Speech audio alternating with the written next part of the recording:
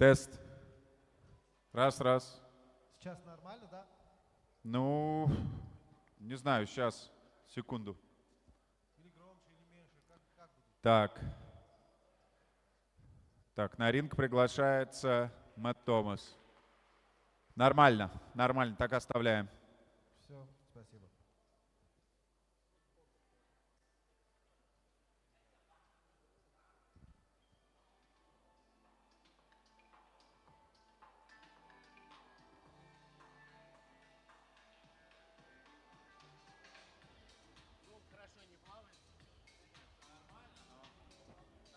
Кто у нас? Укроп отвечает за доску, да? А где он? Позовите его. Сейчас.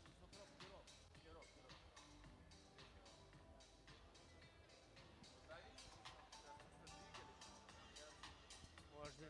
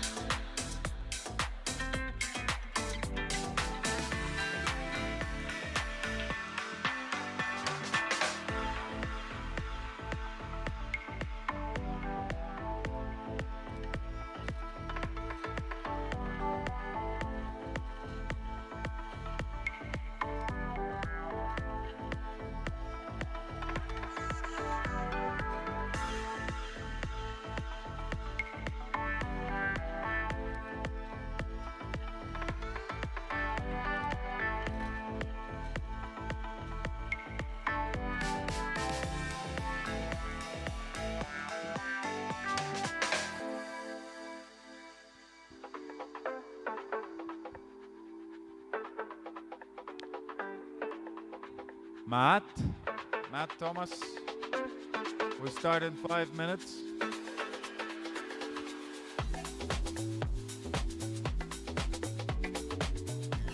Your mic. Check 1, 2, 3. Welcome. Hey, who's ready for a world championship?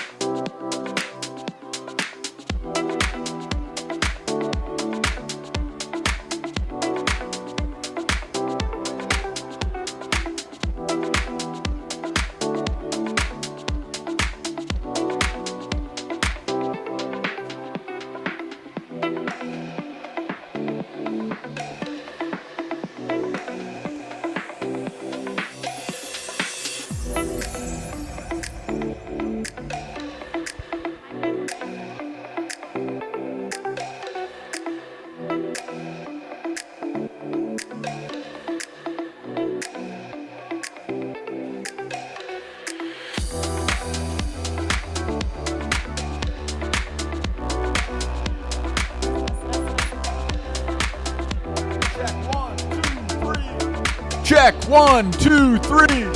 Check, check. Check, check.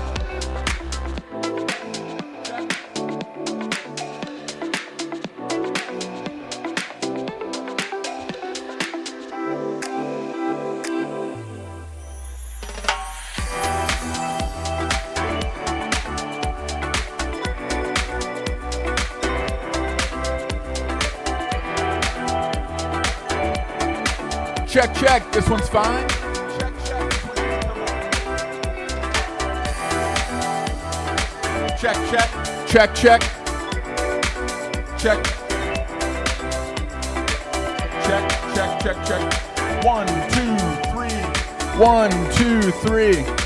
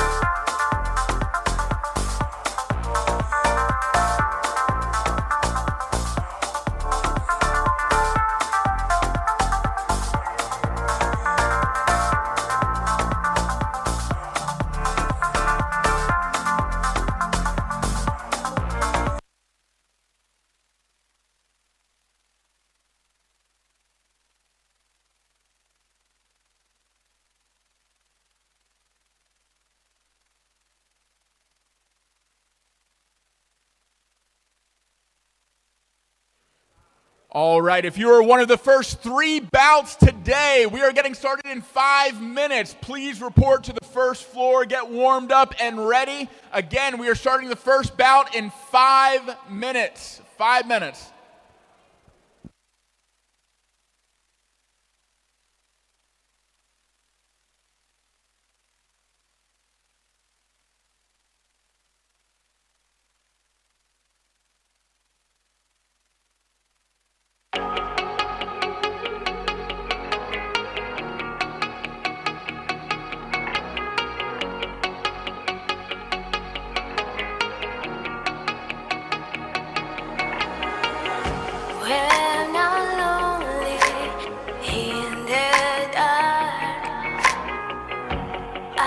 know you read me, yeah.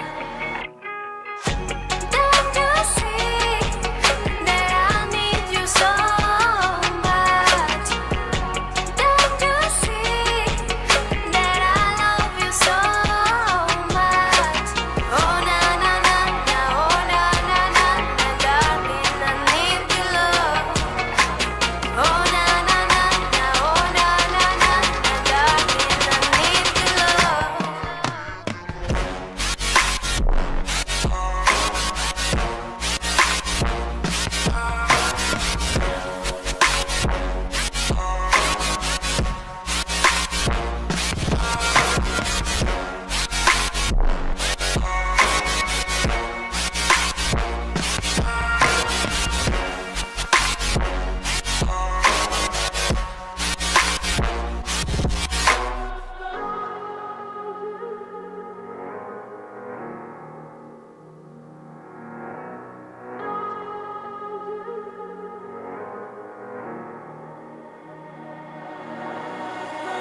When I'm lonely in the dark, I know you read me, yeah. Don't you see that I need you so much? Don't you see that I love you so much? Oh na na na na, oh na na na na, darling, I need your love. Oh na na na na, oh na na na na, darling, I need your love.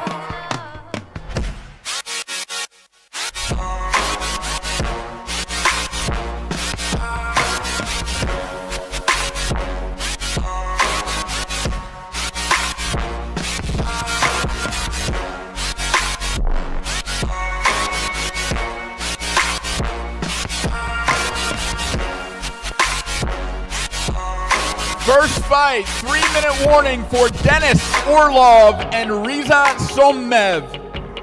Turkey versus Russia, 3-minute warning.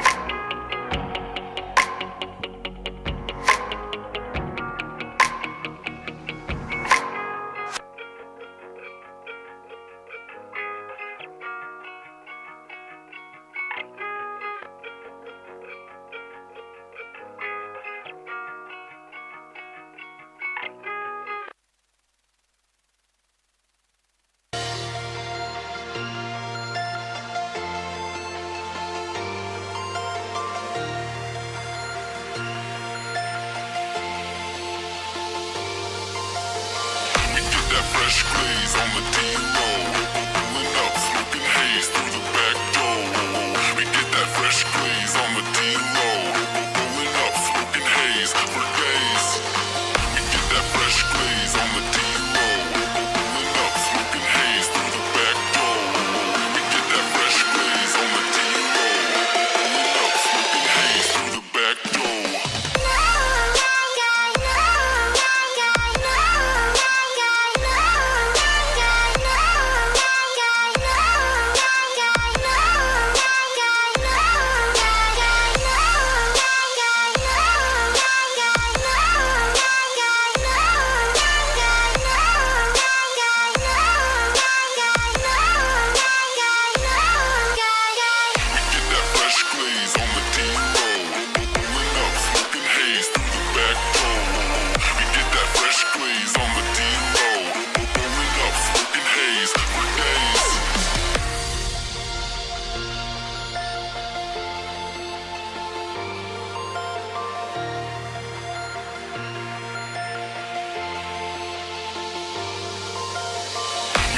Fresh glaze on the D-roll, pulling up, smoking haze through the back door.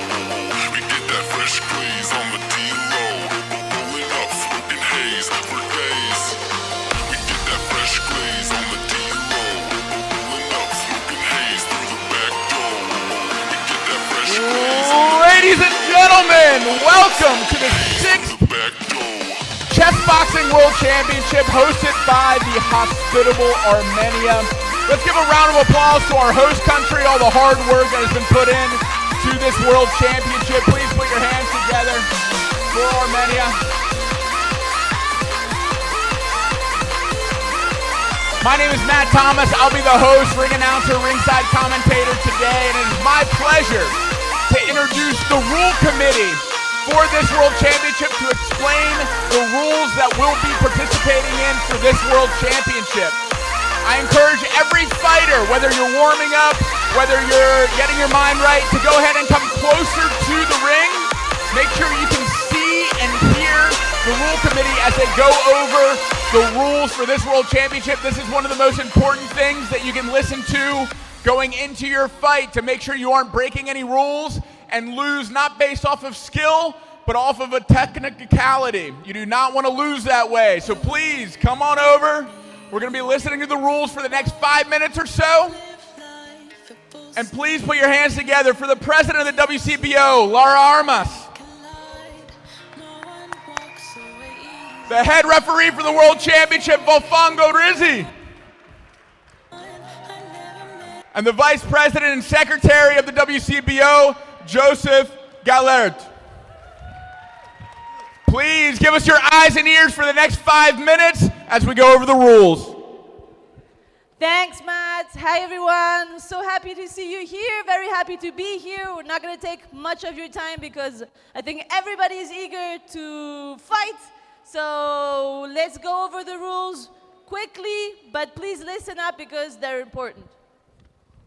To start with the chess rules, very important things. If you touch a piece, you have to play it. You cannot touch a piece and play something else. You touch a piece, you have to play it. You have to play and press on the clock with the same hand. Like this, you don't win time by doing like this. So you play with one hand, you press the clock with the same hand. If you forget to press the clock, that is your problem. The referee will not press your time for you. But your opponent could decide to play anyways because you have played your move.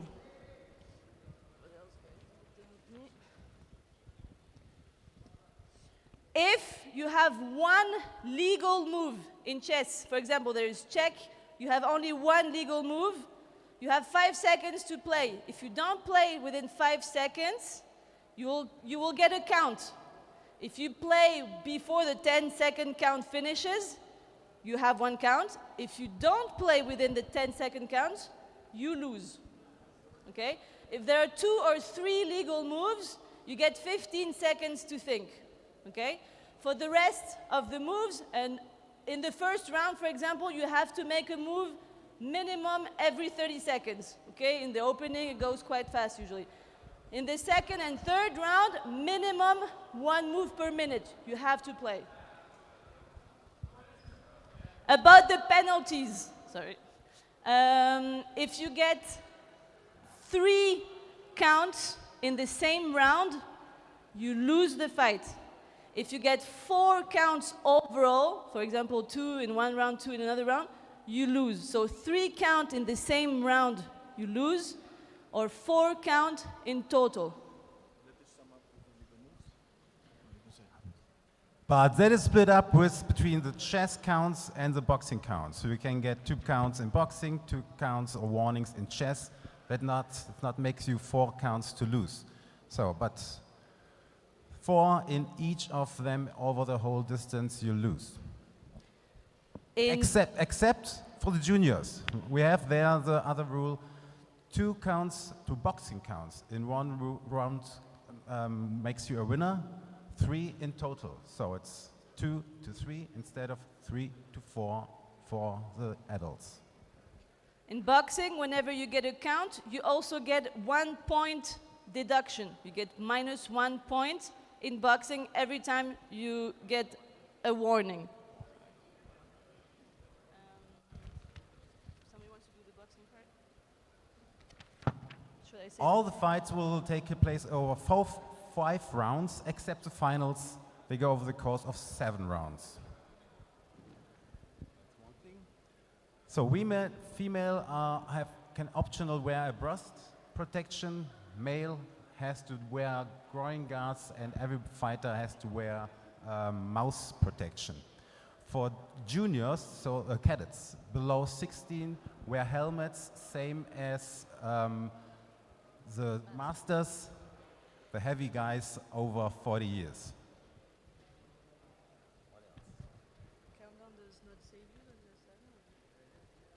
Yeah, if you get knocked down in boxing, the bell will not save you. Yeah, even if the round is over, if the referee still counts, if he counts till 10, you are the loser.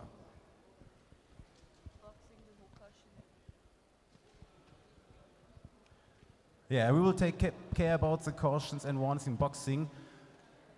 If you get a caution because of turning around, clinching too much, something, after the first caution you get a warning. That counts like a count, so you don't want to collect more than 3 in one round. Take care of that.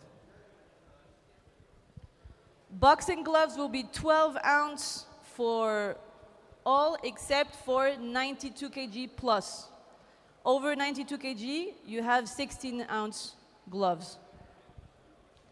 With chess, if anybody, if we notice that anybody talking about chess during the chess rounds or the boxing rounds, this player will be disqualified. So please, shut up. Don't talk about chess. This is very important for the audience also. Please, nobody talk about chess out loud. Players should not hear you. If anybody speaks about chess, you will be banned from the hall. And if it's your team will be disqualified. You will lose the fight.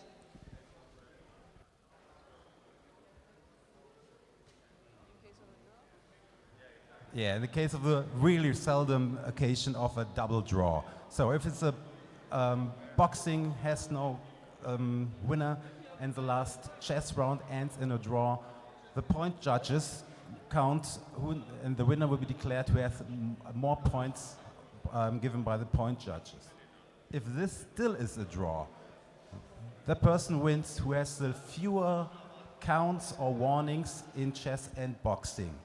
If this still is a war, black wins.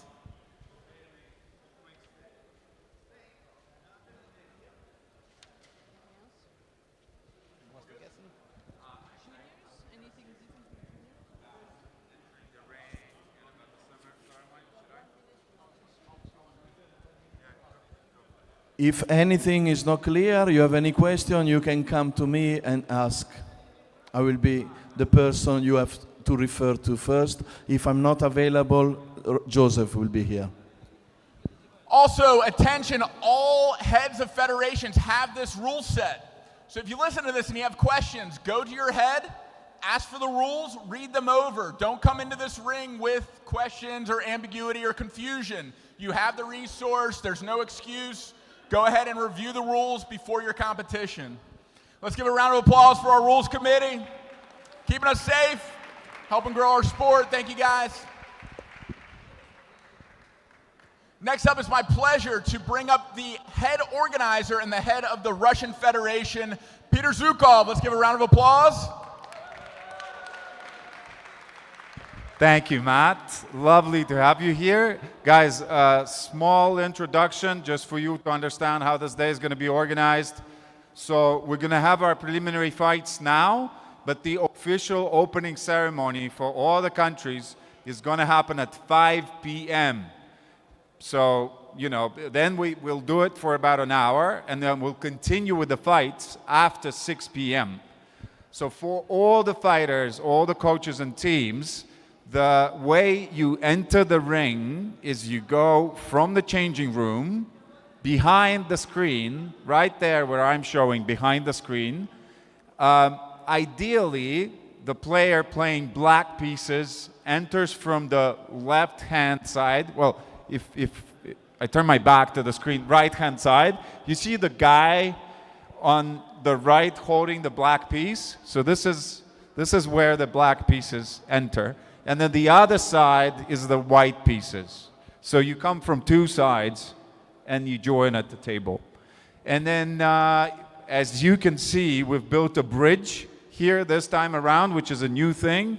So you're going to walk from the chessboard to the ring and then back. you know, just like that. You can jump over if you can jump over, but this is how it's going to be organized. Then we'll give you more details and stuff later on. For now, I think that's sufficient. Good luck, everybody.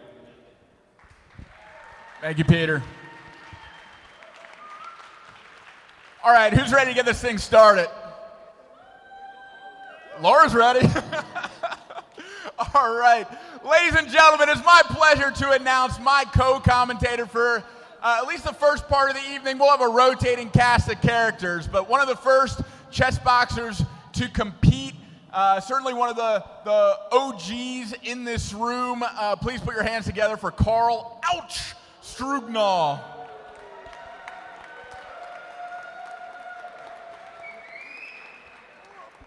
Thank you, Matt. All right, Carl. So I'm honored to be sharing the mic with you. I loved doing it last year. I'm glad we're back doing it again. Are you excited for this World Championship? I'm extremely excited. We got a lot of new faces, we got a lot of old faces, and they're going to be clashing together.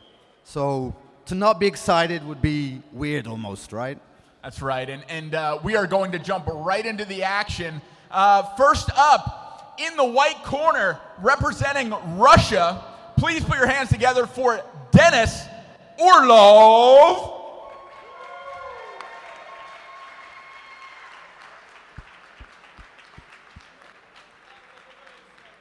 Dennis is being stopped by security. I don't think security knows that he's about to fight, so please let him by. Okay, there we go. Dennis on his way to the stage. And his opponent in the black corner with the black pieces. Please put your hands together for Reza Smov. Representing Turkey, making his way to the stage, Reza.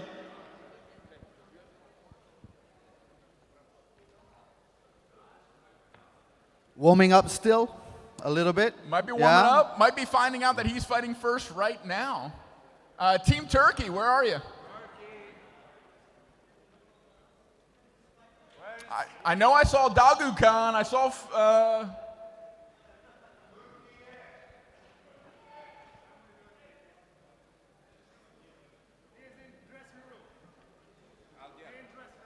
Okay. Well, Carl, we got some time to kill. You're rocking a Team France get up here. Can you tell us a little bit about that? The actual clothes, like this is a Yako. More so why you're wearing them. Yeah, I'm totally off Vogue at the moment, so I thought Yako, you know, would rock it better. There we go. But yeah, I'm coach for Team France for the chess side of things. And how's the French team looking this year? They're looking. I mean, they're looking pretty mean actually. I mean, I know they're all nice guys, but you know. I mean, the warm-ups look pretty nice, pretty mean, pretty clean. Shout out to the head of the French Federation. Guillaume was just ringside. Okay. Man, I feel bad for this Russian fighter. He is ready. Yeah. There's Turkey. There's Dagu. That is some stoicism right there.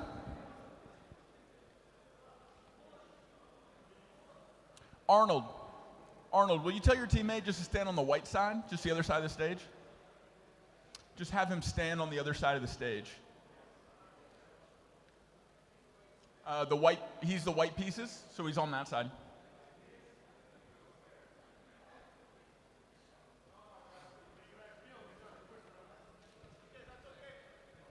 So the first match of 20 today. Yeah, we have a big day. We even have some semifinals later in the day, but most of these are qualifiers. We are starting out with 5 matches between men. And here we go from Turkey, Reza Smov.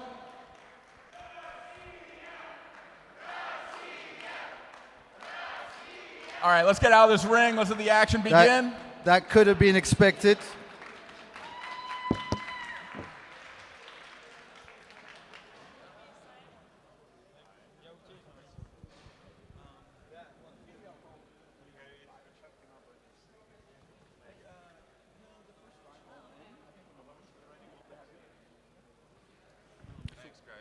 was in the bathroom and couldn't get him out of the bathroom. Okay. Maybe some nerves. Yeah. No, he's an experienced boxer. When the women start? I thought women were starting earlier, but Laura's going to sub in for you just whenever you're. Okay, yeah, sure.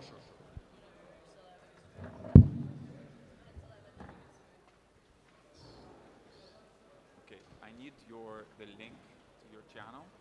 I put it in both the group, the WhatsApp group. Yes. Where it's us, and then the group with all the members. I will share it with everyone.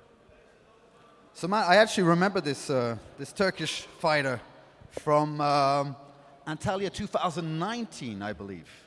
He fought against a French fighter, Antoine Lalos from Nantes, who might be tuning in to the stream. Love it. And I remember him. He's on the boxing side of things. His chess needed some improving, and we'll see if that's happened in this 5-year time lapse. Awesome. It's one of my favorite things about the Chessboxing World Championship is we get to see the progression of fighters year to year and see how far they come, what parts of their game they work on, and how they match up against the opponents that tend to be in the same weight class. You know, we get to see a lot of rematches, a lot of progression. It's a lot of fun. Absolutely. I mean, you can come here to be competitive, or you could come here just to take a stab at it and get some experience and see, you know, over the years, maybe you will become competitive. That's right, and fighters don't have to start out in the open division with the biggest and the best competition. They can also start out in either Chessboxing Fit or Chessboxing Light to get some experience, earn their chops, and work their way up through the different formats that we have in chessboxing. Absolutely. So, hang on. We've got a chessboard, and it's a Petrov defense, very solid. And for the moment, he's taken the pawn. This is just theory for the moment. I think bishop went to d6. I'm not too sure about that. Yeah. That's not the most precise square, I would say, because now obviously there's the fork coming up. Black can get out of it for the moment with a pin, queen e7, for example, but then queen e2, and that annuls the pin. So this is a piece down, yeah. Mm-hmm. Also stifling some of his growth.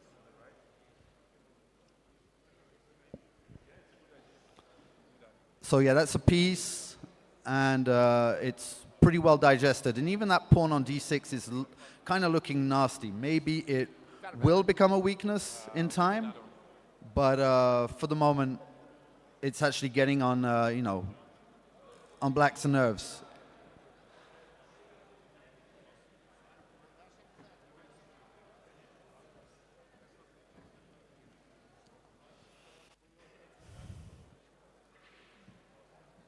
So yeah, some hesitation there.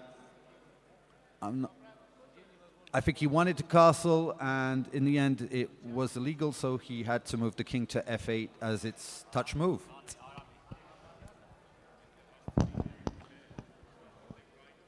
g5 has been played, very aggressive. But under the circumstances, why not?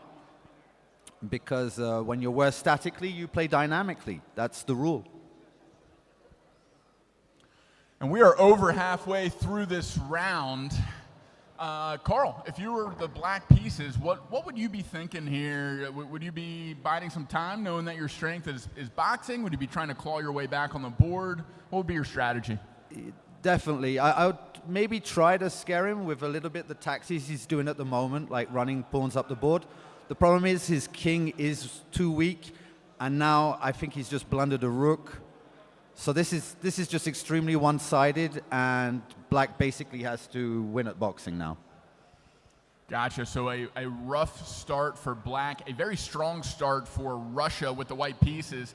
And for those tuning in that may be new to chess boxing, if you have the white pieces in this position and you go into the boxing ring, in general, it is the right decision to be very defensive, evasive, get back to the board where you have an advantage. We'll see if Russia is taking the safe, strategic route, or if he comes out guns blazing like many of our fighters do anyway. And there's the bell. Volfango stops the timer. Now these fighters will take off the noise-canceling headphones, make their way to the ring, glove up, and get ready to box.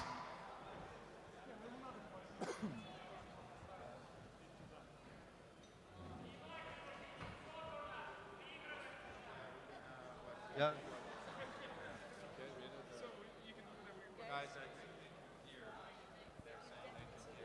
You're saying in those headphones, because those headphones are not like complete, they don't give you complete access. So I can't say any, well, I have to commentate something, right? Maybe we just shouldn't commentate.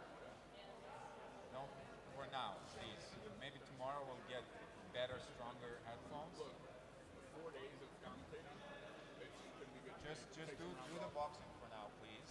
And or comment on position generally, like who's winning, but without any hints, please.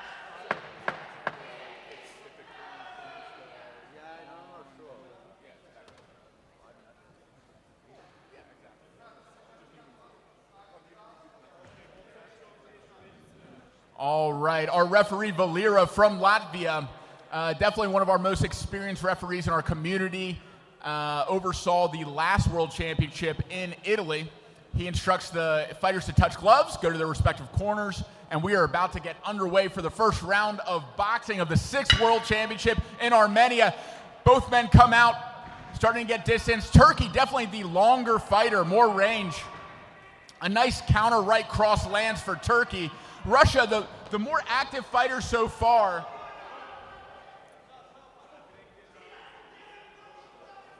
With a little bit of grappling, a warning from Valera.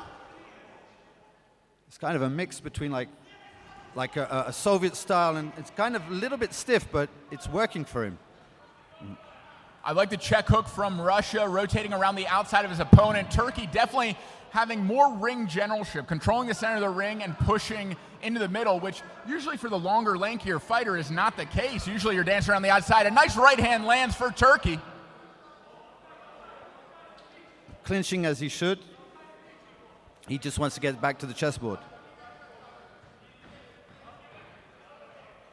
Turkey opting to lead with his right hand pretty often. Out of the clinch, a nice right hand lands for Russia.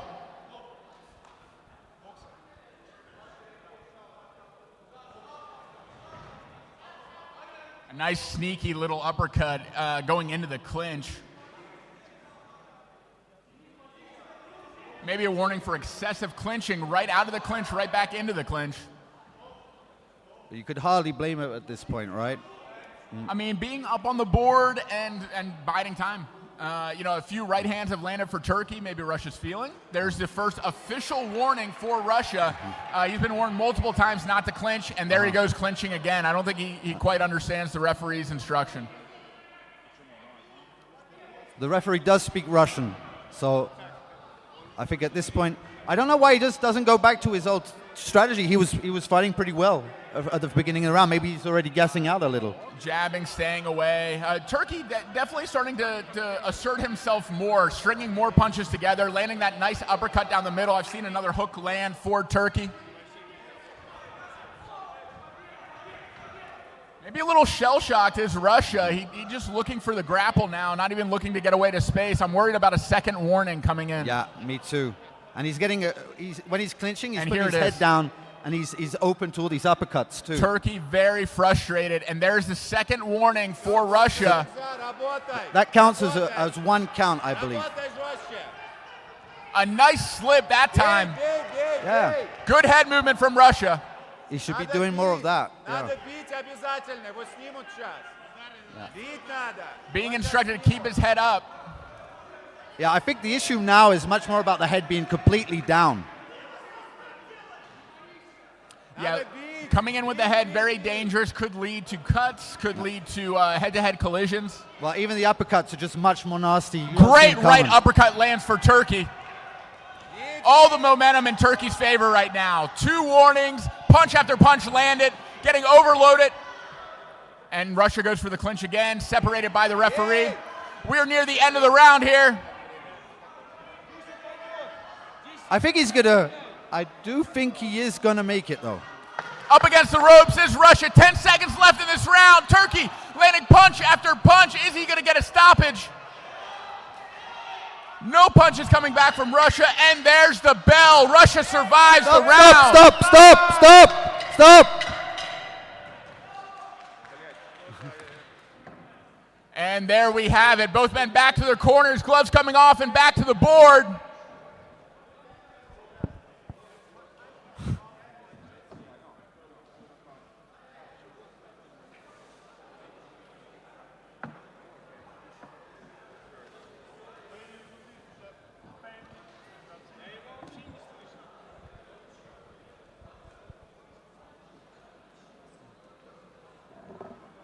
Well, the whole logistics team's just getting warmed up themselves.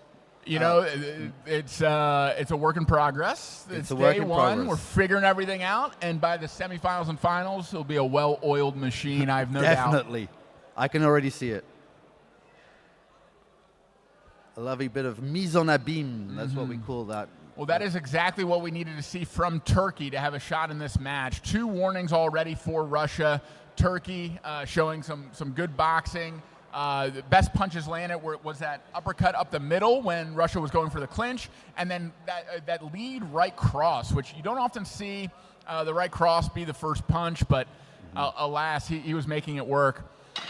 So And we are back to the chess action. Now, we do wear noise-canceling headphones in chess boxing. However, these headphones, they are able to hear through, so we will not be giving specific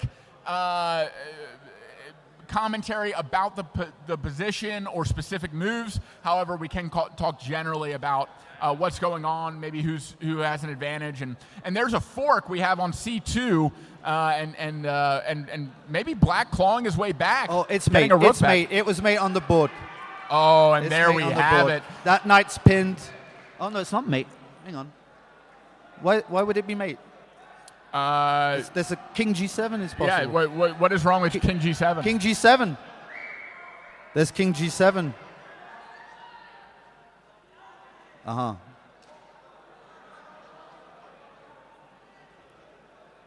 Yeah, that was a I think it's a mistake. Volfango restarting the chess game. It is not mate. There is one legal move, which is G7. And Volfango is resetting the clock to account for the error. But we can see why White was okay losing that rook. He has a very strong attack on the Black King. and I think it doesn't take anything away from the correctness of the move Queen E7. It's just it's not mate, and the game continues. That's right. Now the other thing to be mentioned is the time, of course. It's very close to being. There is a count being made by Volfango. If he doesn't make a move,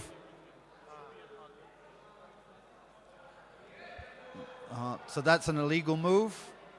Because he's pinned. So, Because he's pinned. So he the has to first play the illegal correct move has move. been counted. Illegal moves count the same as that grappling warning in the ring. If he gets 3 in a round, 4 in a match, He's it is found game the over. move. And now White is just chopping off whatever he could see. He wants to play as fast as he can at this point. I don't think he needs to be precise anymore. So trading the rook for the knight, just getting a piece off the board in order to open up the king a little bit more, perhaps. Now he's starting to close in on that Black king. And it's basically just keeping the pace and just running down his clock at this point. Now, Carl, look at the time. Yeah, 30 exactly, seconds 30 left for seconds. Black, and he is trying to use every second of it to try to get back to the ring.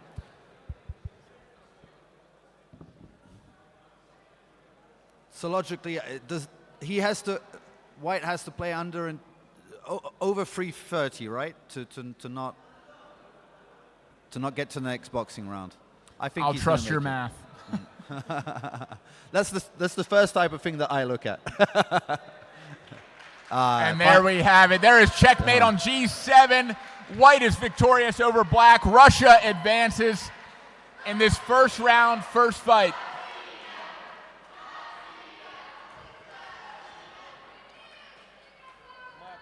The chants from the Russia fans in the crowd cheering on their countrymen as the white pieces, the white corner advances in this round. And a well-deserved victory.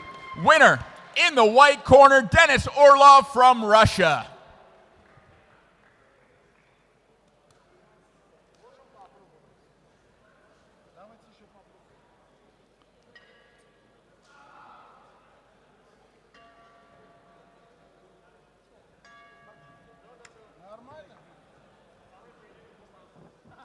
Don't worry.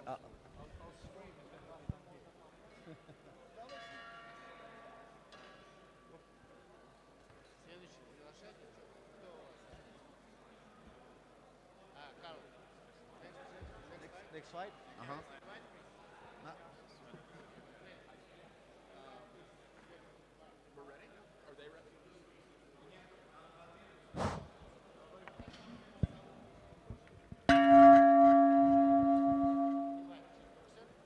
All right, ladies and gentlemen, we are ready for bout 2 of the 6th World Championship. First up, with the white pieces in the white corner, representing France, we have Sabri Umdi.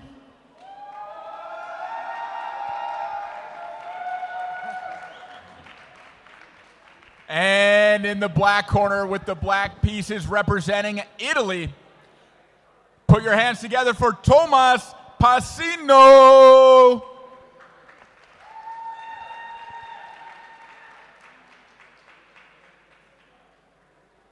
So in the white corner, we have Sabri that I've been training with, coaching in the chess. Again, on the chess side of things, maybe not the most competitive of our squad. Nevertheless, on the boxing side of things, he is definitely going to be bringing something to the table. You'll see not only his skill, but also his style. You'll be very impressed, I'm sure. I'm excited. I like fighters with a little bit of style. And as these men make their way to the stage, we will just take a brief moment, and when they are ready, we will come back onto the mics.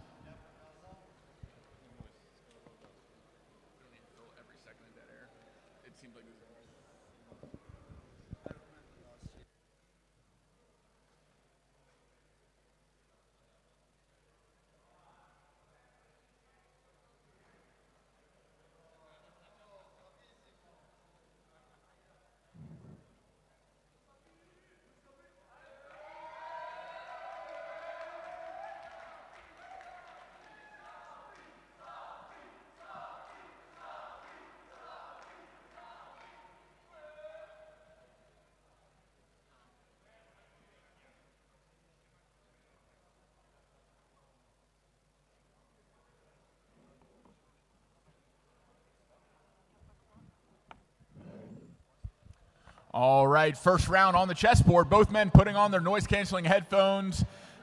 We have a new chess referee overseeing this action. I'm both sporting the white and blue.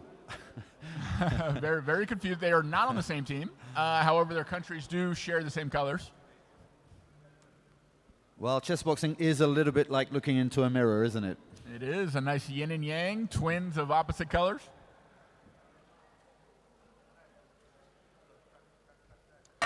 And France with the white pieces with the first move. We have a D4 opening. That's my favorite.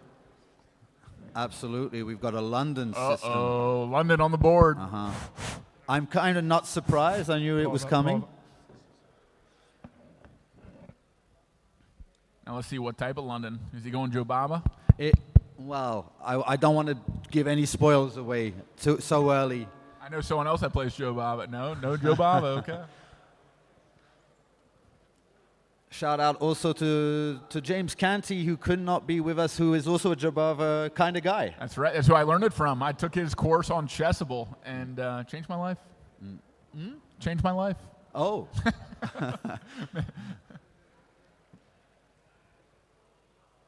Great development from white and solid from black as well, offering a trade of the dark square bishops. So the light square bishops have come off the board, which means somehow that now both bishops. White might not be able to generate much attack. Now it's going to be a very kind of equalish game, I would say, trying to see who's going to be able to get in a a pawn lever, try to generate some play, or maybe not. Maybe just, you know, stick to basics and wait it out. We do have a relatively closed position. Those knights are going to be very useful in a closed position. We'll see what happens when the pawns start coming off the board. So opposite castling, though, for the Lender system isn't so common. So here we might have some kind of generate some tension, some raise, something might happen of that nature. And that rook on the H-file is already opened up, peering right at that king like a sniper with his scope pointing right at the head. Absolutely. A very dangerous state of affairs. And already repositioning that queen to start to shift over to the H-file. You can see the attack forming.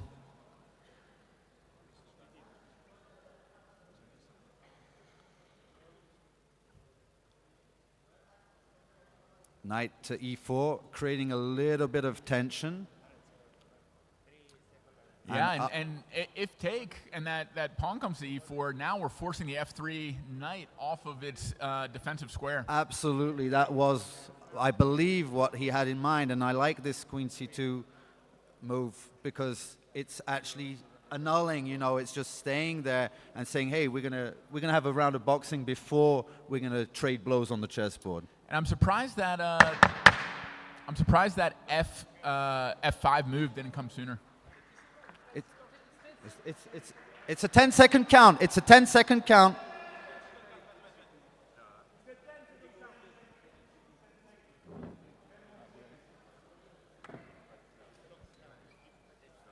All right, near the end of the round.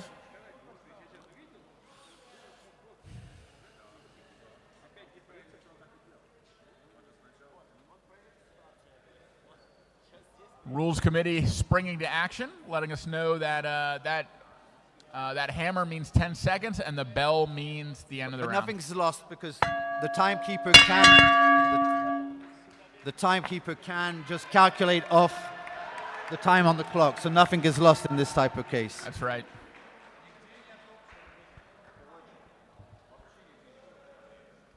All right, the warm-ups are coming off. We got a little bit of dancing and warming up ready. Now, after a chess round, it's pretty common to be cold, and it's really important to upregulate or get psyched up before boxing. You don't want to come out flat-footed, low heart rate. So it's very important after a long time sitting down, maybe waiting to walk out, playing the whole round of chess, not to come out cold. So these fighters getting their gloves on, maybe start to amp up their breath, start to bounce around, and hopefully get a little head start on their opponent. Well, I think in chess boxing there is some form of strategy in the boxing that the first maybe 30 seconds, a minute, are there to kind of pump your heart rate up and maybe not go straight to the battle or gas out in case you do, you know. Ideally, you don't have to rely on the first 30 seconds or getting hit the first time to get warmed up. Ideally, you're ready to go from the offset, and you're the one warming the other guy up. You land the first punch. You get the momentum working in your favor. That was always my strategy when I was competing. And if your cardio is good, you don't gas out. A lot of boxing experience in the ring at the moment. So a fairly equal position on the board. We'll see how it shakes out in the ring. Team France is starting to amp up and get loud. There's a touch of gloves, and we are underway with the white gloves. It's France landing the first jab to the body. Italy responds with a jab of its own, snapping the head back of France. I like the footwork. I like the activity from both France and Italy. Lead hook goes just over the head of France. They're obviously both very experienced. Yeah, this is good technical boxing. Good jab to the head, jab to the body. Nice hook to the body lands for France. And a big right hand aimed at the head of France goes just wide. France now fighting with his hands down, landing a jab, baiting a shot, looking for counter punches here. Another lead hook goes over the head of France. Nice head movement from France. He loves that jab to the head, jab to the body. It's landed multiple times. There's a rear uppercut landing to the front rib of Italy, and another lead uppercut landing. What I notice is the calm the cool, calm, and collectedness of Sabri.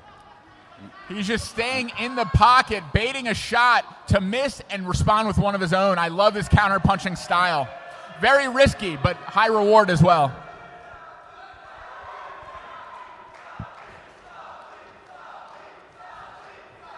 He's going a lot to the body. I don't know if that has the intention of just tiring or... Still hands down, dancing, like you said, with style. Oh, yeah. He brings a lot to the table. So far, Italy, the stronger but slightly slower fighter, landing some strong punches like that big right hand, but France missing most of those big shots and landing a lot more of his own. I think he knows how to change the pace. He's just waiting to pick the shots rather than take the first one he sees. Hook to the head, hook to the body lands for Italy, and a right hand down the middle. I'm impressed by Italy, by the Italian fighter too.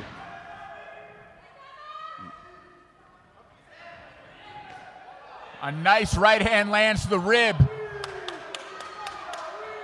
More body shots. Love when a fighter goes to the body in the first round. It's like investing.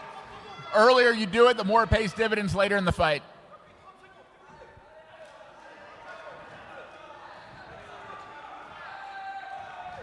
Ooh, lead hook lands for Italy. Catching with his hands down. Starting to see some redness and swelling on the lead eye of Italy. Some damage starting to show. Damage, but not damage enough. We'll see how it's going to affect his chest, but... And there's the bell. First round. Beautiful boxing from both fighters. Absolutely. Love the counter punching, dancing kind of style from France, and love the power and the setup from Italy. Really, really even. I would give a slight edge because of the activity and more punches landed to France. But this could be anyone's fight at this stage. Very equal position on the board and pretty equal boxers as well. Well, that's how I understood the touch of gloves at the end. It was just a show of respect. Like, okay, we're on the same page. Good job, bro. Good job. That's right. All right, fighters, make your way back to the stage, back to the chessboard. Getting a little coaching before they do. They seem excited. They seem excited to get back to that board. Running all the way. Indeed. They ran back. We have some insight to Team France through Carl, but maybe we could ask Volfango. This is your team member, your countrymen in the black corner. So can you tell us anything about Thomas? Thomas made his debut in chess boxing in Latvia, playing the Latvian chess boxing championships, because he also lives in Latvia. And he recently played in the Italian chess boxing light and chess boxing fit championships, winning a bronze and a silver medal. He's only 19 years old, so he came to these world championships to just experience and get stronger. Nice, and very strong he is. Glad he's here, and seeing more and more fighters from our most active countries is always a good thing. So thanks for bringing him along. Now we are back underway. We have almost a minute time advantage for the white pieces. So France moving quickly. Yeah, now the positions opened up slightly. So this is I would say the nature of the game is different.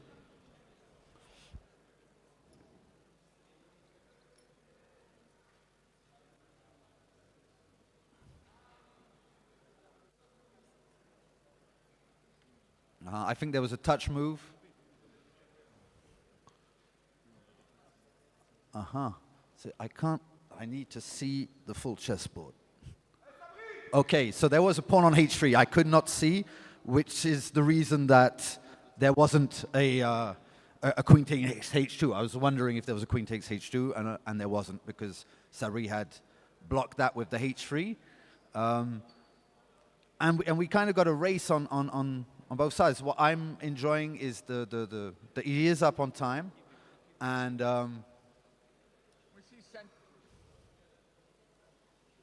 we see this rook's being centralized by white, starting to consolidate his power in the middle, and black, I think more so shifting towards that king side to build up an attack. And now he's actually offering to go into an endgame, which would be, and which has been accepted. It's been accepted. We'll see which file he wants to open. He opens the E file, okay, and there's a big, there's a big chance of liquidation, and potentially in, you know, everyday chess, we would say that there's a big chance of there being a draw here. But this is not everyday chess. This is not everyday chess. And you get a few punches to the head, and equal position turns into a -5 pretty quick.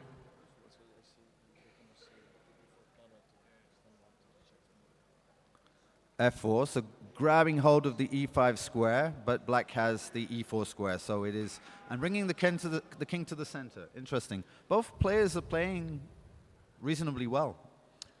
Yeah, in the end game, starting to get the king active, so white, you know, slight advantage there, getting the king up the board first, and also a slight time advantage. That being said, that rook on E4 does look comfortable enough.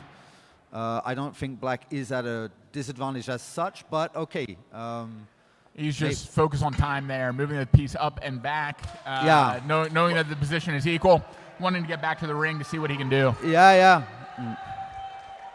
And there's the bell. Both men making their way back into the ring. Time to glove up and get back to business. I like they're copying the style, jogging up a little to the ring. They both understand the necessity to get that heart rate back up. And we encourage all the chess boxers in the room to do that. You know, don't get in there cold.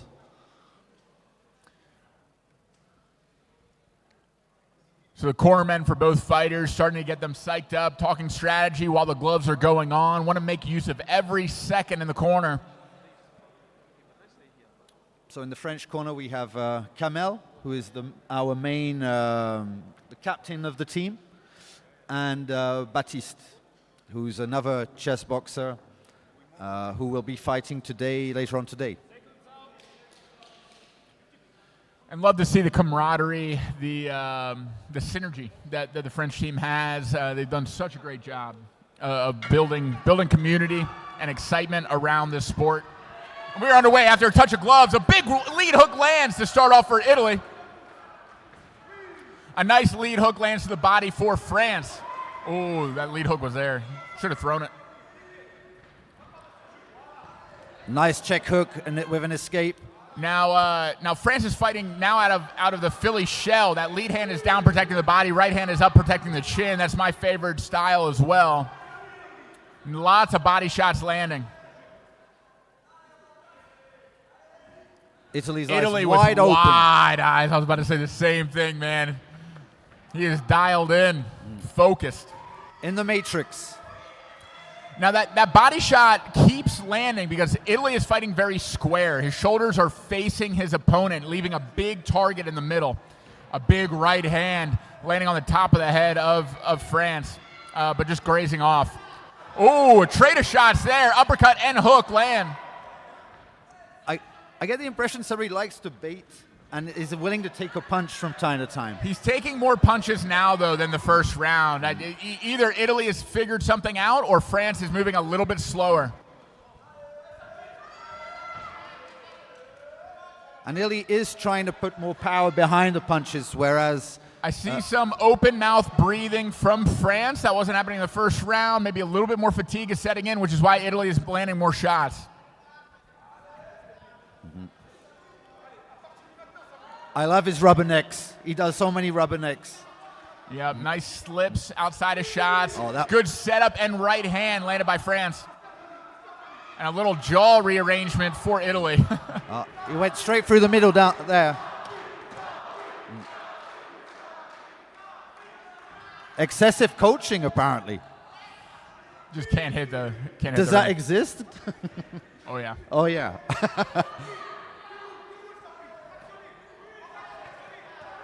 Oh, good three-punch combination. Last one landing for France. Italy coming right back, landing one of his own.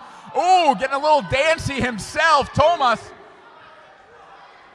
More confidence building for Italy, starting to control the center of the ring.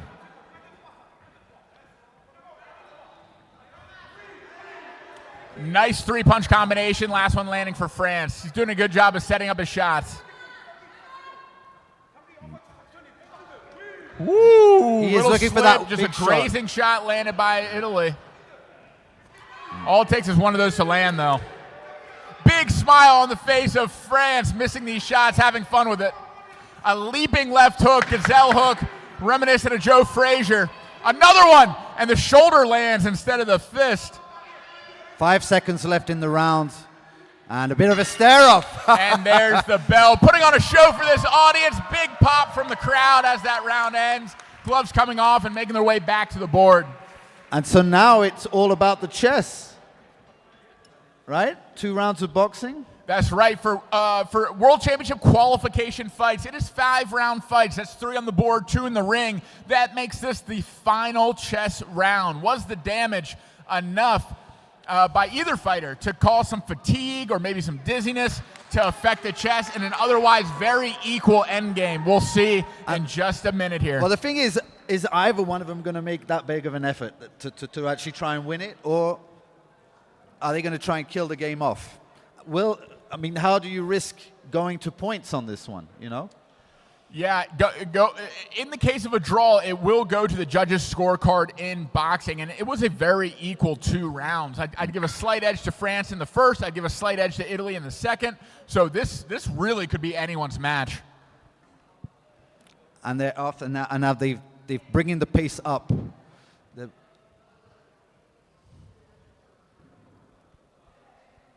Now, very, very important here to keep an eye on is the time. 1:40 for white and 54 seconds for black. Keep your eye on trying to get he needs, your opponent in time he trouble. needs to stop playing with, he needs to play with the same hand. Another warning for playing with both hands for Italy. Yeah, he has to play with the same hand.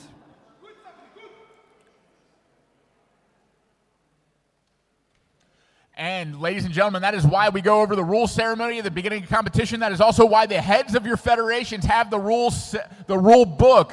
Important to review that before you get in so you don't sustain a warning that could potentially decide the match. Because, of course, you're going to gain a lot of time by pressing the clock with the other hand. You just keep one hand on the clock and the other one over the board. And those hovering. seconds add up. But this is the thing. There's a lot of people playing chess on the internet. And, you know, we understand that... You can always tell the fighters that only train online. There is something about having your hand wrapped, having the tactile move the piece, hit the timer, that needs to be practiced before you come to the World Championship. Oh, he's doing a lovely job infiltrating with the king. Going up a pawn. Oh, and the rooks have taken And up. now That the is rooks come just off. going to make it Oh easier. my gosh. And that, I mean, the pawn's in. The point is Black there's going to be a moving into touchdown. check. Well, black moving into check. There's the second illegal move. Second warning. And it doesn't even matter because that pawn has a runway straight to promotion. In French, we call it a PGV, a pion grande vitesse. It's like the TGV, but for a pawn. I like it. All right, up a queen. Starting to narrow in on the black king. Another check. That And is that's the third illegal move, Yeah. which means France Lovely. will be victorious. I love it that you want it on the chest.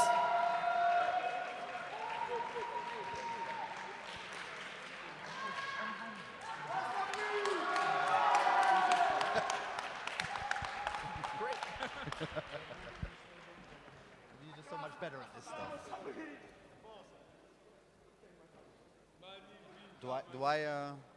It's on me? Yep. And the winner in the white corner, Sabri Mhamdi. Thanks. Is that a message?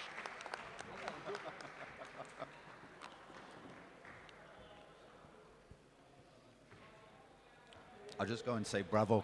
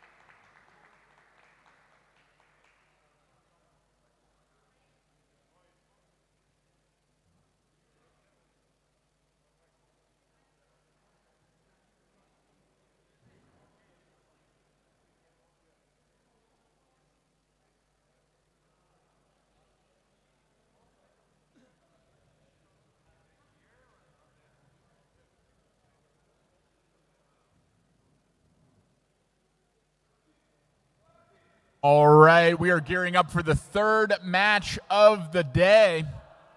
This match will be between India and Germany. First off, in the white corner with the white pieces, we have the Indian fighter, Dhruvan Parekh. Here's Dhruvan. Where are the Indians in the crowd? Normally Usually there's Indians always a chanting bunch and of going them. crazy, Yeah. right? There we go.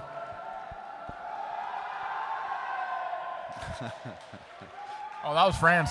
That's France. You can't mistake France, can you? And in the black corner with the black pieces, fighting for Germany, is Konstantin Albrecht.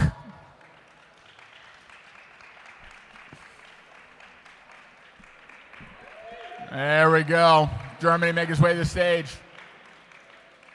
This fight will be in the 69-kilogram division. First round in this division.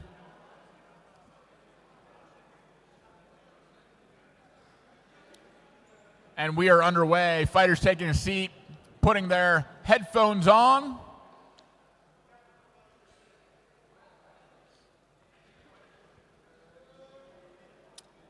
And I did run into the Indian fighter in my Airbnb earlier.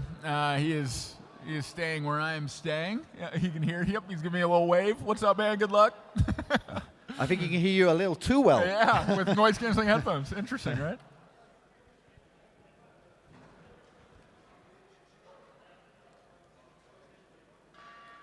And time in. We are underway. 4.5 minutes on each clock.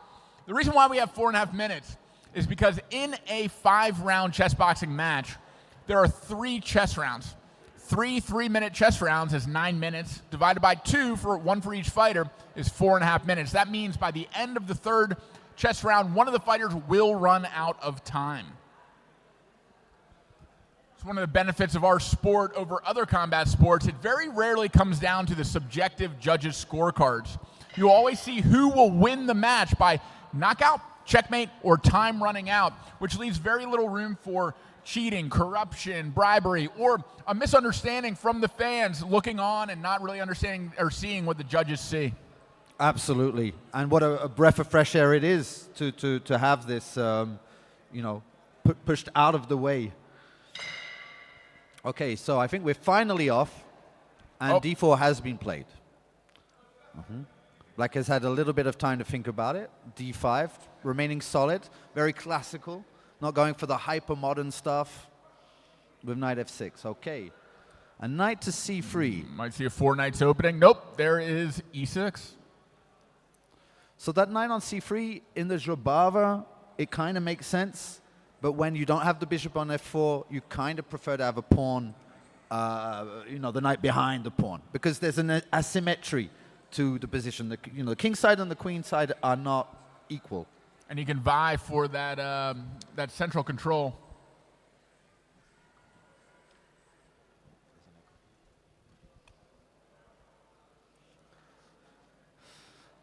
Okay, so a check. Was it a check when he came to b5 with the bishop? I know that he's blocked that off, and now he's castled. So black has put his king to Repelled by safety. c6. White is being slightly more aggressive, but I'm not sure it's justified. Responded to by Germany, also jumping into that e4 square. Absolutely. Knights That back to was- back. Two can play that game.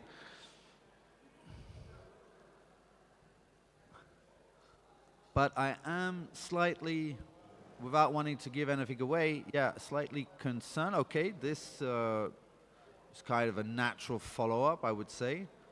Trying to box in the bishop. I don't think there's any great risk of that happening, but gives something white to think about.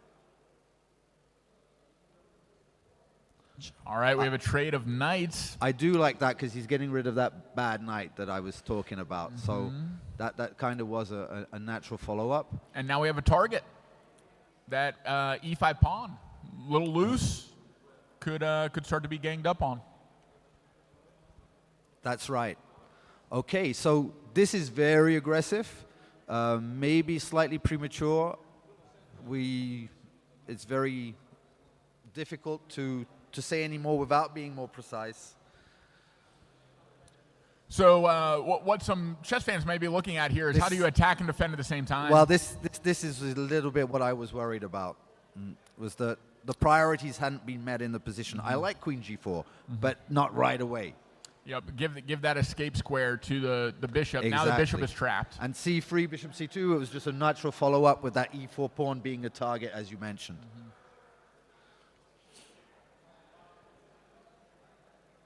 Oh, going all in.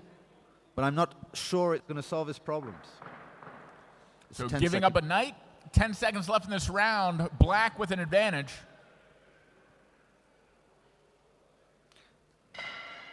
And there's the bell. So safe to say black is comfortably up. Soon will be up 2 pieces.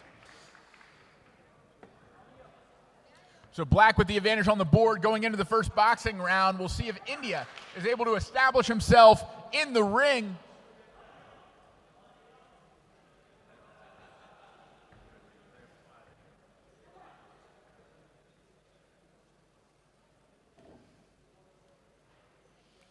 We see in the German corner Leo Bochting, who's gone up from 75 kilos to 100. Congratulations on that diet. I think most of that 92 to 100 kilograms is in his biceps.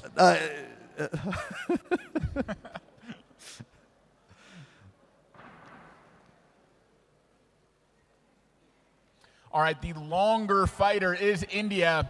We'll look for him to be the outside fighter, using his range to dance around the ring, land shots. The inside fighter,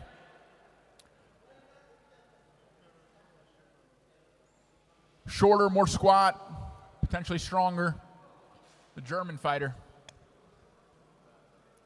And in India's corner, we have Snea, who was sharing the Olympia scene with me 3 months ago, almost to the day. That's right. An incredible event that both Sneha and Carl were a part of. And their opponents are also in the room. Shout out to the French, Valentin and Kenza. It was a great event. A shame I missed it. I was having a nap. Well, you saw most of it. The end just And might be a luckily little I hazy. remember it, too. Yeah, the end might just be a little hazy. Very long minute in between rounds here. Yeah, they need protection. It doesn't really matter because there's no, there wasn't a boxing round in the, so nobody's tired, nobody's trying to, get energy back. Yeah, not much of an advantage, but still. It's better that it happens in the first round than on the fourth, or Correct. is there a fourth? Yeah. Fourth round would be the second boxing round. Ooh, we have a mobile camera set up now. Look at that. I hope India's not going to... Difficult to not get self-conscious here. That's right. And if you are tuning in For to the the head of live teams, stream, please be remember sure the to follow protections. the official Chessboxing Instagram at Chessboxing_official. We will be ramping up our content following this World Championship. If you do want to follow the growth of chess boxing, now is a great time to get involved.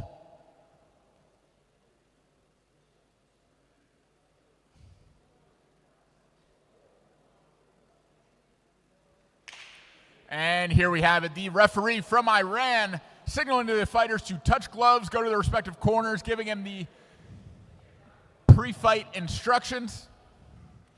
So India definitely feeling a sense of urgency here, I would imagine.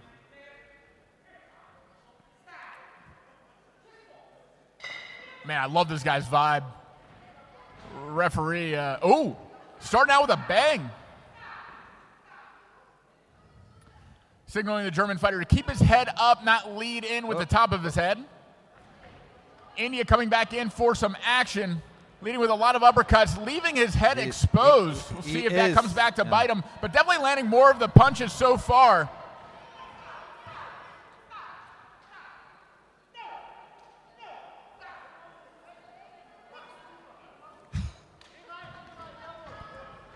Yeah, these instructions are intense. I love it. Was that a premature count or not, in your opinion, Matt? I think it snapped his head back. I think there is some justification. He is landing a lot of shots in a row with not much coming back from Germany. Not true enough. I mean, there's no doubt that I did like what the German fighter was giving in the first 20 seconds of the fight, but now it's India seems to have caught on. So this is the third caution from the referee to keep the German fighters' heads up. That's it. He needs to move around a lot more. I ran watching to see if there's any response from Germany, and there is. He's fighting back off the ropes.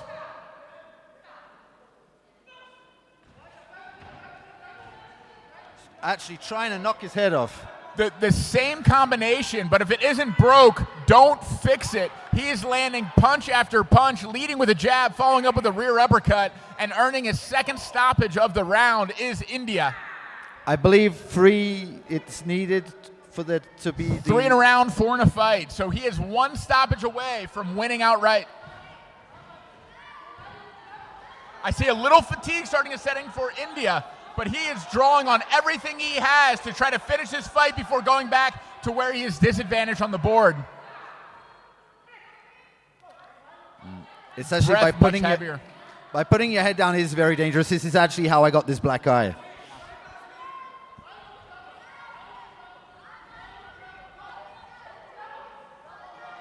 Not using full leverage, but just going for the volume of punches. Yeah, it is just the same thing over and over again, and somehow it's still getting through.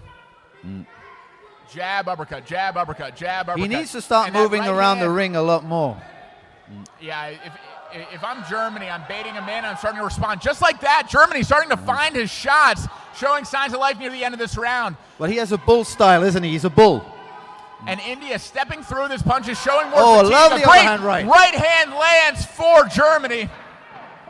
Also see some blood coming from the nose of Germany. Nice comeback, I must say, for the end of the round there. Oh, I think that was a bit of a clash of heads right at the end. It. Slight clash of heads near the end of that round there, but a lot of activity and overall domination from the Indian fighter, landing the majority of the punches. But at the end of the round, Germany coming back, starting to take advantage of the fatigue of the Indian fighter and land some punches of his own. And Germany being the first back to the ring, having the advantage of starting to be able to study the board before the Indian fighter is making his way back. Very exciting round. And not just from the fighters, but the referee. Very fun to watch.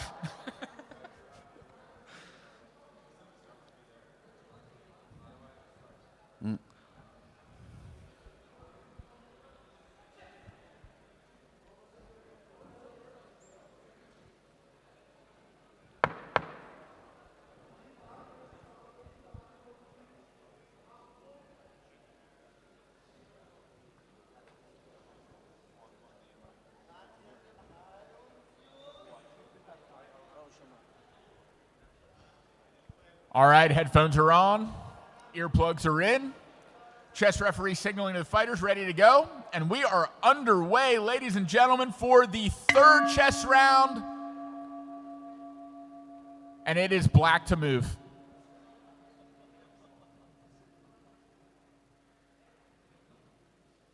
Going up another piece is black, and also challenging the queen. Queen moves out of the way. Just 1 square short of taking the pawn.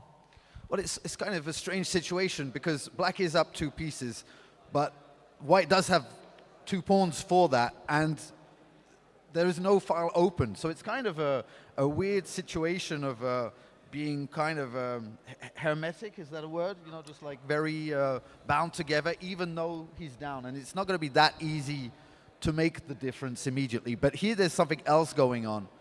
With the piece activity and just the placement of the queen. It's very difficult to find a square. I'm wondering if there is one. Looks like for now that queen can get away, but no, that was unavoidable, that was unfortunately. Not h4 or g5? Could the queen have gone to h4 or g5?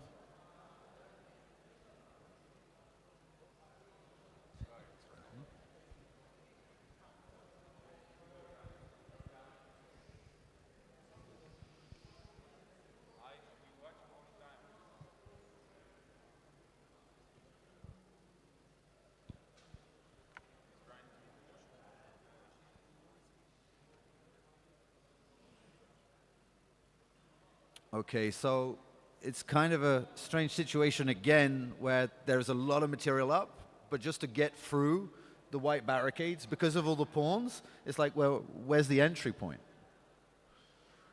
Obviously, it will win in the long run, but if black has to think about it, that might be an issue. And that's time coming off the clock. But black does have a significant time advantage, about a minute up. Oh. And a material advantage.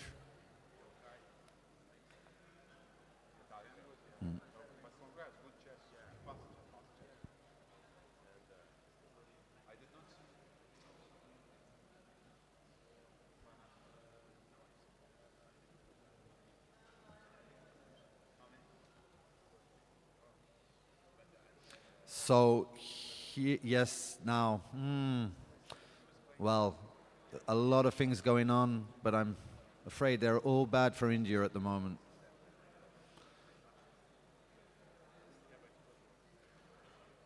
It's even difficult to advise black how to, what's the most damaging. A lot of ways to skin a cat, as someone would say in English. That's love.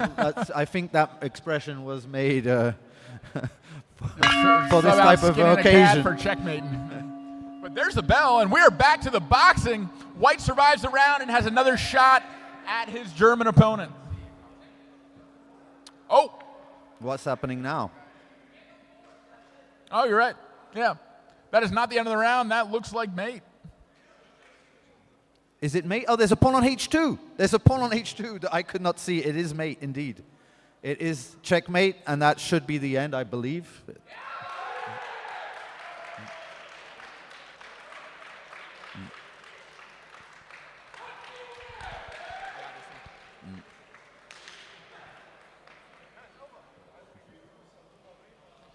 And the fighter's making way to the center of the ring. The winner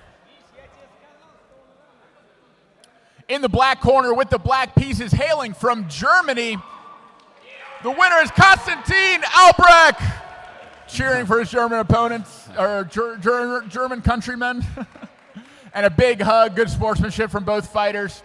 India fighting with a lot of heart, bringing the heat in the boxing round, but it was no match for the Germans' chess, finding checkmate and taking home the win, advancing to the next round of the 69-kilogram division. And as we reset the board, reset the clock, and get ready for the next fight, we will be moving up 10 kilograms into the 79-kilogram weight division. This match will be between Kazakhstan and Uzbekistan/Russia. First, in the white corner with the white pieces, we have Azamat Berdikayev.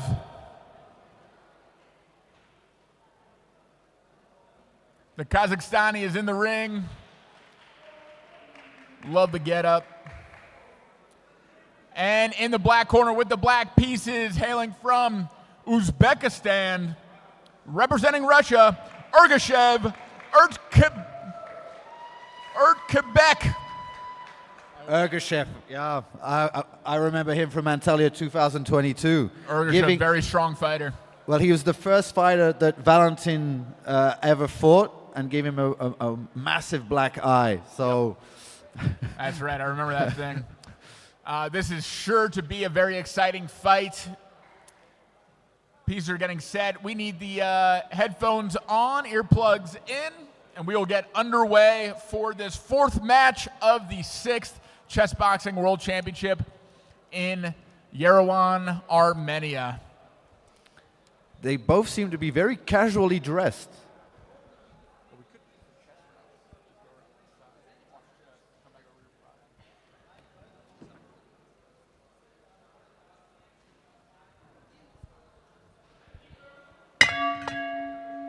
And there's the bell.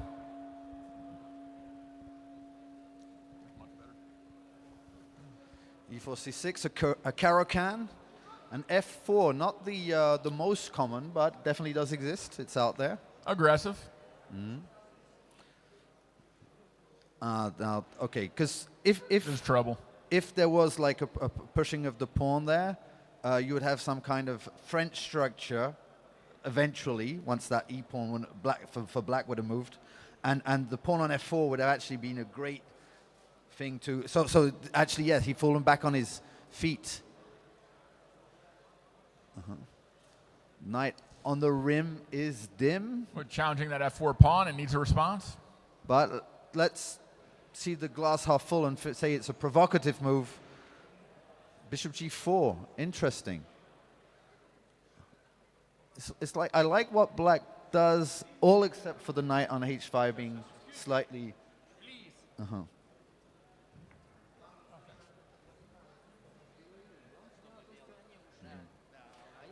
And I think we can actually see a little bit more on the chess in this match, because I don't think they're English speakers, neither of them. Yeah, go for it. Yeah, Let it rip. So yeah, I was actually kind of enjoying everything black is doing, except for that knight on h5 is just weirdly placed. Bishop c5 check, king h1. I have to say, Ergashev with the white pieces is doing a lot better than in Antalya 2022. You could see that he has been upping his game, and this is what it's all about.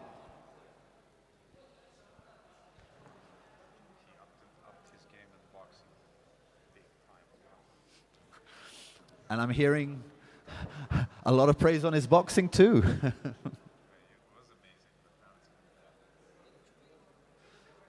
We're going to find out very soon.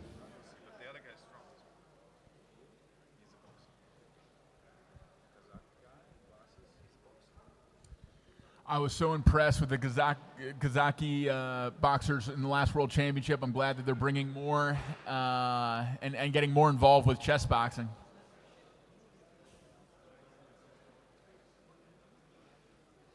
All right, pawn forcing the issue. So yeah, so this is obviously very aggressive, but at the same time, it's a double-edged sword, because you're dissociating that pawn from the rest of your camp. This is also kind of very double-edged decision to give that bishop pair away, but the knight is gaining in activity. It's hard to tell, with so many changes, who's actually going to be the beneficiary in the long run. Seconds out, and there's the bell. Chess round is finished. Pretty equal time.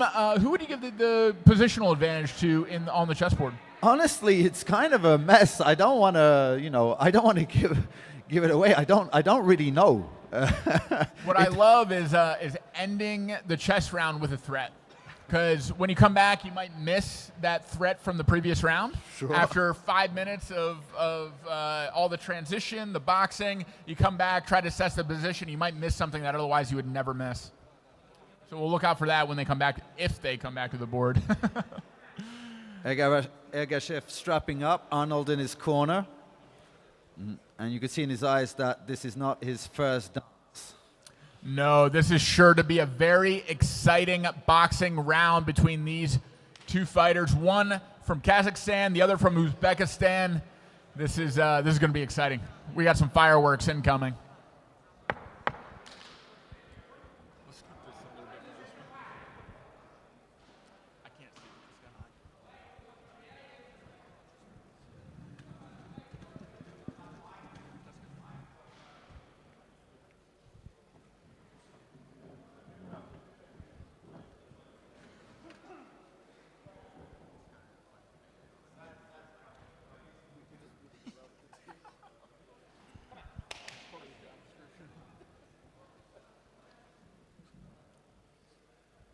And our Iranian referee is overseeing the action again, checking the protective gear of the fighters, getting ready to go 3 minutes.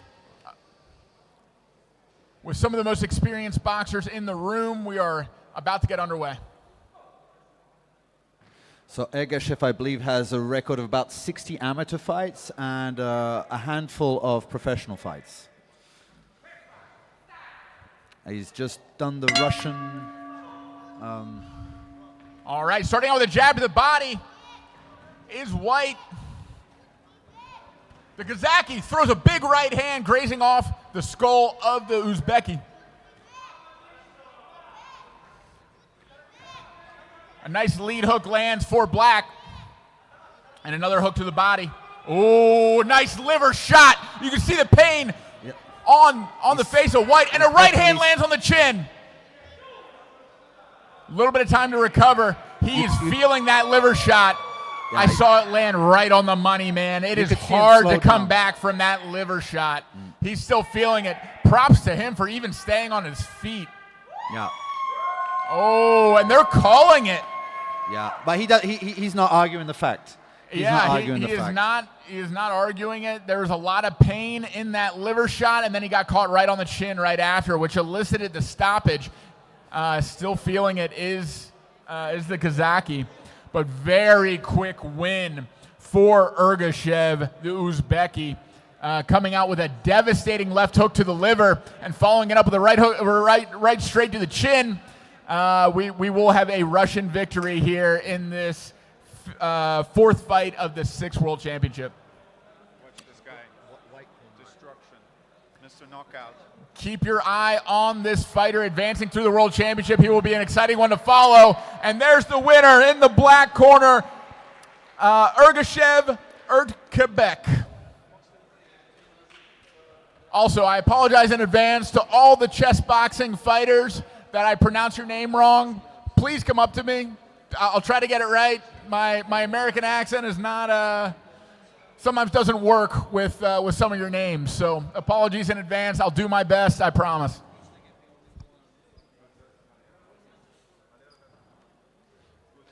I wondered how long, if that body shot didn't happen, how long they could have kept up with that pace, because that was just like infernal. It was exciting.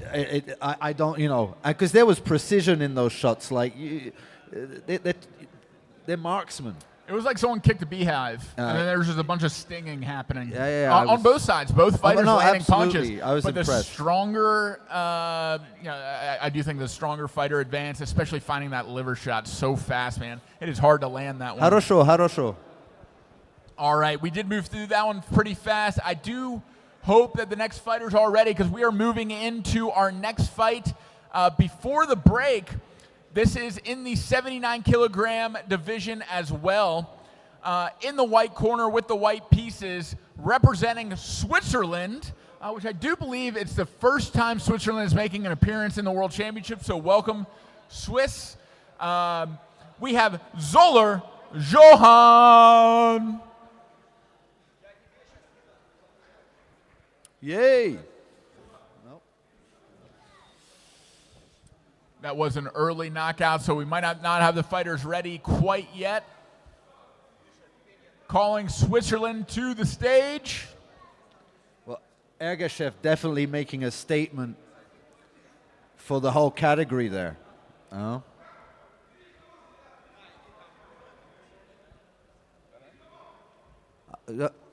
I'm not exactly. And there he is, Zoller, making his way to the stage.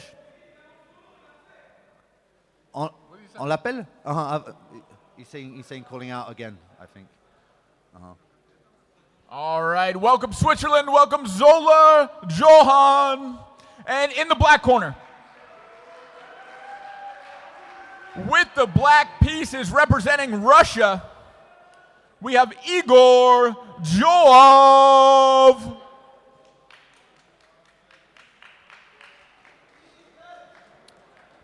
Calling Igor to the stage.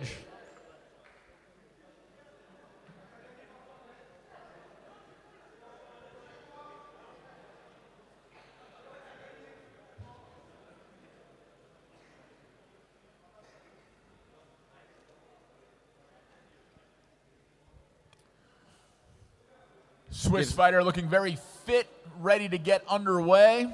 I think he's excited about the event. I was speaking to him a little bit earlier, and he's happy to be here. Making history.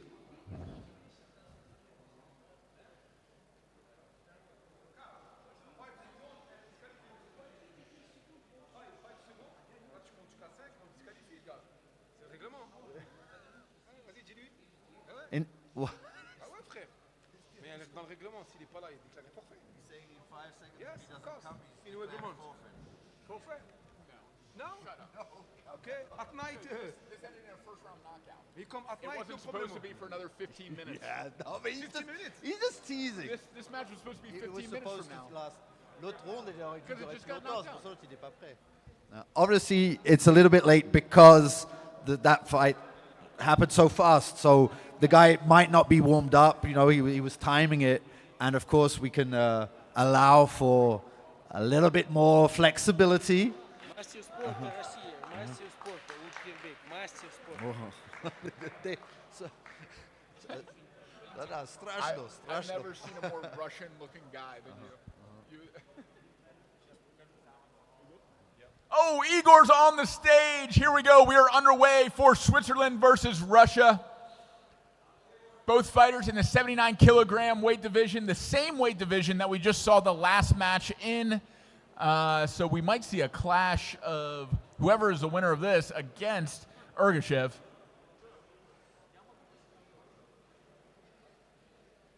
And we have Lorenzo, the chess referee for this fight. Мастер спорта, мастер спорта. Это Meer. Hailing from Italy, one of our referees from the last World Championship. Покажи, объясни ему.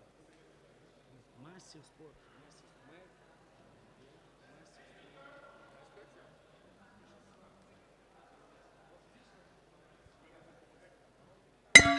And there's the bell. We are underway for the first chess round. We see a D4 opening response, knight F6, and They're a London shooting out is on the moves. board. The shooting out move. So this is like a King's Indian kind of setup for black. And but what's interesting is they're both going for it at one hell of a speed. So we're going to get a middle game pretty fast. H6 covering that G5 square to stop infiltration. At the same time, maybe a bit premature, but okay, he's waiting it out. Very solid opening from black. Defensive, starting to build up on that E file. Maybe we'll see a pawn push here. So D5 with the intention of stopping that. And do we have an en passant on the board? Well, it's on the cards, I guess. Oh, Oh. we see a piece go off the board instead. Yeah. So some things are definitely getting out of hand for white pretty fast. I think he should have slowed that pace, just made sure he had his front, all fronts covered. And now he's doing just that, calming down. It is important, chess boxers, when you make a mistake on the board, reset, deep breath. Mistakes can happen in bunches. It can be a domino effect of momentum working against you. It is okay to take time, reset. But if possible, take time before you make the mistake. Right. In an ideal world. Right.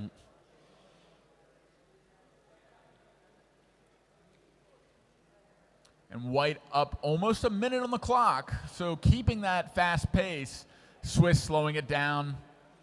And Knight H5, an interesting move, or what we call in French a responsible move. It's definitely aiming at the target. At the same time, he no longer really needs. But okay, now that okay, this is White's just completely let his guard down and is basically lost a pawn in front of the king. yeah. This is showboating with your chin out, basically. This is scary. Ooh, and there we go, an equalizing move. I'm wondering if we're even going to see a boxing round because the king is just so weak at this stage, and there's absolutely no way that black doesn't know how to deal with this position. That's losing a little bit of time. It's good, but if white doesn't pace himself. Yeah, so now the same strategy that black had early, white maybe should be employing. Take your time, get to the boxing round.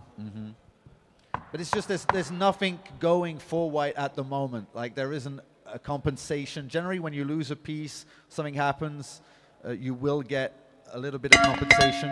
Oh, and there's the bell. A pawn goes down on B7, and the bell rings before black could respond. But oh my goodness, there's fireworks on the board, and we'll see Can if the ref- fireworks are to follow in the ring. Can the referee take the pawn off B8, please? Thank you. There's no pawn on B8? Well, that's strange.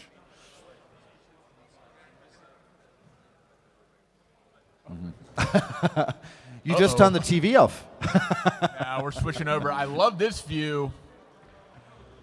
All right. Swiss fighter with Kamel in his corner, getting revved up and ready. Igor with Arnold in his corner.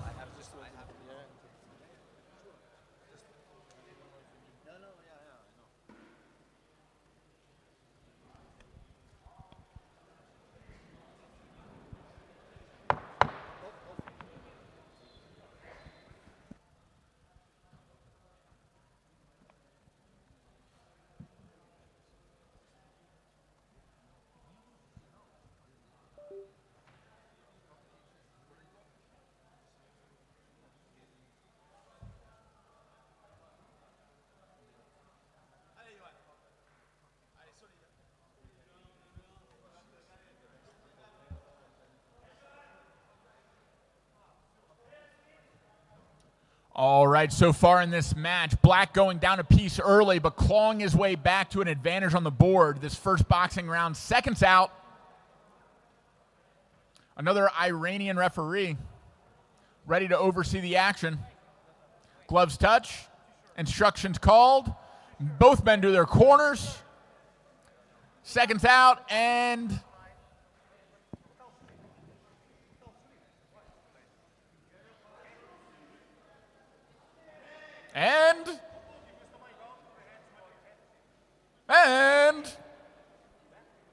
there's the bell. Nice slow start for both fighters, the opposite of the chess. Absolutely. Starting to gauge range. I don't like how White is leaning back at the waist to miss shots. And he's Pretty easy alternating to step his through guards. that. Yeah. I mean, if you are First jab landed, Iran steps in. I think just because there's something on the corner.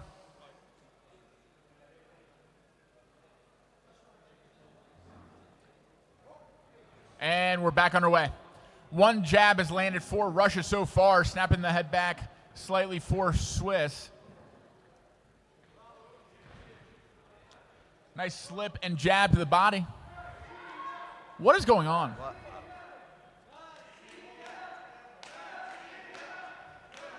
excessive coaching, I believe.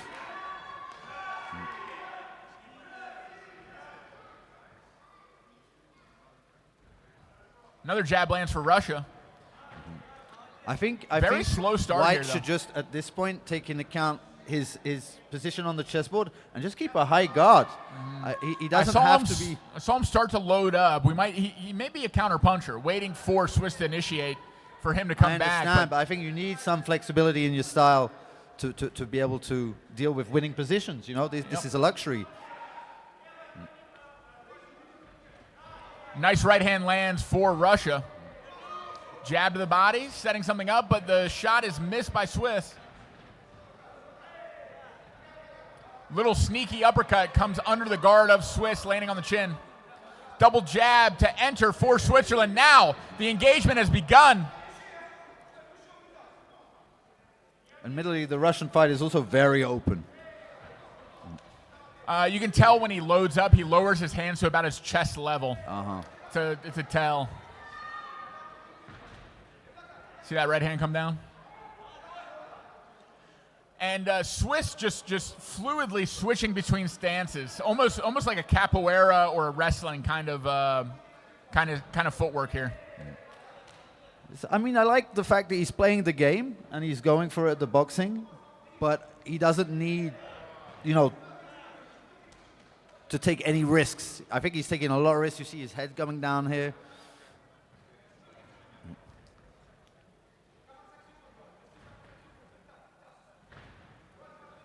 Switching back and forth, throwing jabs with both hands. Oh, that was Wow. Hammer fist coming down on the top of the head. Definitely.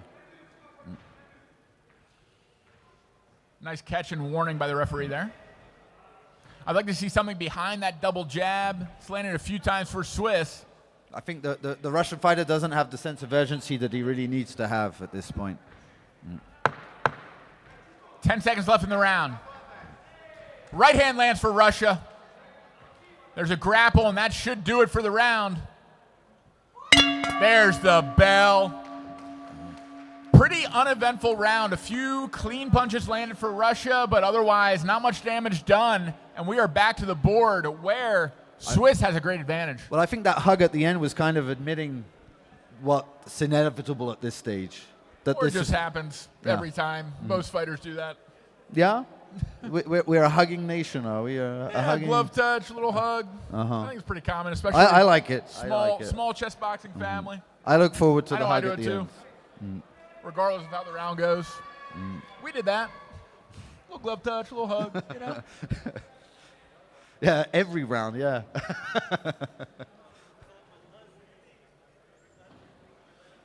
No one's trying to kill each other here. We're competing. No. We're having fun. No. We're not trying to kill each other, but I wouldn't want to be in the ring with Ergashev. We don't have enough chess boxers to kill each other. we need to keep all of us alive and coming back to events. All right, headphones are back on. We are seconds out from this second chess round, third round of the fight. And we There's need the to bell. see a little bit more of the chessboard, whoever is in charge of, yeah. Other direction. We need to go up. There we go. So the White King is in trouble. The White King is in trouble. And I like this move. This is a very precise move, because if he immediately went to the back rank, he would have been able to cover up. But now there's no more covering up, and it's just checkmate immediately. It's black has won. I think there's a queen on. And there it is. The second rank blocked by the queen and the bishop. Black delivers checkmate on G1 with the queen and will advance. That is the first appearance from a Swiss fighter and the first victory in history from Switzerland.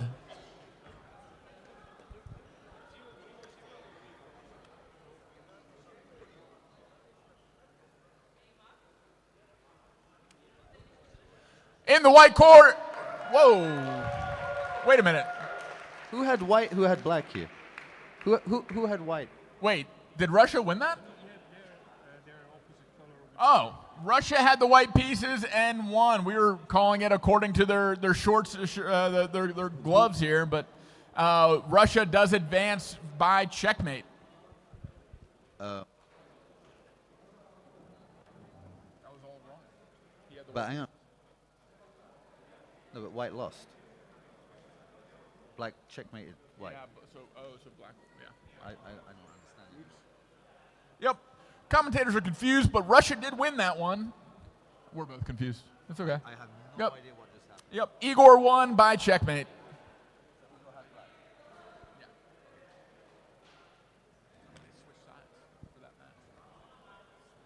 Okay, yeah.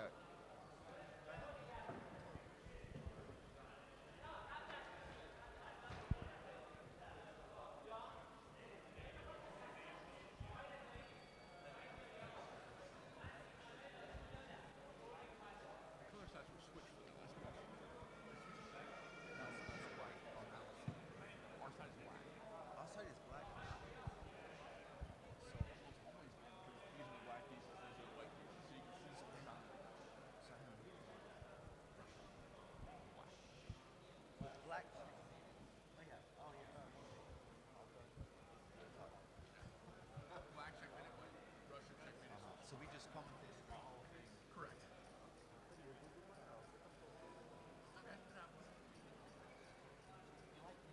have to tell me more. You need to tell me more about it. Just like the XL. We can XL that last fight. Peter, are we taking a break with the program, or are we right in the next one? Okay. Cool. All right, the sixth match of the day. We are going down a few weight classes here. In the 65 kilogram division, representing Belarus with the white pieces in the white corner. Put your hands together for Dmitry Yermakovich. From Belarus. Undefeated world champion defending his title against, in the black corner with the black pieces, representing India, Mohit Mandal.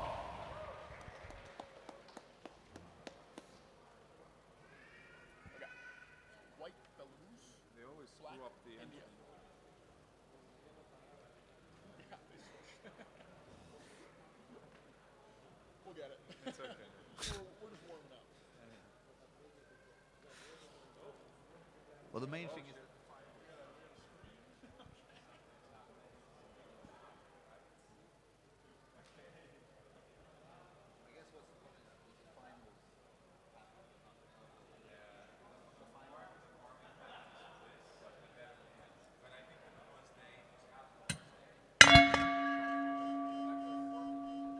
And we are underway. We have an E4 opening met with D5. We have a trade, and the queen is all out on the board.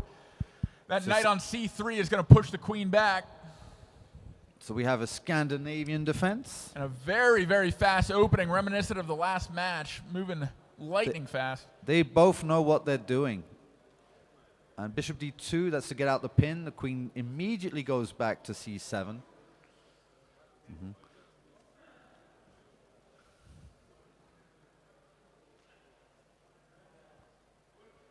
And firing out their moves. Nice pin, the light square bishop for black, pinning the f3 knight to the queen. So in this type of position, typically white is always going to be a little bit better because of more space. That pawn on d4 is the holder of the space. And so the c6 and e5 pawns, that's typically what we're going to call like a pawn lever. He's going to try and maybe exchange one of those pawns against the d4 pawn to get rid of the space advantage. Once there's no more pawns in the center, black has equalized. But for the moment... Black gearing up a battery. The queen and the bishop. Go on, sorry. Queen d2. Well, this is... now this is giving the bishop pair. It's not my favorite. Sometimes black runs out of moves, and he just thinks, well, I'll do that. But now, one move later, and what have you gained by that?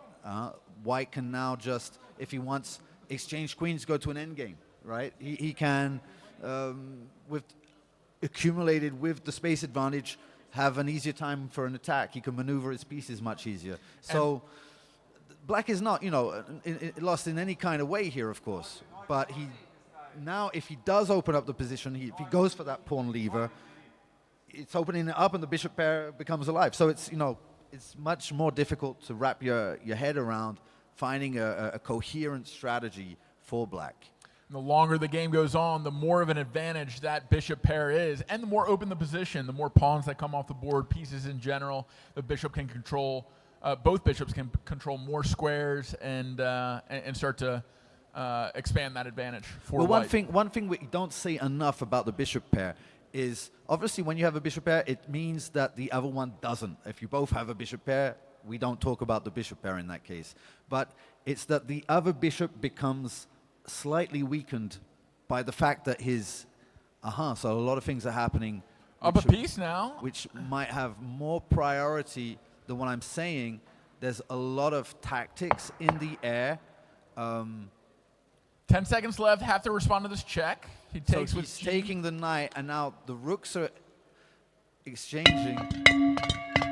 And there's the bell. I think it's very good that he stopped on this move and he doesn't get to play another move. He's going to have a little bit of a think to see what's going to be happening here. Very exciting position to end in, and I love coming back to these positions after a boxing round. Once there's fatigue, once maybe a few shots are landed, coming back and having to assess a position like that is a completely different ballgame because you're at your worst decision-making potential right after a boxing round in your first chess move. So when there's an exciting position with multiple pieces hanging that requires a little bit of calculation, some interesting things can happen. Well, I think a lot of people don't realize, because they've never done it, it's not so much about the blows to the head, because that's the famous thing. How do you think after the blows to the head? It really is more about the cardio. And when you've just got back to the board, you're kind of puffed out, and your decision making is going to be it's just going to be lazy. It's like, I'll do that, and I'll find out later. And you have a tendency to do that in chess anyway, but you're supposed to catch yourself doing it. Whereas here, like, your guard is down, and you're going to do it anyway. All right, seconds out from India versus Belarus. With the white gloves, we have Belarus jumping up and down, getting warm. India, slightly longer fighter. maybe a slight reach advantage. Gloves touch, the Iranian referee overseeing the action again, signaling to the judges they are ready. And Joseph hits the bell. We are underway. Jab is slipped by Belarus. The second one lands for India. Ooh, watching that right hand come down as the Indian jabs. Might be something to look out for. Good target for that lead hook. Oh, jab to the body, right lands upstairs. Big right hand lands on India.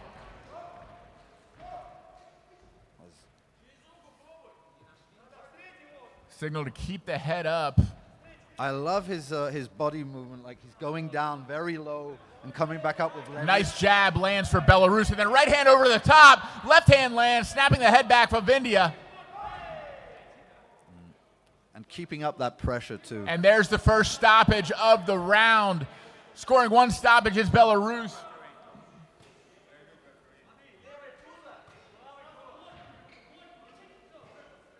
And we are back underway. Ideally, Dimitri would love another one of those. Good step back from India, avoiding the powerful punch, but there's a right hand landing on the chin. Belarus coming in for the kill. Another right hand goes just wide. India fighting back, now having Belarus up against the ropes, landing a few punches of his own. Another right hand lands on the temple of India.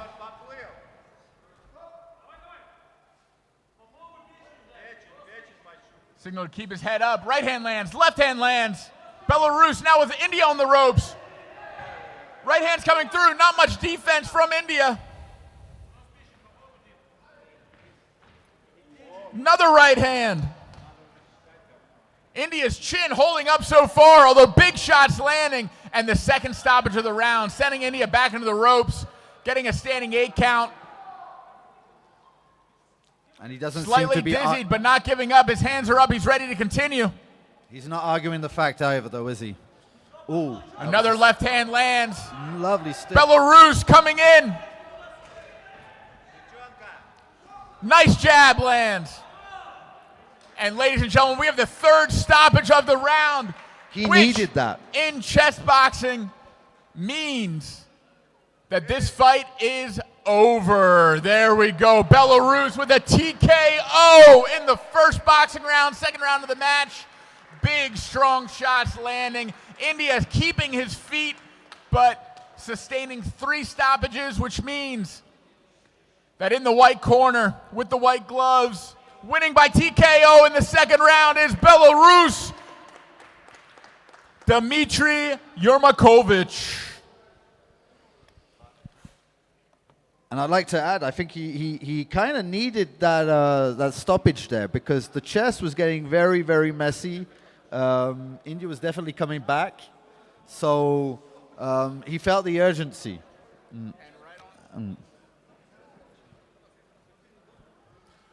Right on time. All right. He reminds me of another Belarusian chess boxer called Chernobayev. And you go down like Chernobayev, huh? It's the same body movement. Is that Chernobayev, like this, huh? it's that Tyson slip too. All right. Also, in the 65 kilogram weight division, we have a France and Singapore matchup. I also believe this is the first appearance from any Singaporean. But first, we will announce from France, in the white corner with the right white pieces, please welcome Leo Gerlet, you say it. Girle. I'll do all the French names. Leo making his way to the stage, being cheered on by his French countrymen. Leo, a multi-time fighter. We've seen him before, both in the IFC and in the World Championship. We commentated his match against Sardosh. That's right. He took on Sardosh back in May. A very exciting fight. And from Singapore, representing his country for the first time in the World Championship, we have Maxime Meer.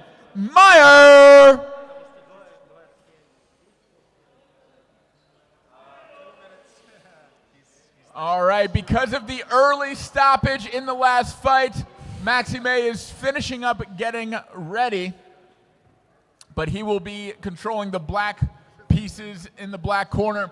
One of the things I love about moving the World Championship around the world is it becomes geographically closer to some countries that haven't been able to make it in the past, that now are more able to make it. Being in Armenia, being closer to the Middle East, we have more Middle Eastern countries. Being in Asia, a lot more Asian countries are being featured here in this World Championship. Notably Iran. Right? And we love to see the world coming together in this way. And here we go. With the black pieces in the black corner, Maxime Meyer, put your hands together for this next 65-kilogram matchup. We don't shake hands with the referee. We should do it more often, shouldn't we? Yeah. I think we should headbutt him. Yeah. Headbutt the referee. Yeah. Just kidding. Don't headbutt our We are referee, kidding. so. We are kidding. All right, headphones are coming on. We'll get this first chess round underway in just a few seconds. Thumbs up. Joseph with the hammer. Boom, there we go. We see an E4 opening. So Leo is very take you to the action kind of guy. I've been trying to calm him down a little bit, but it's in his nature. He just likes aggression in his chess. But this is all very stable, I would say. I'm not sure who has white and who has... So Leo has white, yeah? I mustn't make a mistake.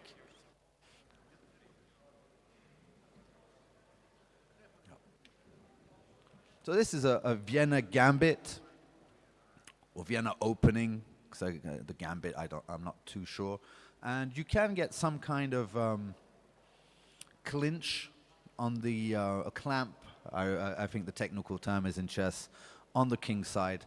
And so, but I like him keeping the pawn on f4, because it's what we call favorable tension. But this knight a5, taking the light square bishop away, is also a very good move. Taking away the bishop pair, by the way.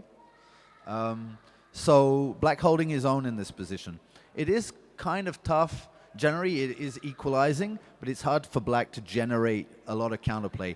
I'm not too sure about that move, but I think he would have done better to just keep the bishop on c4 and get the double pawns there, because now the pawn structure's a little bit, on the ugly side, and that knight's coming in nicely to d4. I think we're going to see a lot of liquidation in the moves to come.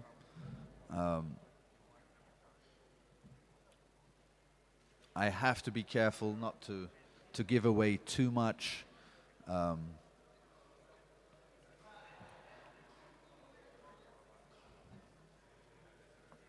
So this is a natural reaction. The bishop here is off the board anyway, so to give that bishop away to damage black structure a little bit. But it's very, I would say, even in level. They're very well matched. Obviously, a little bit of an edge for white here in the potential of an attack. Black with doubled pawns, both on the D file and the B file. So here, as I said, right, in my introduction to Leo, he likes to go on the on a hunt, and I like this king side attack that's brewing here, but we will not see that this round, because there's the bell. We are headed into the boxing round. France letting Leo know they are there in his corner, supporting him. He is the first to make it to the ring. Very Maxime lean. losing Made it under 65 kilos. Lean and mean. I think he went all the way down to 63 and a half. Wow. Overkill. Overachiever, I like it. So we don't know much about our friend from Singapore, but they are actually, he has actually befriended the French team, so we have been in contact. He actually followed a few of my lessons that I was giving to the French team. It's just unfortunate that he was paired with a Frenchman in the very first round, and we see the Swiss chess boxer in his corner there.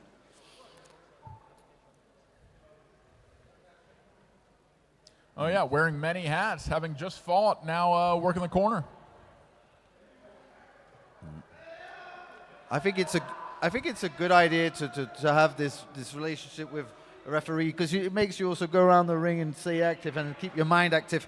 Those seconds before the fight, they can be very stressful, and just to give yourself something to do, you know. And it is a very traditional part of many combat sports, reminiscent of Muay Thai. More ceremony in that, honoring the judges and the crowd. But referee, this time from Russia, checking everyone out and making sure everyone's safe and ready to rock. We are seconds out from this first round as soon as Leo gets his cup on.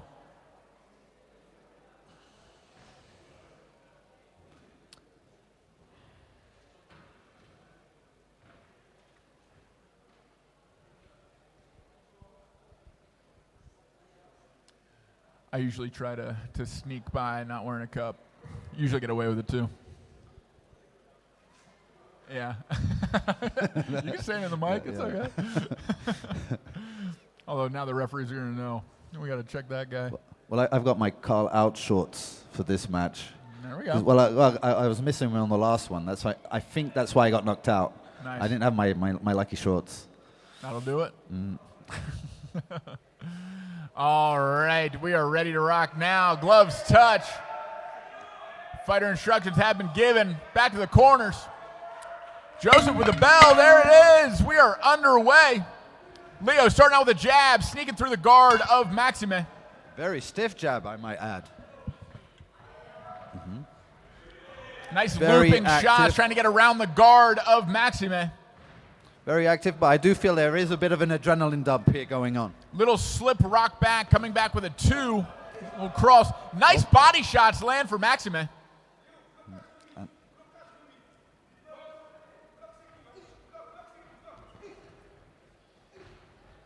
I like this turtle style, coming in with high guard, finding little one punch strikes underneath the elbows of Leo. Leo He keeps finding it a counter punch there. He knows how to keep it very simple in the boxing. That's what's good. And he knows how to keep that high guard. So he never really puts himself in that much danger. Very technical boxer is Maxime. He's doing a great job of absorbing shots and throwing them back when they come, and keeping pressure up, not letting Leo find his footing or set up shots. He's just bulldozing in, pushing Leo up against the ropes, finding body shots. There was a 4-punch combination from Leo and a 1-punch counterpunch from Maxime. They're taking turns, basically. Just getting off the other person's fatigue. Leo with another 4-punch combination, the last one sneaking by the high guard. Nice slip and jab lands for Leo. More body punches landing for Maxime. Investing in those body punches, aiding in the fatigue of Leo. Another great body punch lands. Oh, you felt that last Leo's one. starting to feel it. Yep, that's right. Guard comes down a little bit, and Nice Maxime left doing hook. a very high fighter IQ move. Mostly body shots, sneaking a body shot in, faking a body shot, then landing one upstairs. That left hook can look like it's landing down low, and then find the chin.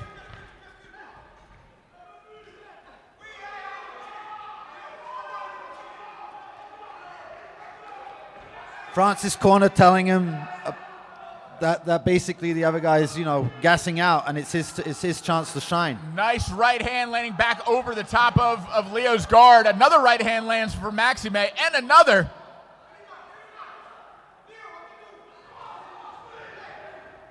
I don't see any signs of gassing out for Maxime.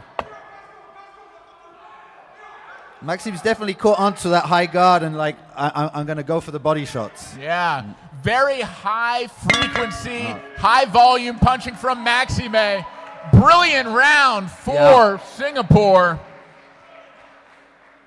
And great refereeing by our Russian referee. Andre. I've never seen a more Russian-looking guy. Definitely. All right. Gloves are coming off. We're heading back over to the stage, getting the chess round back underway. This guy, yeah. I want to drink vodka with it.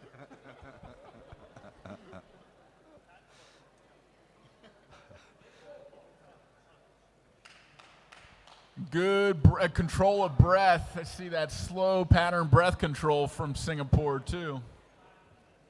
And Leo making his way back over. Love the Leo chants all through that boxing round. France, great at supporting their fighters. Earplugs are back in.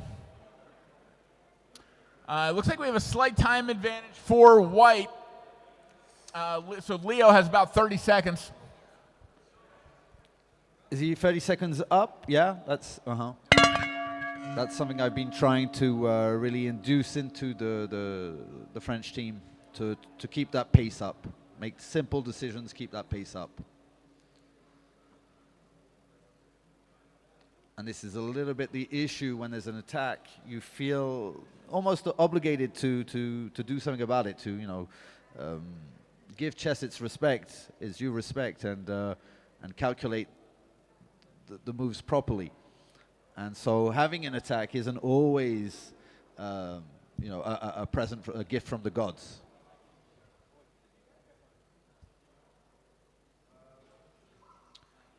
Rook f4.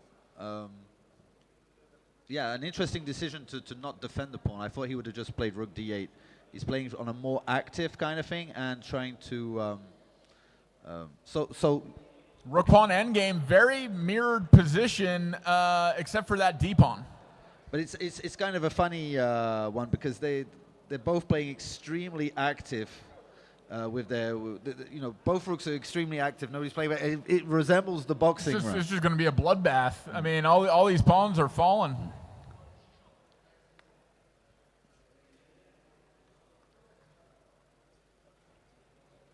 So yeah, White slightly in advance on the pawn front, but Black's king is activated. So again, no easy way to tell how this is going to turn out. That wasn't absolutely necessary, but is just as effective as taking the pawn. Oh, that's an illegal move, I believe. First illegal move of the match. Isn't it? There's a check. There's a check. Maybe we can't see a pawn, or I don't know. Yeah.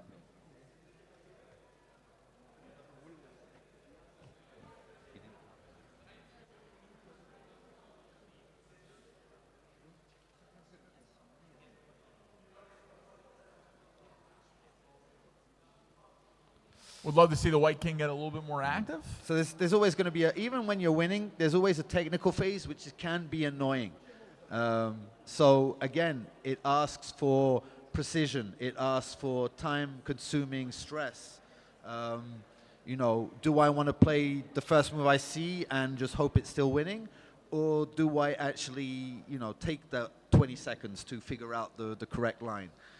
Not easy decisions in chess boxing. They're not easy decisions in chess, but I mean, in chess here, I would not be worried. Less than a minute for Black.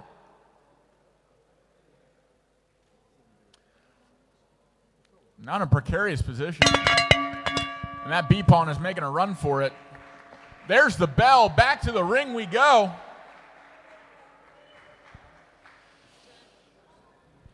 So clear advantage for White. 2 pass pawns, 1 nearing promotion. In this boxing round, there needs to be a sense of urgency. Definitely. I mean, from White's perspective, sure, it can be annoying to have a technical phase and you have something to figure out. But from Black's perspective, he's just going to take it for granted that white's going to do the job. So, yeah, he's in need of a finisher. And it is interesting, this very short format. It puts the urgency very quickly on the cards. It makes it very difficult to end in boxing as well. You really can't build up the kind of damage and fatigue that you normally would in a boxing match with such long rest periods, including the chess. And I must say, in the last couple of IFCs, there have been a lot of first round knockouts. Nice counter right off the bat for black. That high guard, slow move forward, bulldoze kind of style. Back in effect. Nice little lead hook lands under the elbow of France. The same as the first round strategy. He kept his energy a little bit, waited for France to get the adrenaline dump out of the way, and just waiting his turn. I like this taking turns they have. And again... Not anymore. Nice uppercut. First uppercut of the match that I've seen, landing for Singapore.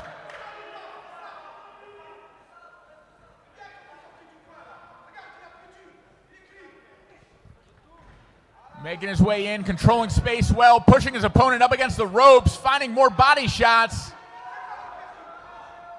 Another right hand lands. Lead hook trying to sneak under the guard, but Leo defends.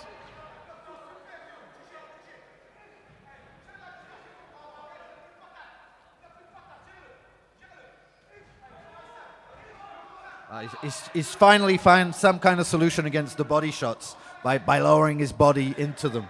Black's moving a little slower this round, too. I think that some fatigue has set in now. Well, you know, the 5 minutes rest on the chessboard kind of slows your system down, and there's a different type of fatigue that sells in.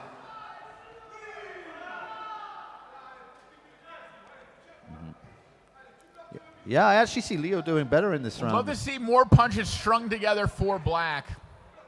Nice lead hook lands under the elbow. Another one.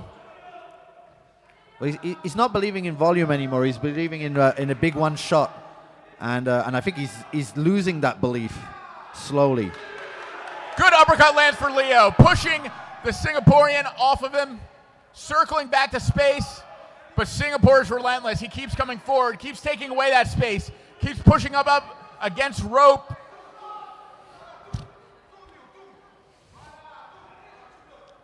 Another body shot. He is relentless against the ribs. An uppercut sliding up the center. Right hand lands for Leo. Great right uppercut lands on the chin of Leo. And a right hook and a left hook. Another uppercut, this time dodged by Leo. And an uppercut of his own. Leo lands. It's uppercut galore. This is just inside fighting 101. Hooks to the body, uppercuts upstairs. Seconds out, and there's the bell. Back to the chessboard we go. Ladies and gentlemen, we have a final round. This fight Andre may go the distance. He but fully not enjoyed if that Leo- round. He really enjoyed it. He had a big smile on his face the whole That's time. the smile of a man who loves his job.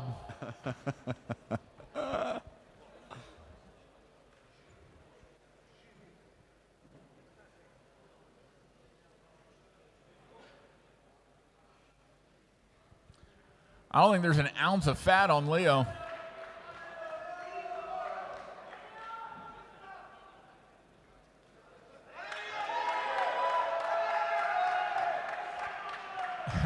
Leo getting the crowd into it. Love to see it. And we are firmly in the end game.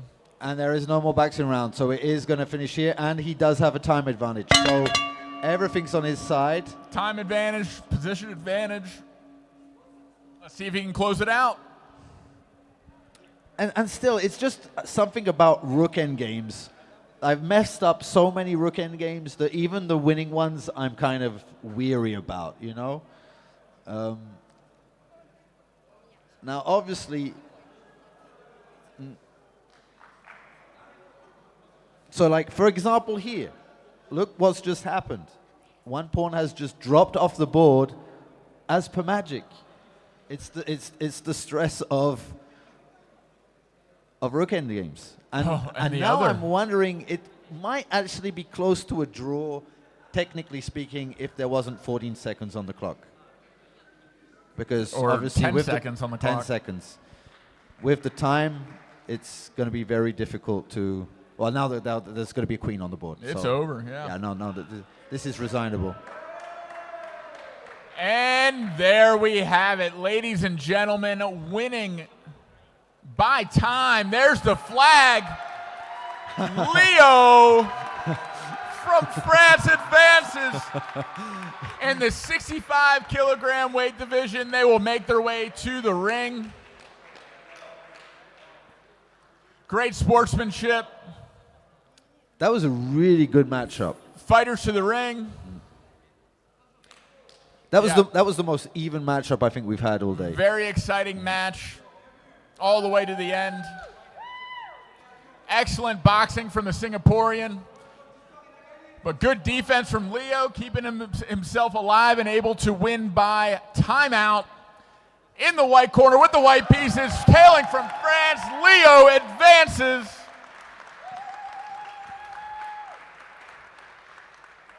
And great sportsmanship on display.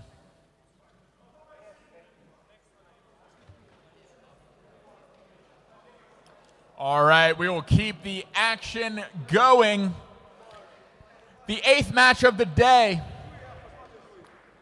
We have a matchup between Russia and Italy. First up in the white corner with the white pieces, hailing from Russia, is Alexander Bestv.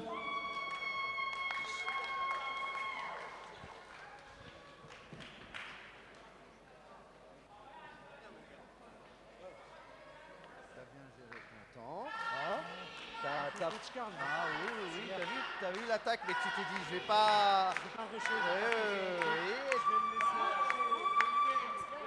And in the black corner, representing Italy,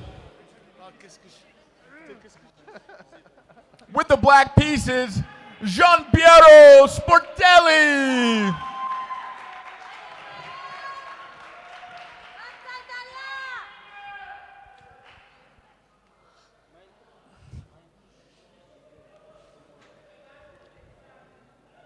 Once again, Russia with the white pieces, Italy with the black pieces. Seconds out from this fight getting underway. So Gianpiero is old school chess boxer. He's been with us for quite some time. He has, including in the last World Championship. I mean, I've had him as a Facebook friend for, I don't know, like 15 years or something. Before I was doing chess boxing, I have the impression. We love when the OGs either pick up the mic or pick up the gloves. Keeping that old tradition of the sport alive as we continue to evolve in this new generation. D4 opening for Russia.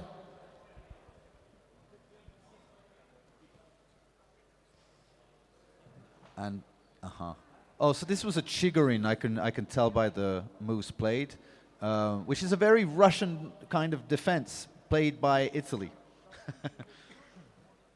Chigorin being the guideline that the Soviets copied when they were looking to have chess as a national pastime.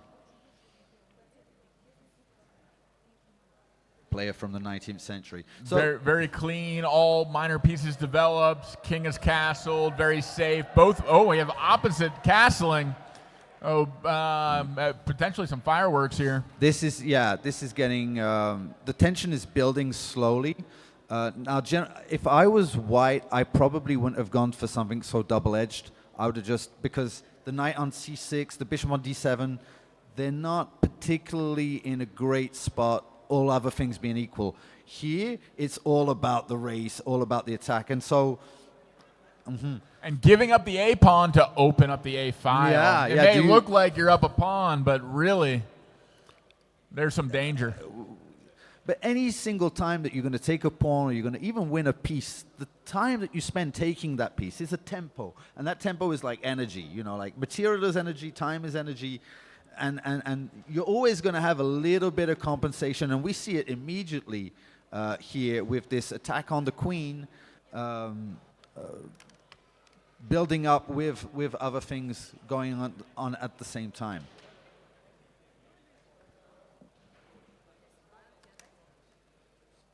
So queen is under attack here.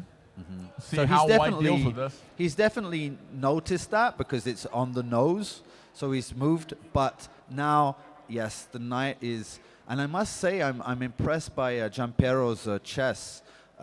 He's doing an excellent job. And Carl, why not queen b3 in that position, protecting the a2 pawn and the knight? Yeah, so definitely it would be attacking the knight, but then maybe a rook takes instead, defending it. Then God knows what type of complications we could imagine. It would have probably been more critical for sure. Okay.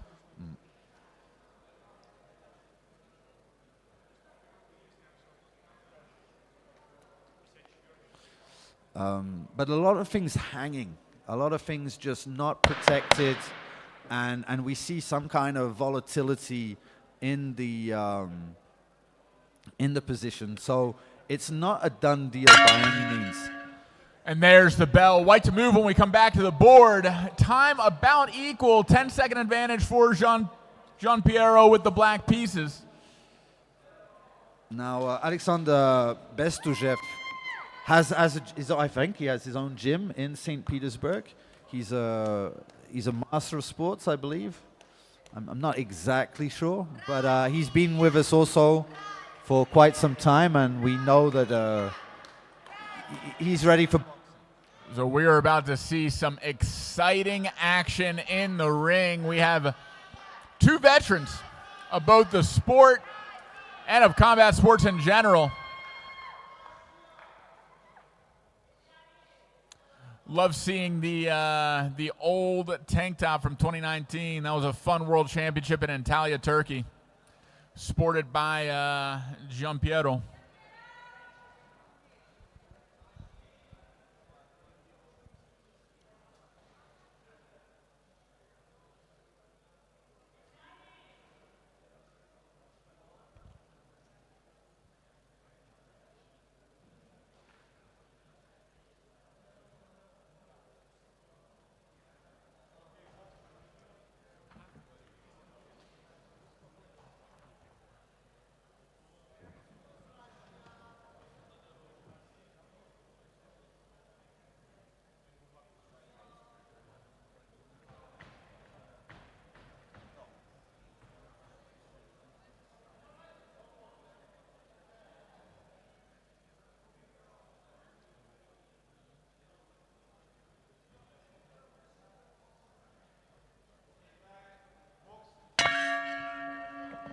And there's the bell. We are underway. Very sharp opening from Italy. Nice quick jabs. Oh, strong 1-2 punch landed for Russia.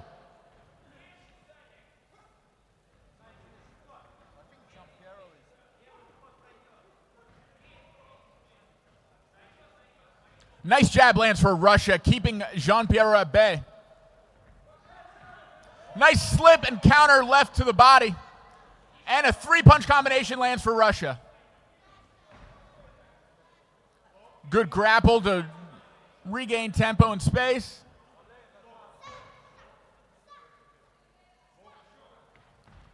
Alexander stepping back with a lead hook. Good cover by Giampiero.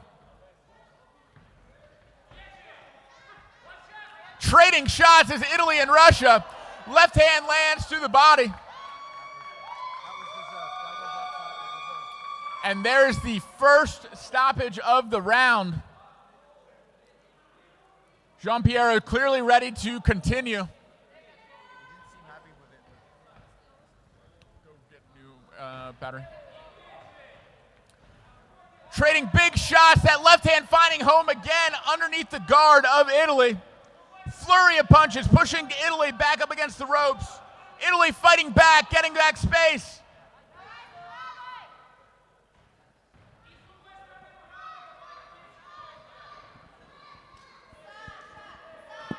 Ooh, coming out of the guard and landing a left hook of his own is Italy.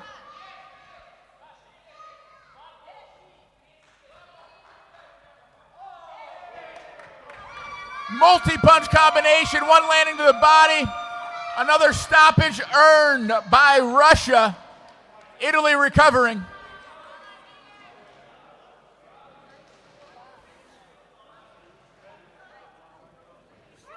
That is 2 stoppages in this round. One more and it is the fight. Let's see if Italy can hold on, make it to the next chess round. That's definitely what he's going to be aiming for. And there is a counter left hook landed by Italy. It's over. And the third stoppage being counted by the Latvian referee. And there's the wave. TKO victory for Sasha, the Russian in the white corner. Could we say the white Russian? Throwing some cool spin kicks.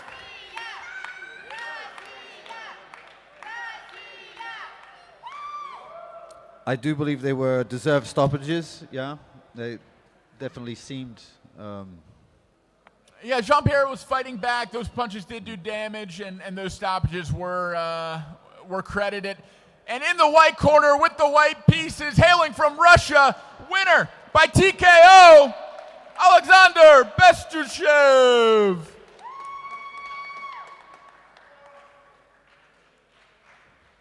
Congratulations to both fighters. Great sportsmanship on display.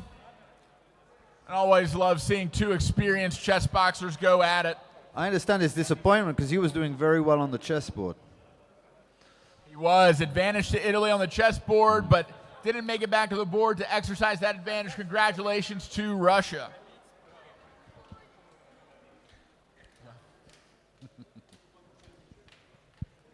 All right, next up we have a familiar face hailing from France. In the white corner with the white pieces, Paul Sergent.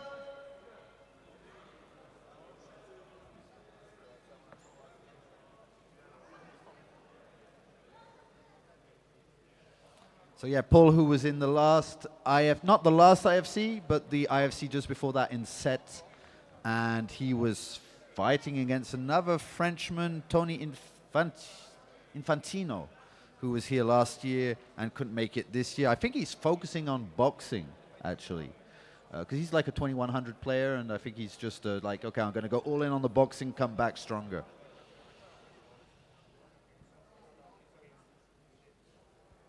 All right, Paul to the stage. Paul from France, there he comes. All right. And in the black corner, we've already seen him today. He is fighting for the 2nd time, hailing from Russia, Denis Orlov. Really? Denis Orlov. Straight out of his fight from...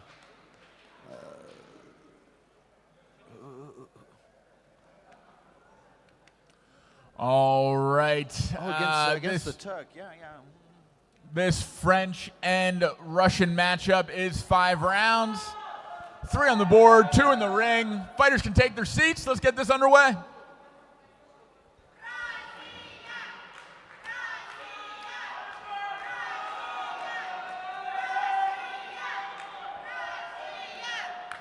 Now, fighting 2 times in one day is no easy feat.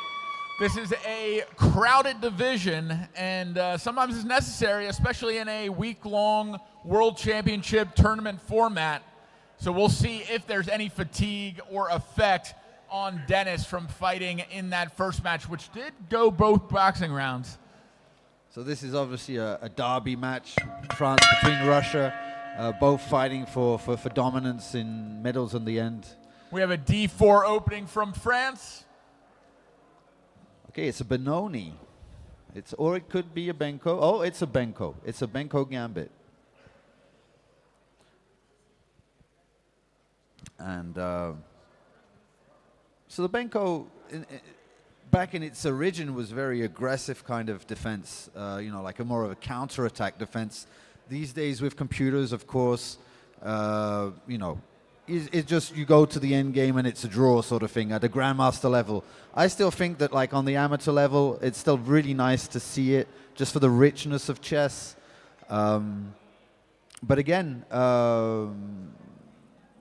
yeah, I would say it's almost like the French have a taste for Russian chess, because this is extremely, you know, made in Russia kind of stuff. So generally what black does want in a Benko gambit is that when white moves the e-pawn, the bishops get exchanged and the white king can't castle. He will castle manually. He'll play like g3, king g2 afterwards. But here he didn't even have to do that. So, okay, black has given a pawn. He is going to have some kind of counterplay just from the activity of the rooks down the A and B files. This is all very, you know, this is how we learn the opening. I'm not saying anything special here. The pawns on the dark squares mixed with the bishop on g7, you know, they build up a nice kind of pressure on along, you know, it kind of cuts the chessboard in two. Then again, white has a pawn up, and you still have to prove it. You still have to prove that you have something.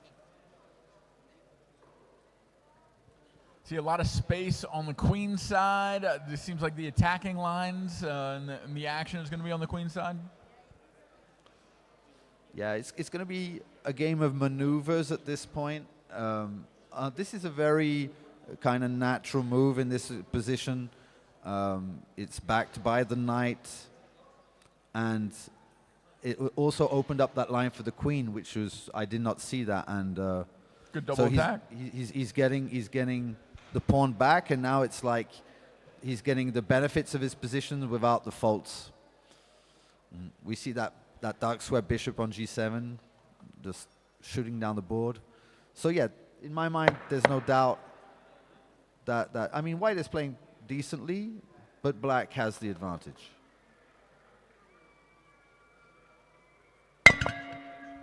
And there's the bell. Slight advantage for Russia with the black pieces. Going into this first boxing round, see what these two men are capable of. We've already seen the Russian box.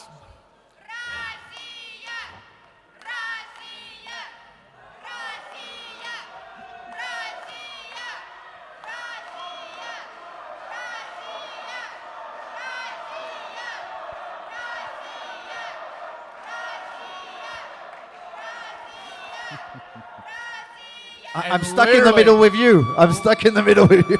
Literally on opposite sides of the stadium is Russia and France just chanting at each other, just like their two representatives will be throwing punches back and forth in just a few seconds. In the center of the ring, our Iranian referee overseeing the action. Well, they are both nations the most they're the two nations the most represented in this competition. So it's only and we're kind of getting like old friends, you know. We like to. Do we already have a cut over the eye of Paul? How did that possibly happen? Are you sure it's not just Maybe the shine a training from injury? But a clear size advantage for Paul. There's going to be a reach advantage. Coming right out, claiming the center of the ring, starting with a jab. He's a very determined, it comes across A very nice determined. cross hook lands for Paul. Uppercut cross. Another cross lands. Great head movement, seeming to land at will, is Paul from France. Russia searching with a lead hook that lands just over the ear.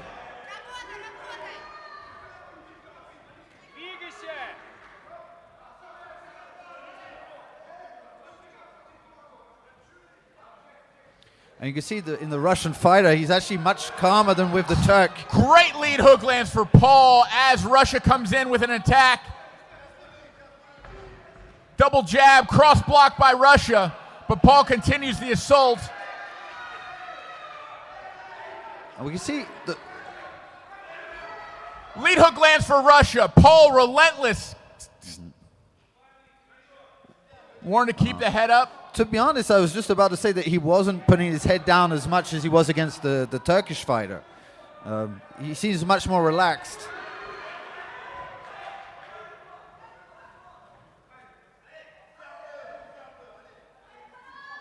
Nice little up jab lands in between the guard. Trading crosses. Russia's got through first.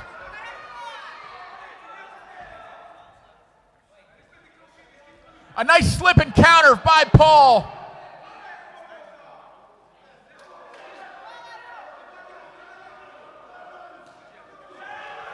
A nice block and counter hook lands for Paul. Now, 4, 5, 6 punch combination. Landing at will. And the first stoppage of the round scored by France. Never mind, no count administered, so no stoppage.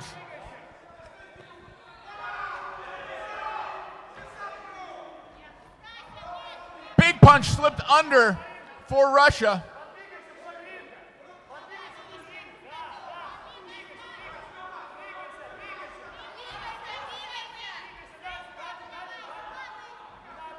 Nice double uppercut. As Russia tried to slip outside, Paul caught him, kept pushing him back into the ropes, peppering with the punches up against the ropes.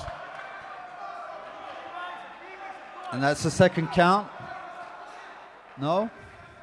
There was no count with the first stoppage. It was just a warning. So there's another warning. But neither of those were stoppages. Just warnings.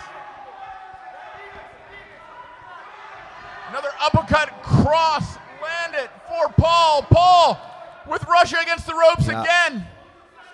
He is resorting now to going down very low. This is the third warning to keep the head up.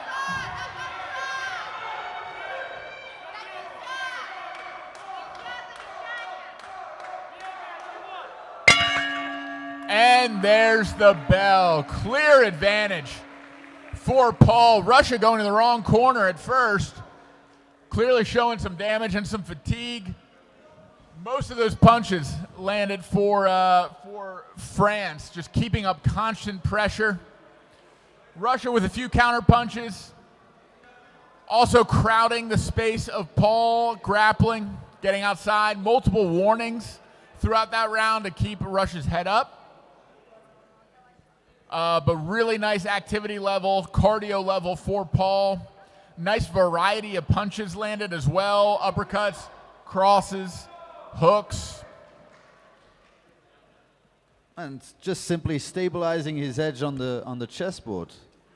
Now he is a little bit behind on time. You better be careful with that. As again, it's like when you have a position which is good, you take a lot of time with it because you're starting to, to get hooked into looking for that win. And so I'm not sure whose move it is. Did we stop with? So it's White's move. It is black to move. It's Black's move. It's Black's move, and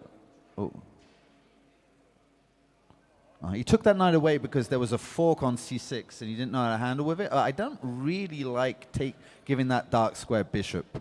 I would have preferred another solution to that, but now the White's bishop might actually do some trouble.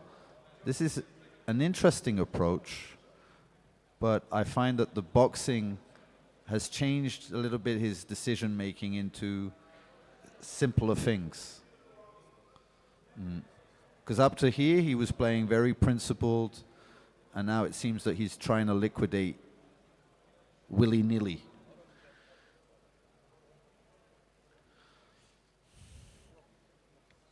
So double-edged. Considering a pin, maybe. Well, there's a double-edged situation there. Obviously, there's pieces being attacked, and when they're going to get out of the attack. So this was one possibility. It's exchange of queens. It's not a loss of queens. And yeah.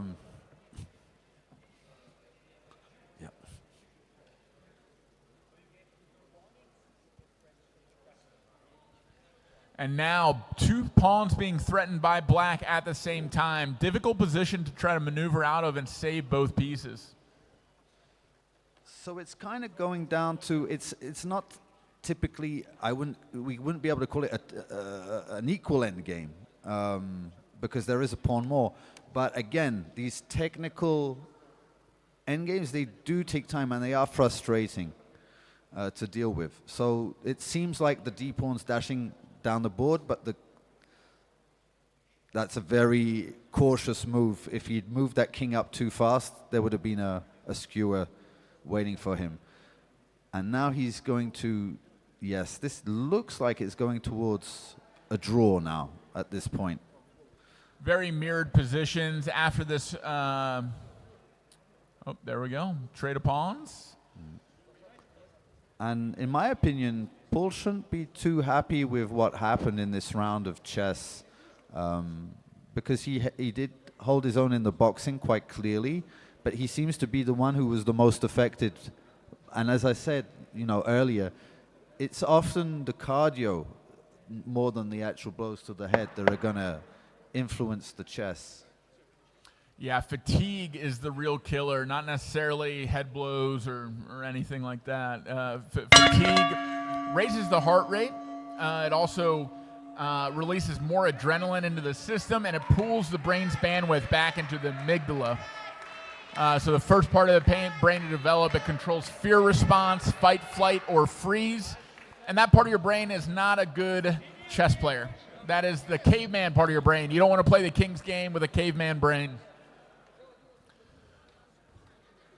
But we are back in Paul's domain, where he had the clear advantage last round, the gloves coming back on. It does look like it will be a draw on the board if all things shake out. So it very well come down to the judges' scorecard, which does favor Paul and the better boxer in general. And he does have the black pieces, so in case it's a draw on the, he will go through to the next round. In that case too, it would actually have to be the judges giving it to the Russian at that point, which I just don't see happening with the warnings and the clear victory of the first round going to Paul. But we'll see how this boxing round shakes out. We are underway, fighting over the center of the ring. France versus Russia. More active this time, Russia. Finding his shots, landing a few. Nice lead hook lands for Paul. He's finding that lead left hook a few times now. A little bit of showmanship, showing him the left hand, waving at him, and then throwing the right hand and landing. Jab to the body. Oh, a lovely right hand. Big right hand lands for France, stumbling his Russian opponent, earning a stoppage. That truly shook him. Huge shot. And Russia ready to continue after the count.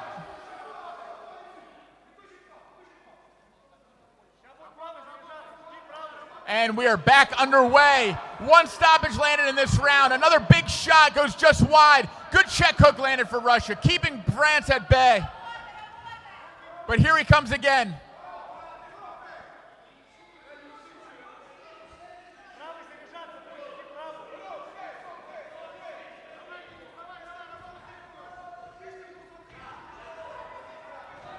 Darting in, lowering his level.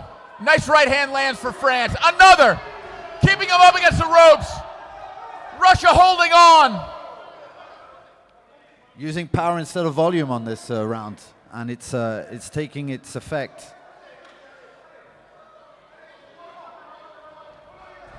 And we're at 3 warnings or stoppages aggregate, which means one more could end the fight.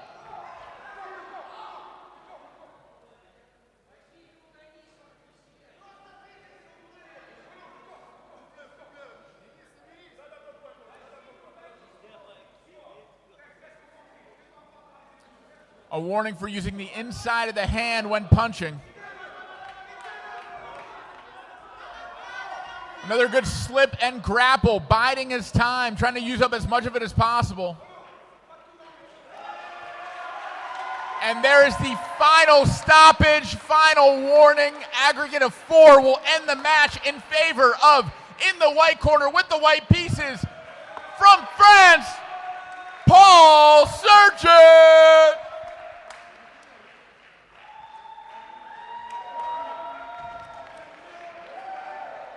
And a big pop from his from his French countrymen, overcoming Russia in this second round fight in the 65 kilogram weight division.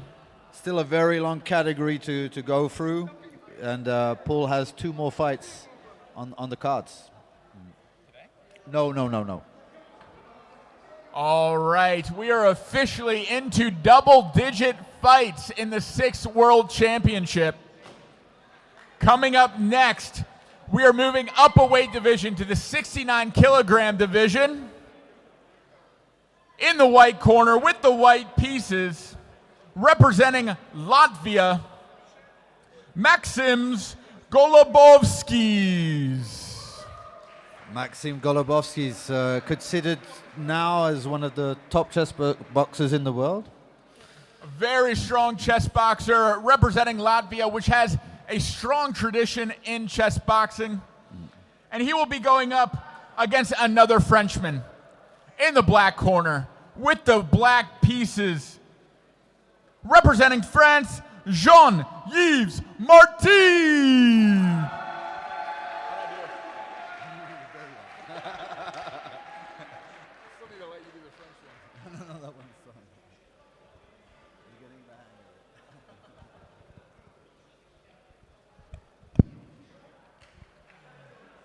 Jean to the stage.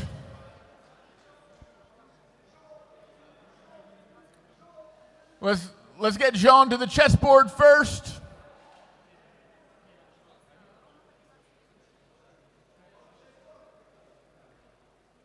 Other side, Jean, this way.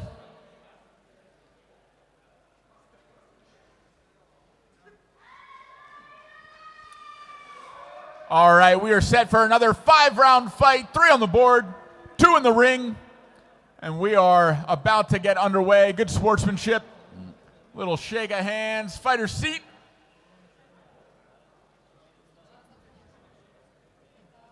So yeah, Jean-Yves. I need to pee. Oh.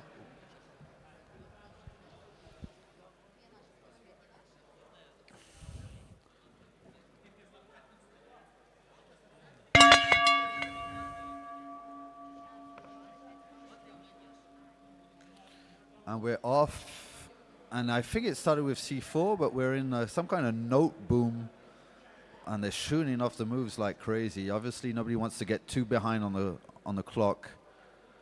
But this type of opening, I mean, I must admit, I would have slowed down by now just to figure it out. I guess if you know theory, it's a different story. And I do believe this is all pretty much theoretical up to here. So Maxim's, hang on, I have to make sure that I'm getting the right, yeah, he has white. And so black is trying to hold on to his pawn, but it never really works out that way. White does get a lot of activity in exchange for that. And now Jean-Yves has to think a little bit, just to keep the stability on the board, remember the priorities without falling behind too much on the clock. Obviously a big match for Jean-Yves facing Maxim, and he's only too aware of it.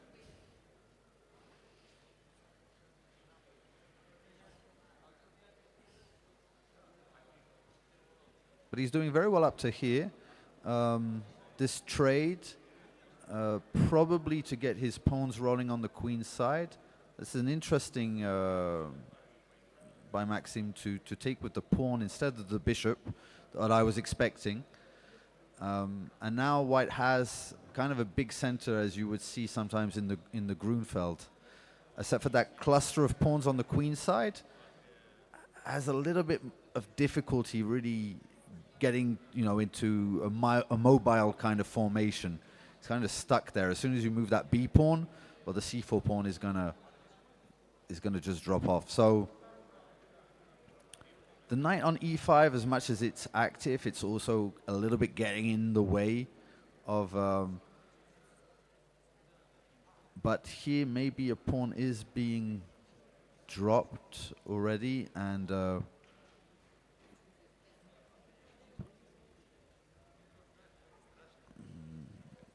maybe, but maybe not.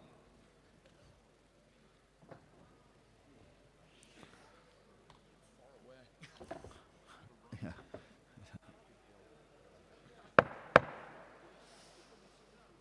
And there's the 10-second warning. There's a big decision to be made, and do you make it now? Mm-hmm. And it'll have to be made next round because we are about to get the boxing underway.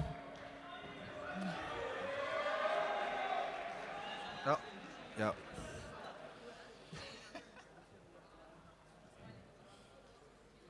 So I wouldn't say in the chess that there is too much of a difference in the position is still kind of alive for both players.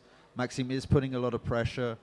We'll see how Jean-Yves reacts to this after a boxing round. Though I would say he does have a slight edge.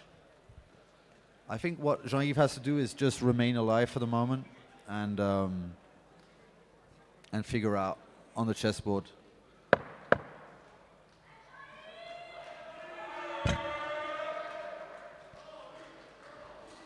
All right, the Russian referee overseeing the action.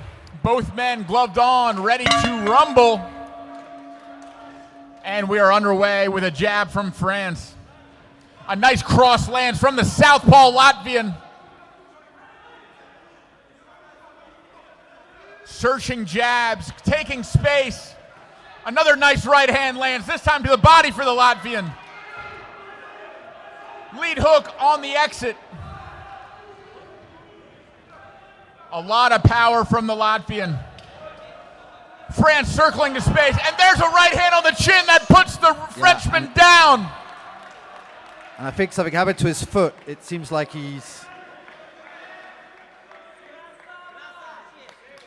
That came through clean.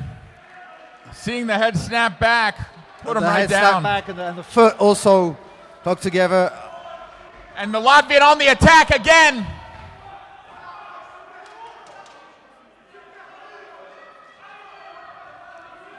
Getting a little extra time to recover. Covering up. He needs to circle to space. He needs to get away from this power. More body shots. Keeping him up against the ropes. The problem is Freshman holding on for dear life. The problem is it's more tiring to get hit than actually do the hitting.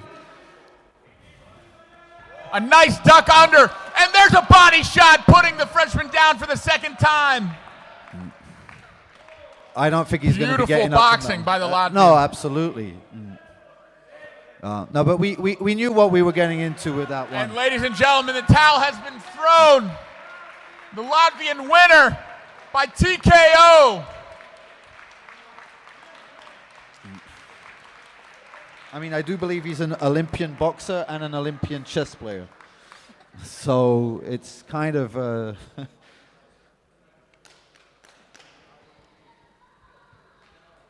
And by TKO in the white corner with the white pieces hailing from Latvia, the winner by TKO, Maxim Golobos.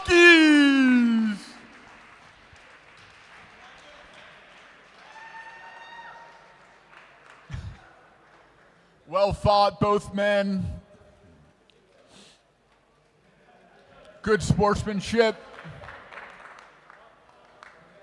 And we will keep this chess boxing train rolling.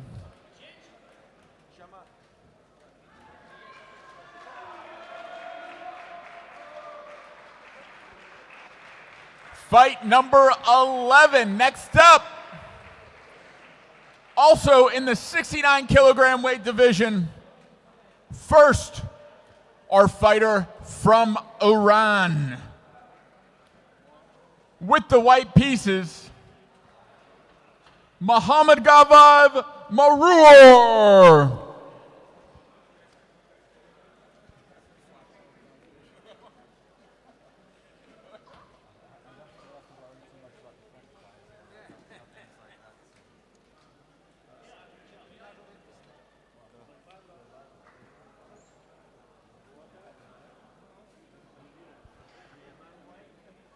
Muhammad to the stage.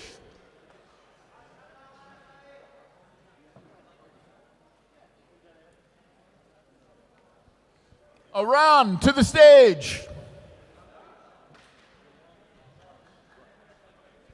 And in the black corner, with the black pieces, also hailing from Russia, Alexei Miroshkinov.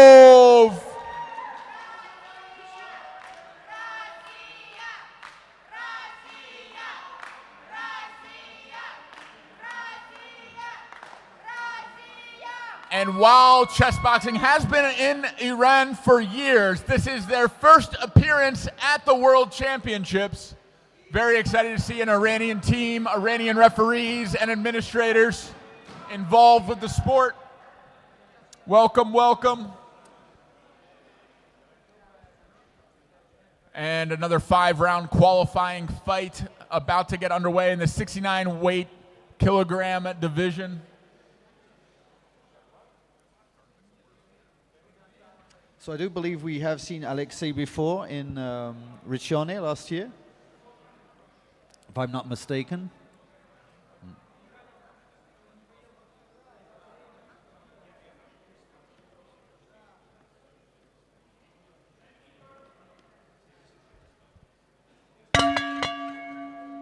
And we're off.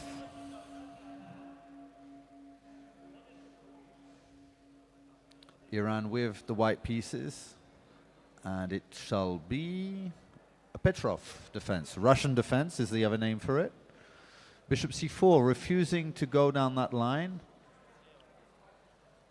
And playing a little bit more like an Italian style, but the knight is not on c6. d3, so like the Giuccio Pianissimo, the very slow game.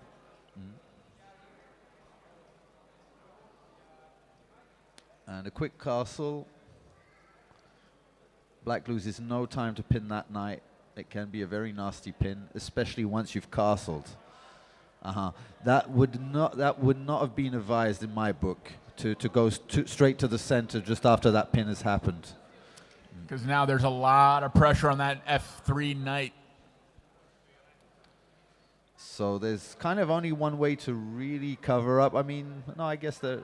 Ooh, and I would not have advised. I think Black is doing a fine job here of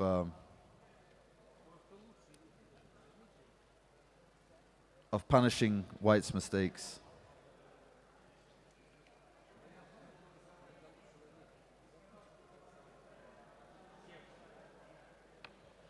Knight h5, getting straight down to business. He wants very scary attack brewing on the king side. And I can't remember Alexei being all that precise last year. I think that he's made quite a big improvement, in my opinion. So I'm always fond of seeing that. These progressions, these leaps.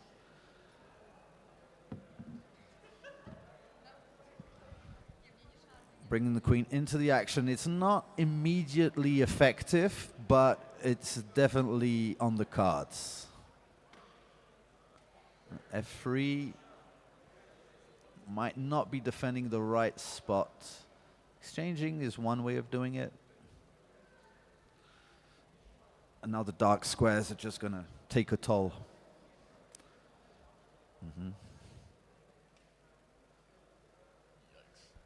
It's very clean by the Russian fighter. Now, would you even bother with castling here, or just keep on the attack?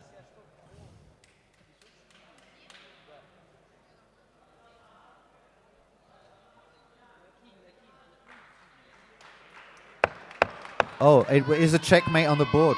Wow, a first round checkmate on the board. Team Russia not even having to get fatigued, take any punches, ending it before it begins. In the black corner with the black pieces, Team Russia advances. Alexei Murashkinov.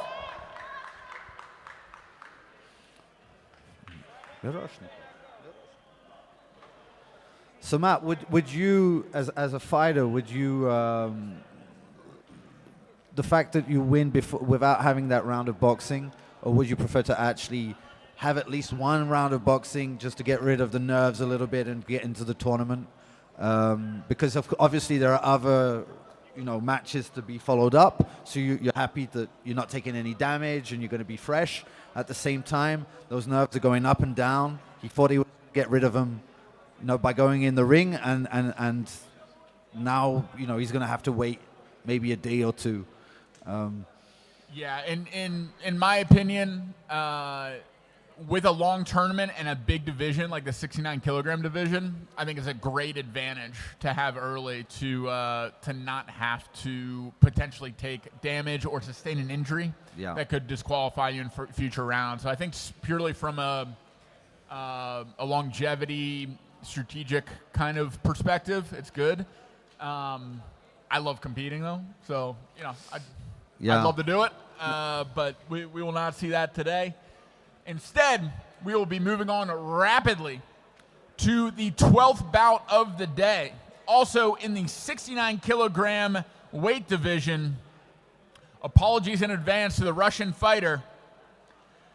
But with the white pieces in the white corner, Abdurrahmano to the stage.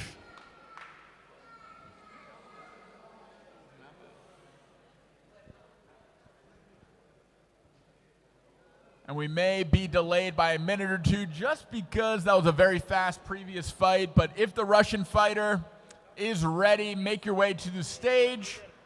And then we will announce the French fighter to follow, also in the 69 weight category. I already see him bouncing. He's ready.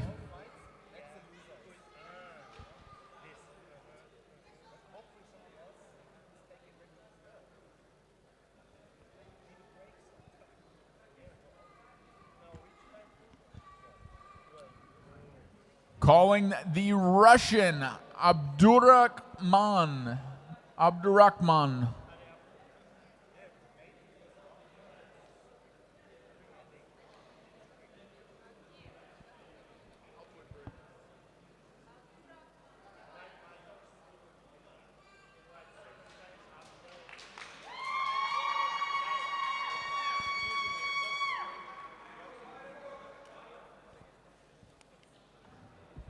And in the black corner, hailing from Team France, a recognizable face in the chess boxing world, we have in the black corner with the black pieces, Paul Duche.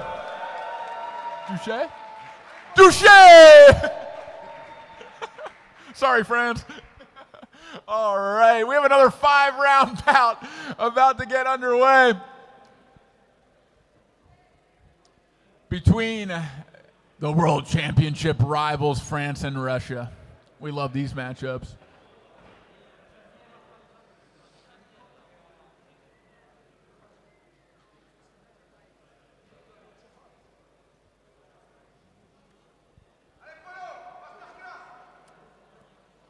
Fighters are seated and ready.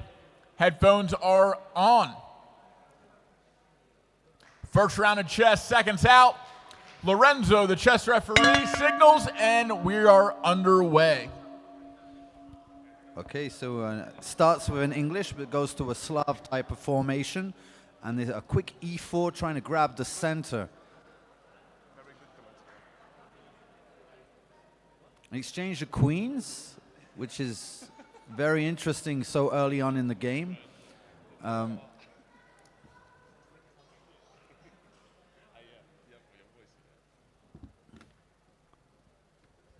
Knight e5, pressuring the bishop and the pawn on f7, and putting black in a bit of an uncomfortable turn of events.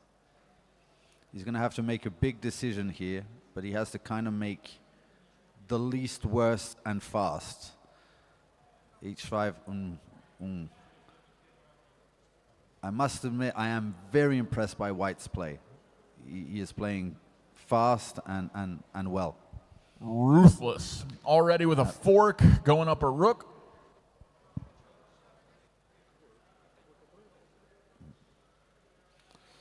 Black hasn't said his last word. Is that, hang on, three pieces. Oh, it is a full rook down. It is going to be hard for Paul now. But with this type of awkward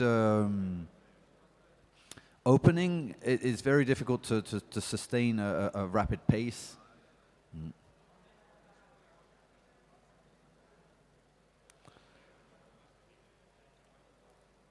Because it's just so messy.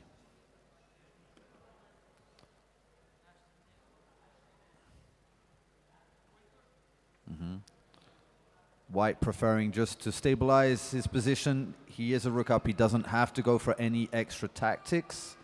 Then again, Black is playing the best available move to him at this point.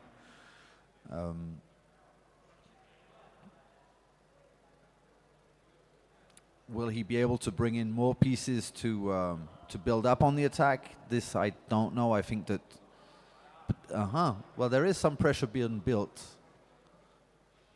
and White is dealing with it, but he's kind of on the back foot. It's funny to see because White is the rook up and he's playing like he's the rook down. But this is a temporary. I don't think it's worrying White all that much. He's And also playing the time. I think that means we get a boxing round too. Not another first round checkmate. It is definitely not going to be a checkmate, and the 10-second warning has just arrived. So, but this, I'm not too sure about that move. Paul is definitely getting in his own back here, a little bit at least. And there's the bell on the cusp of a black counterattack with an advantageous white position. We will have our first boxing round. Incredible fighting spirit in the chess to come back from quite a lost position, we might say. Paul forget his boxing shoes?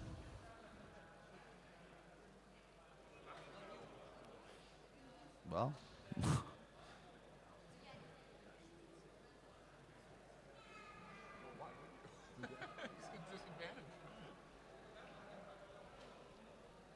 All right, our Iranian referee is back in the center of the ring. Definitely the most intense person in the room. Who's that? The Iranian referee.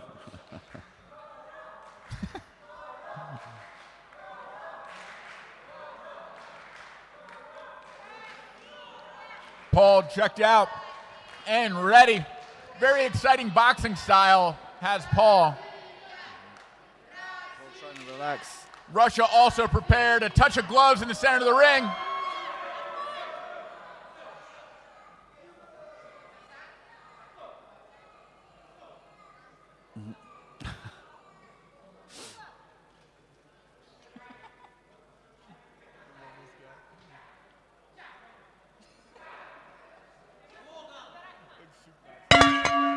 And we're underway. Another touch of gloves. Wow, big swing right off the bat, coming with a right hand. Paul, solid defense so far. Approaching with hands down. A nice 1-2, two landing to the body. Head moving clean so far for the Frenchman.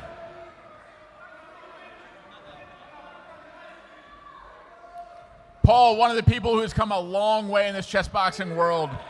A nice right hand lands on the chin of Paul. Before the round, he looked extremely stressed, and it's impressive to see. Nice rear uppercut lands for the Frenchman.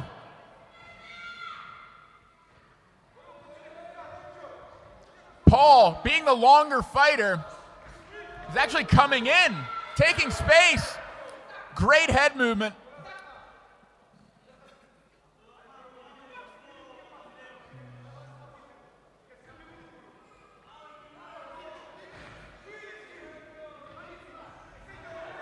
Well, he's definitely avoiding those shots. Nice hook cross lands for Paul. Paul fighting for the southpaw stance. Look for those crosses and hooks to be the big punches landed. Another rear uppercut, rear cross lands for the Frenchman.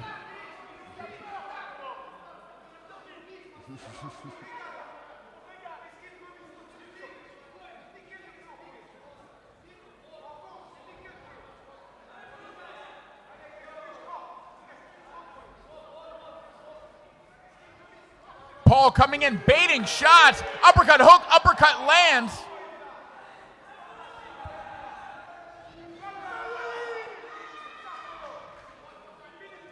Paul seems to be enjoying himself. Big smile on his face as he's coming in to these Russian power punches, having his way with these uppercuts and hooks.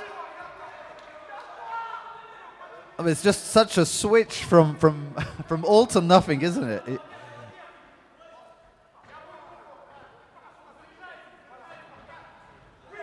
Double jab, and then the cross wrapped up by the Russian.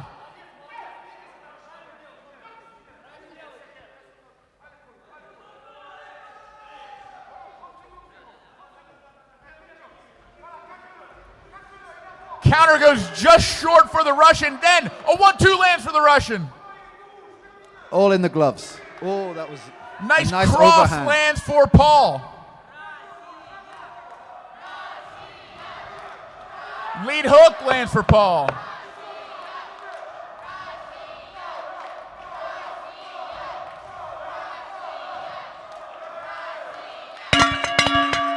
Powering up on those punches was Russia towards the end of the round, but a clear and decisive win for France in that boxing round. With style and smiles, too. Yeah, absolutely. I have to admit, I am a fan. But it just seemed so strange. He seemed so stressed before the round, and then as soon as the bell went, he just transformed into evasive. I might be stressed if that was my chess position, too. Uh-huh. You think that's what was happening, huh? And we are going back to the board, back where we left off after a very exciting boxing round. And actually, he might be coming back just a little. Maybe not completely, but he's definitely pressuring White with that rook down. It's kind of a strange situation, but there are tactics in the air.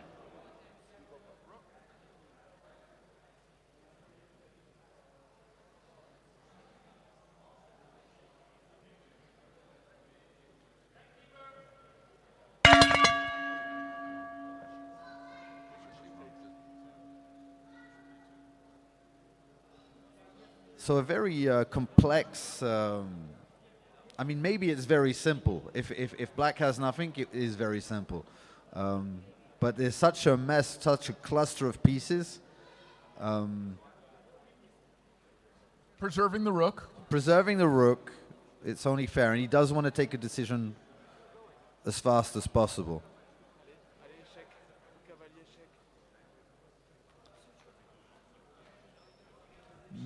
Now it's there. An opportunity.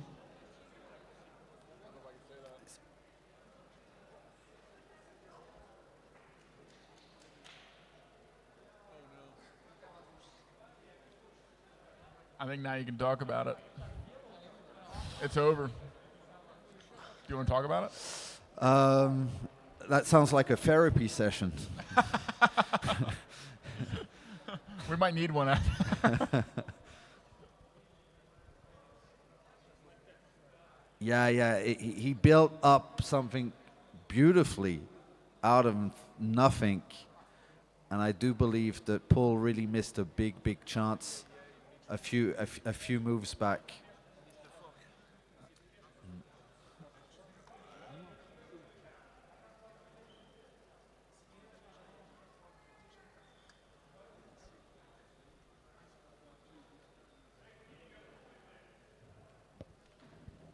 Less than a minute for the black pieces. Time control.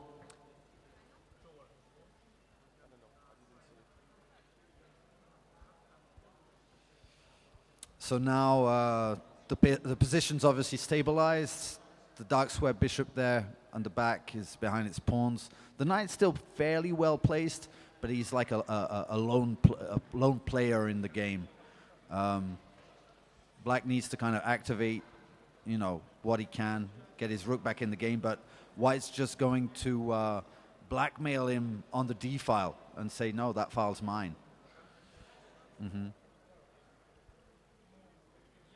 And now Black's king does not have much breathing space around it, and it's a little bit like a Python kind of strategy here.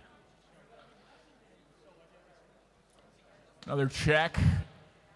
Knight moving into g7, forcing the king to the second rank. This is we have doubled this rooks. Is a checkmate. It's a checkmate, I believe. Yeah. And here we have it, ladies and gentlemen. Checkmate on the board for Russia.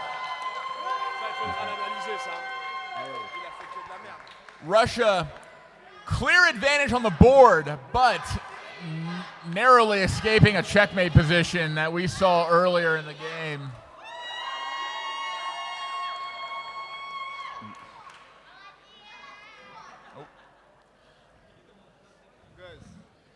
All right, ladies and gentlemen, in the white corner with the white pieces hailing from Russia, a winner by checkmate, Mohammad Gavad Madarur.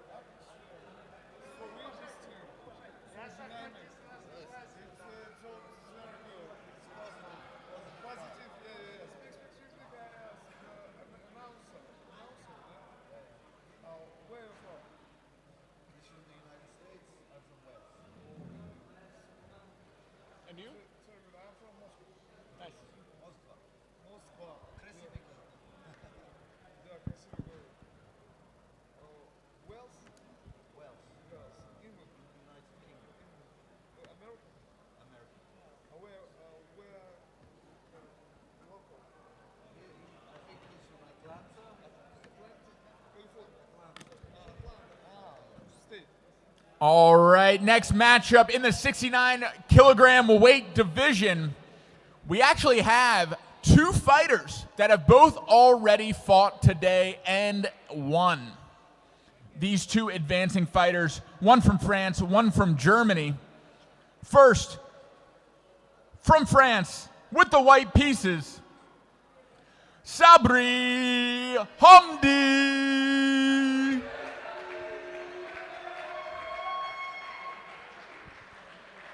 And in the black corner, hailing from Germany, controlling the black pieces, the winner of fight number 3, Konstantin Albrecht.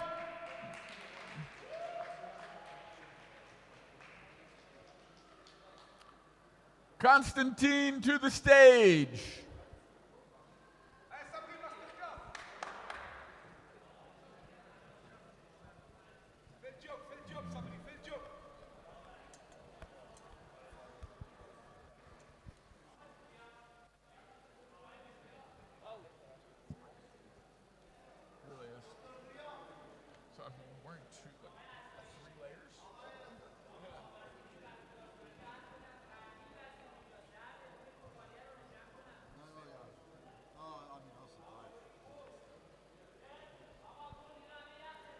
Germany, Konstantin to the stage.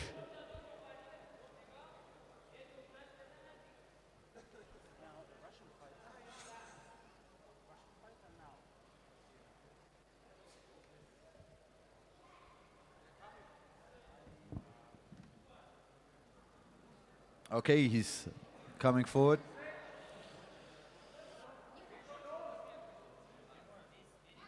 With the Berlin crew.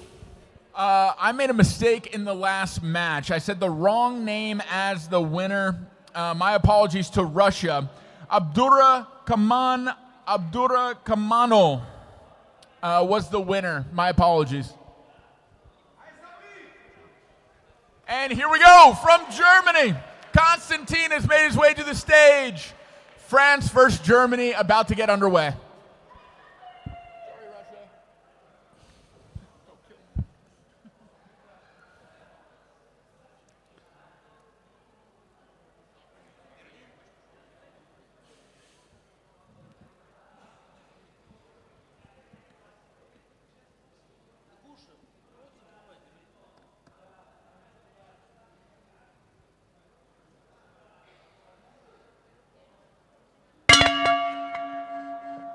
And there's the bell. We have a D4 opening.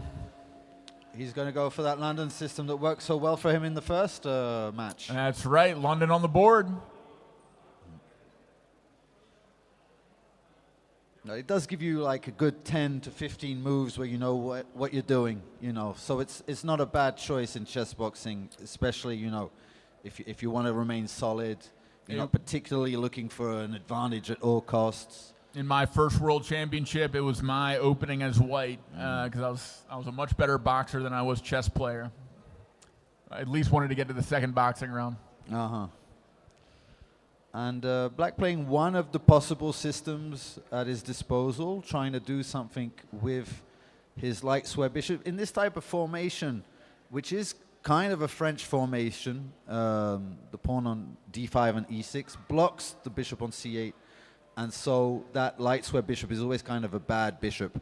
Here, though, Black has taken away all the pressure off of the d pawn. Now, it might not look like much, but by actually doing that, you do free up the position. So, okay, all these are the typical London kind of moves.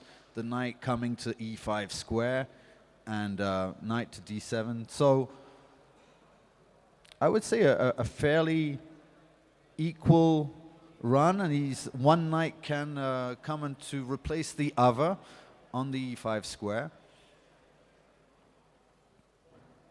And they're both keeping a decent pace. Nobody wants to be behind on time, which is very important in chess boxing, because time you can be completely winning.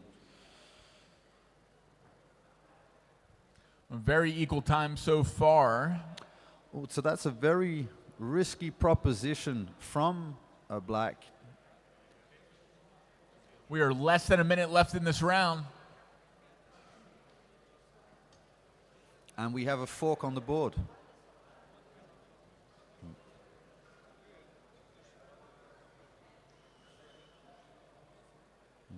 Well, it was a fork. Yeah. Yes.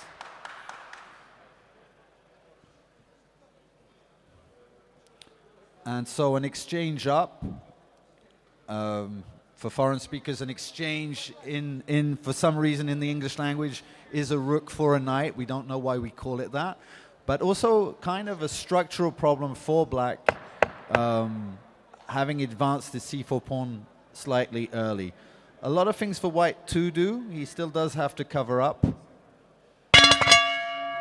And there's the bell. All right, so a slight advantage for White, material advantage? Well, there's a material advantage, quite a clear one. I believe the ref just gave him a count to play faster. I don't think that was a legit count, because he's actually at advance, so he can't be thinking to stall.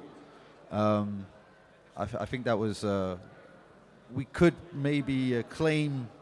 Well, we'll see what happens in the boxing anyway. But I think Sabri can be happy with the opening phase here.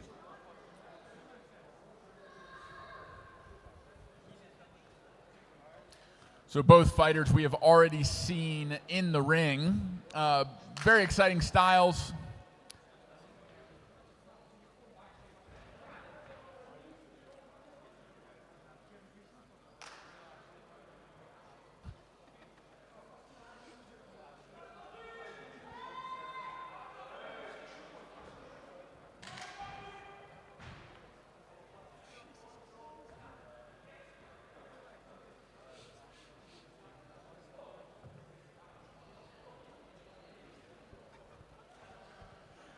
Seconds out.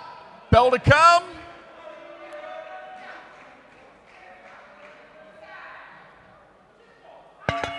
And we are underway. Immediately.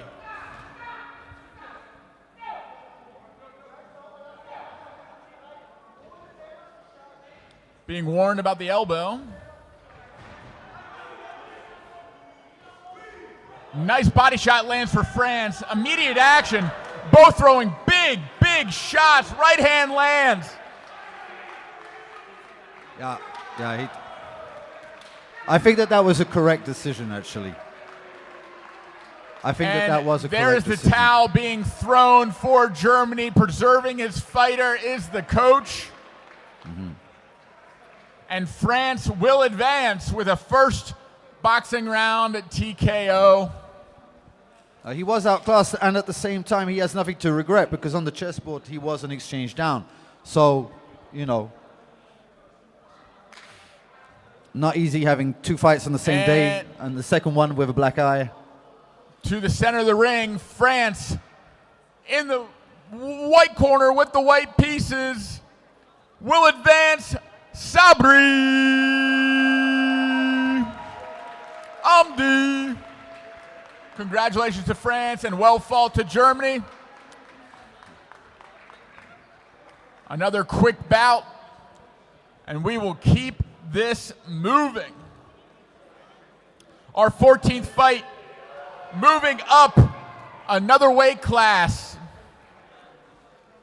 We're getting heavier hitters. In the 74 kilogram weight division, hailing from France, in the white corner with the white pieces, Baptiste Castinaro. A big, big client in this category.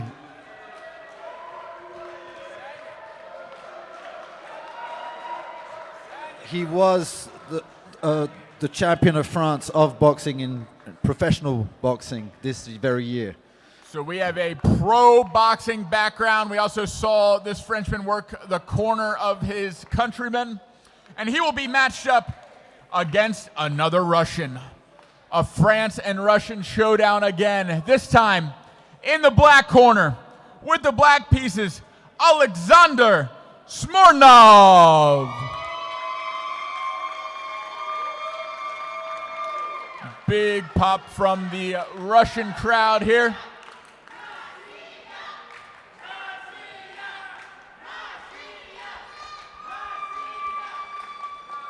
Another scheduled 5-round bout between France and Russia. Спасибо. I hope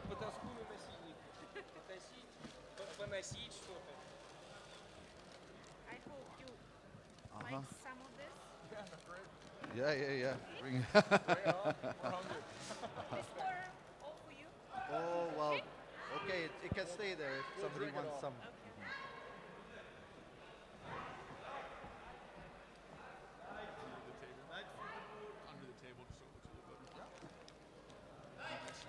Very much of a water under the table guy for chess. I don't like it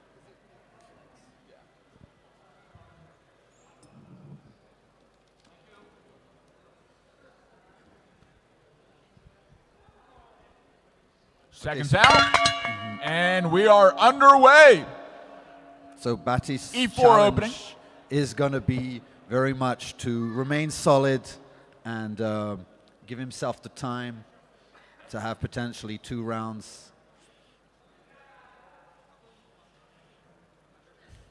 Defending the pawn. For the moment, everything's very stable. Bishop comes out. This is theoretical position for the moment in the Caro-Kann. A Bobby Fischer favorite, actually. Knight f3 and knight c3. Bishop d3, maybe slightly imprecise, but for the moment, not a mistake made. And castling has been done, and so the position will remain solid for quite some time.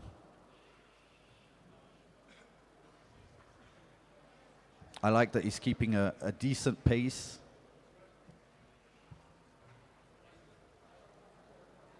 for the moment. No pressure is felt. There is something building up in the center of the board, but for the moment, bishop comes to b2 for that long diagonal.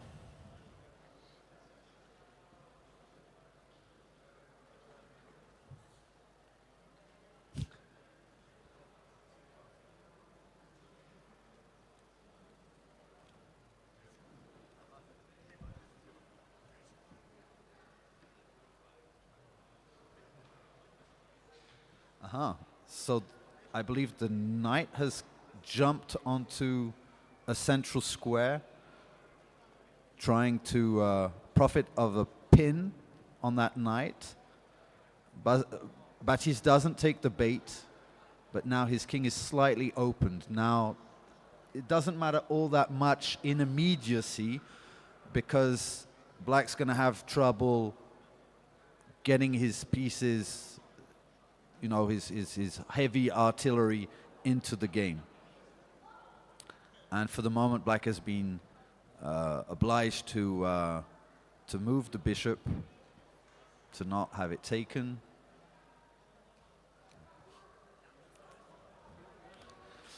Still many options open.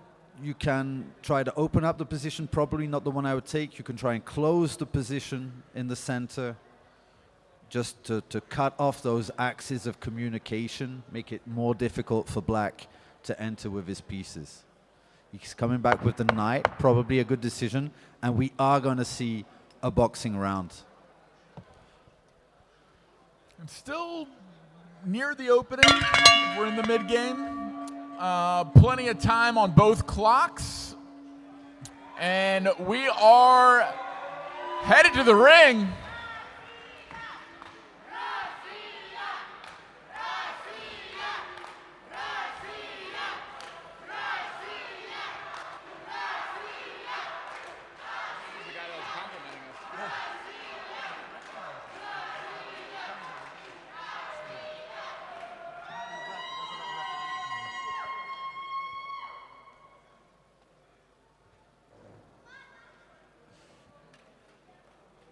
So Alexander Smirnov is a regular face around the chess boxing circles, been competing for a while and also refereeing on occasion. And a first-time world championship chess boxer in the white corner, the Frenchman, Baptiste. Excited to see what he can do. Well, he definitely means business in the boxing. There can be absolutely no doubt about it. He beat, less than a month ago, the Belgian champion called the Butcher. And yeah, he's ready for war. He was in the French Foreign Legion as a French guy who generally, you know, French people don't need to do the French Foreign Legion. He was there. And his nickname there was Pitbull. So let's see if he channels some Pitbull energy here.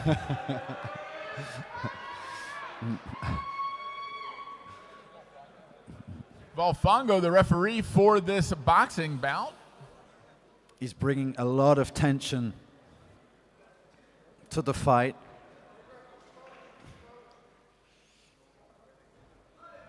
Seconds out. And there's the bell. Starting out with a jab is the Frenchman. A nice 1-2 lands, already having the Russian up against the ropes. Staving off the grapple, keeping his distance. A nice slip by the Russian underneath the jab of the Frenchman. Right hook lands to the body. Ooh, right hand stumbles the Frenchman just a bit. A jab lands.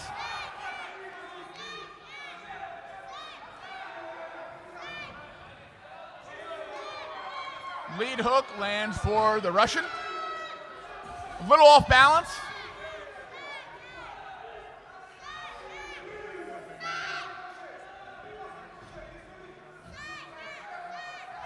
I think right hand over the top shoulder of the Frenchman. Frenchman begging for more. Right hand lands for the Frenchman. Baptiste with the Russian in the corner. Baptiste with the Russian on the ropes. And there's the first stoppage of the round. Right hand stumbling the Russian. We have a standing 8 count.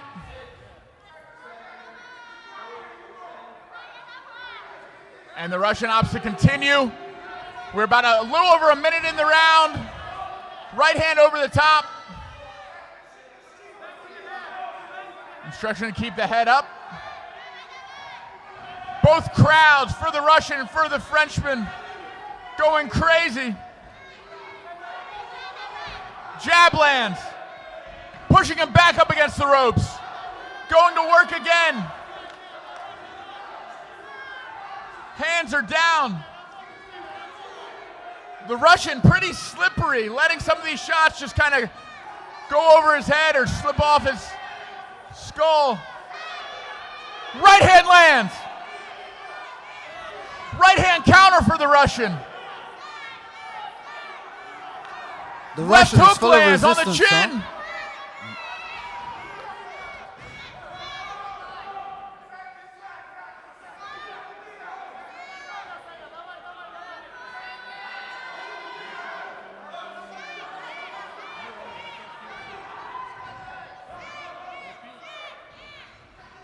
Left uppercut, left hook, right hand, and there's the second count.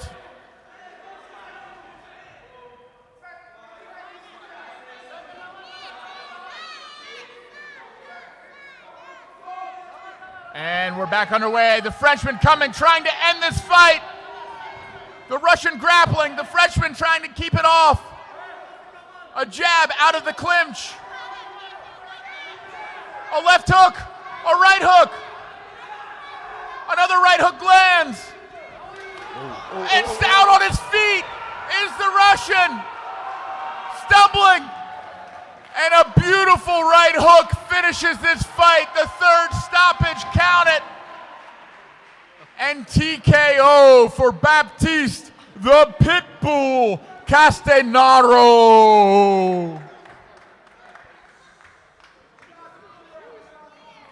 My hat goes off to the Russian, to be honest. Like, I would not have wanted to be in the ring with Baptiste.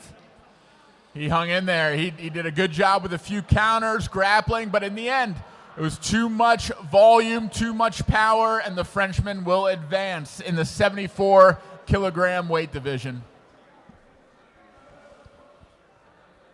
Wow, that was intense. The word onslaught comes to mind? Yeah, absolutely. But you could feel at the beginning of the match, he realized that the Russian was there to defend himself. And in the white corner with the white pieces, hailing from France, Baptiste, the Pitbull Castanaro!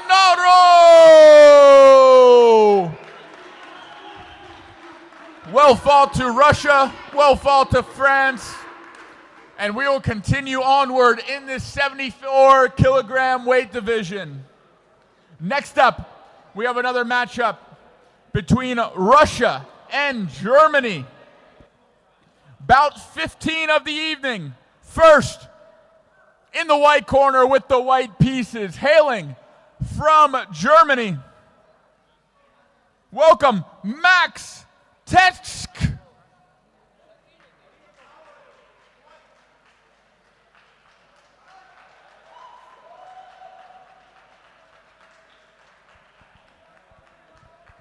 And in the black corner, with the black pieces, hailing from Russia, Artem Sludyan.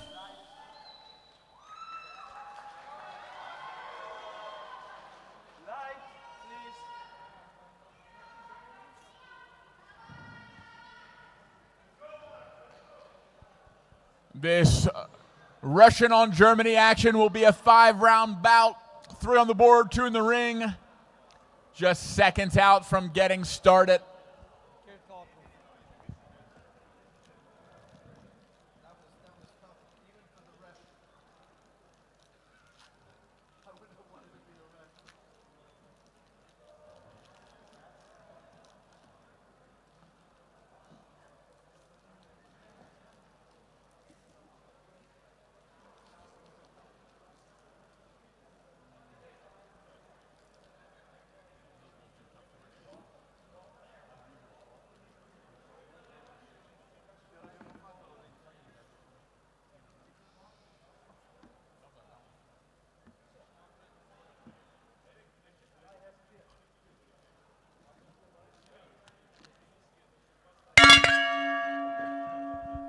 And there's the bell. We have an E4 opening met by D4. Very fast movement here. 4 knights opening. It went from a Petrov move order, which is interesting. We're seeing it a lot. Bishop G5, so getting the first pin in, and white having a little bit more pressure in the center. Okay, so this is double kind of pin, giving a symmetrical position. I'm not particularly a big fan, but okay, as that D pawn just advanced, maybe getting rid of the light square bishops, having your pawns on white might not be a bad idea at all. But that being said, of course, you're giving back that C5 square for the knight, but that's not what white is going for. Is it Artem who has white, or is it Max? Max. So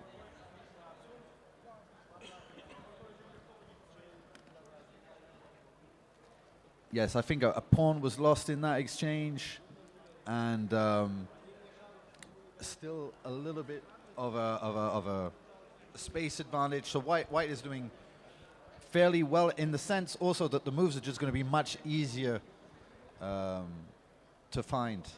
But that being said, he might prove he might make me eat my words. Queen takes G2, getting a pawn back, but opening the G file again. Very difficult to see where the black king is going to end up, because if you go that side, well, you're open. Open G file. That Aiming open at G that files. But the queen side wasn't any better, right? That would have been queen takes A7 in that case. So there's no direct tactics. Black is still surviving pretty well.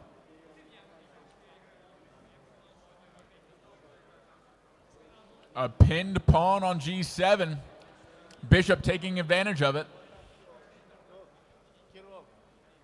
Artem pacing the pace a little more, and giving an exchange in the deal to relieve himself a little bit of having to defend the king side, and like the stakes go down. So it's like, okay, I will lose in the long run, maybe. And then again, that dark square bishop is actually looking pretty beautiful, to be honest. I'm not sure it's worth a full rook, but we can imagine a defensive endgame where you'd have to deal a rook against that bishop, and the outcome not being so clear. And there's a 10-second warning. We will see a boxing round. There's the bell. So white up a material advantage, but still anyone's game moving into this first boxing round. Germany with the white pieces, white gloves, Mac Tench, and Russia with the black pieces, Artem Slodin.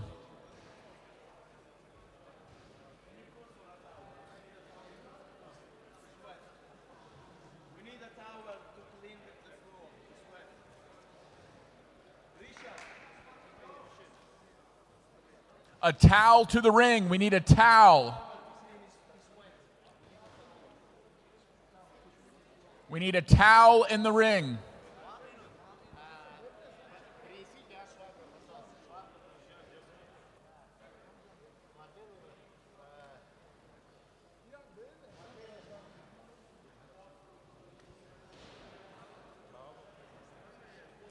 Was Max here last year in Riccion?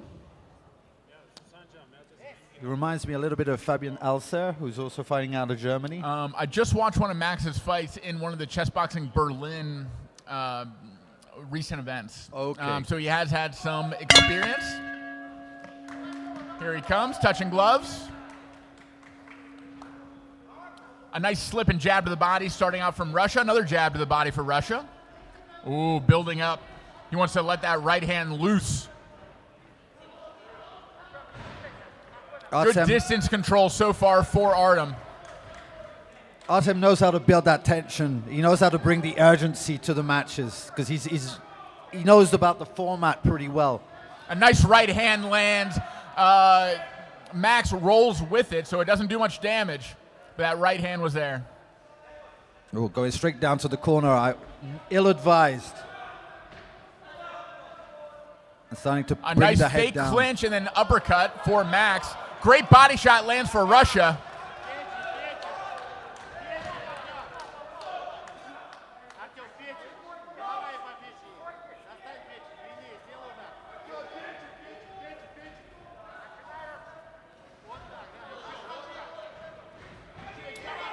Nice, taking advantage of a pivot and getting his opponent off balance. A good hook, pivot to take the space of the center of the ring back. Another left hook to the body lands. Great body shots. Well, even if they don't take their toll, then you're afraid to receive the punch again. Another left hook to the body. And that one may have found the liver. Yeah, yeah.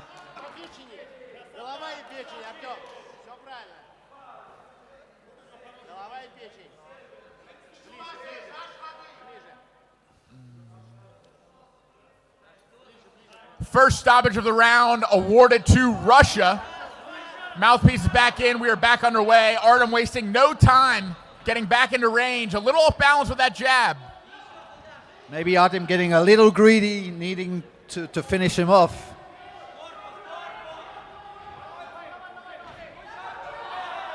Uppercut to the body. Left hook to the body. Warning to keep the head up.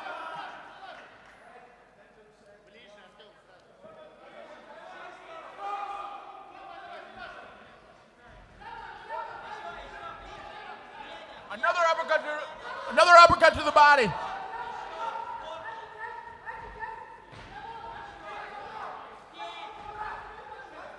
Germany trying to wrap up.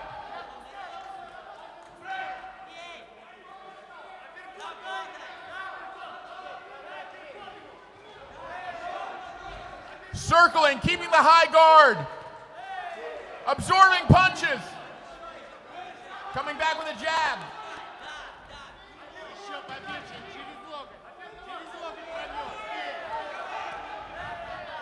Big hooks landing for Artem, the Russian. Some open mouth breathing, some fatigue potentially setting in, but he's still on the hunt. And there's the bell. Germany survives the round. Russia with a dominant boxing round. He found a really smart way between moving around and smothering the punches just to survive. Yeah, he had a few warnings about this, but Yeah. when he was smothering the punches, he was bringing his head forward. Very dangerous for Absolutely. both fighters. And so it was good by the referee Valfongo to warn that, and hopefully that doesn't continue. But some very strong, especially body punches, landed by the Russian, finding that left hook right underneath the ribs, that first shot that put the German down, and then following it up with just a barrage, chasing him into rope after rope. But we are back on the board where white does have an advantage. So this is a very yin and yang kind of matchup. There's the bell. We are back underway.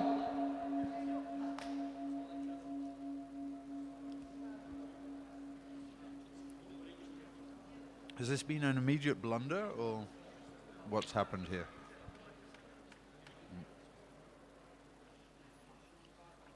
Is there something we're not seeing? It's Is the queen hanging? Oh, okay. Black to move.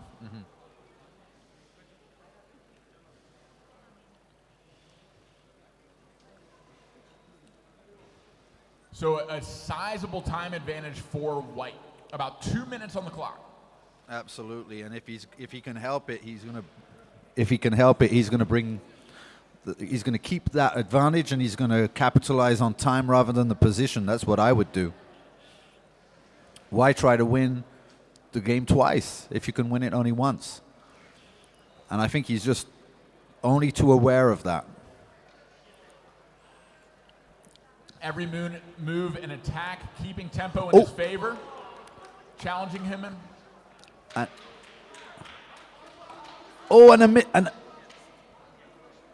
A missed checkmate on Checkmate B2. on B2. Missed checkmate for Artem. Oh, he's going to be kicking himself for that one.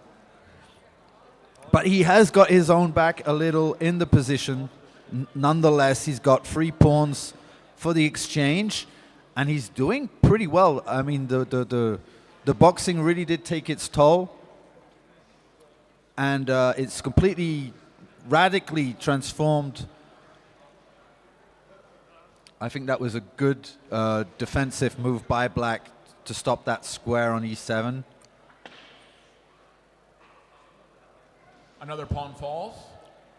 Looks like an illegal move.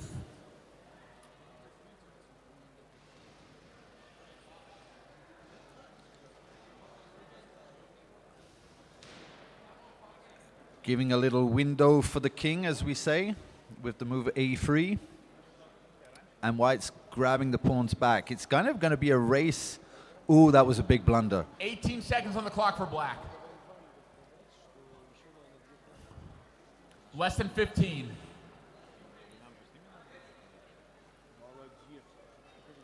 Moving very quickly is Germany. The urgency of not wanting to get back into the boxing ring. Well, there's no 10-second count yet, so I'm guessing that White will get the job done. He just has to keep pressing that clock. And now we have a potential ladder mate. Yeah, it's flag. Ladies and gentlemen, Germany with the come from behind victory. A clear advantage on the board, surviving the boxing round and finding a timeout and eventual checkmate position. A big congratulations to the German fighter, Max Tenschk. But I think his coach is even happier than him.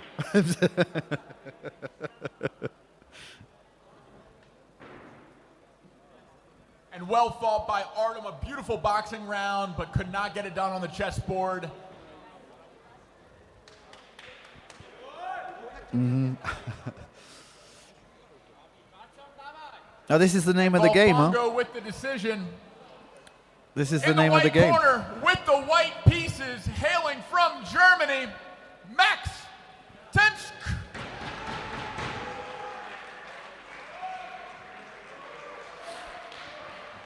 Yeah, Germany advances. Artem visibly disappointed, and he'll be even more when he finds out about that mate on b2. Yeah, a tragic checkmate miss. Queen b2 with a battery with the bishop. Could have ended it all, just like one of those punches he had. What happens frequently in my through observation is that very often when somebody gets a head start in one of them, and you know, let's say in the chess, and is taking a bit of a beating in the boxing, then the boxer himself feels like, oh, the chess is his world, the boxing's my world, and doesn't even believe that he can win at the chess. It's like, no, you know, you might be the boxing profile, but you could still win at the chess. You know, the guy is making mistakes, and you should capitalize on them. That's right. Keeping this train moving. The last matchup in the 74-kilogram weight division. This is a Serbia versus France matchup. First, in the white corner with the white pieces, hailing from Serbia. The first time that the country has made an appearance at the World Championship. Please welcome Nikolai Rizikov.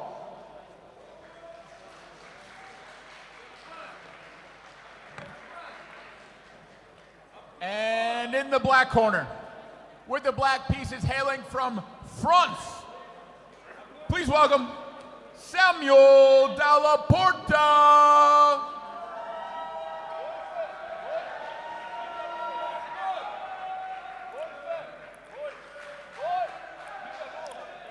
So Nikolai has moved to Serbia quite recently, actually. He is Russian, but lives in Subotica in the north of Serbia, close to the Hungarian border. And he was very excited to find out about chess boxing. I believe he has some experience in bare knuckle, and with a decent ELO rating to go with it. So we'll see what he gives against Samuel, who's there for the fight. He's been training hard. He's doubled his rating on the internet, his chess.com rating. Very exciting matchup. Best of luck to newcomer Serbia and to well-known France.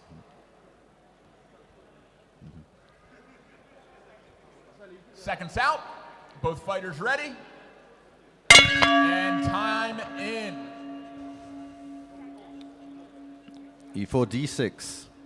B3, that's a bit of a surprise. Not taking the center when it's offered to you.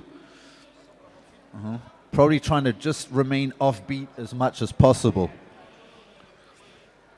Bishop G7. Obviously just trying to play a lot of moves and remain solid. And white opting for a double fianchetto. So not really like the aggressive style, much more of a positional kind of a positional game.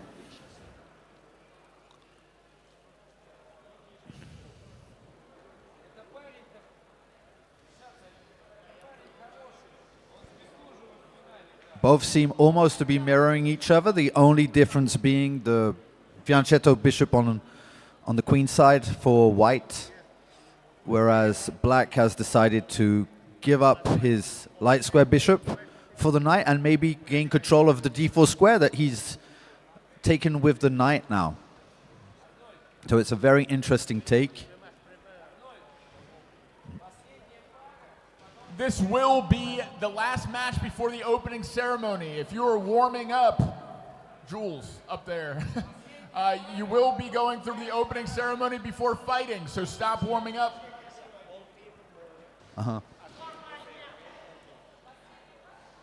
Les gars, ça sert à rien de vous échauffer parce que ce sera la cérémonie d'ouverture après.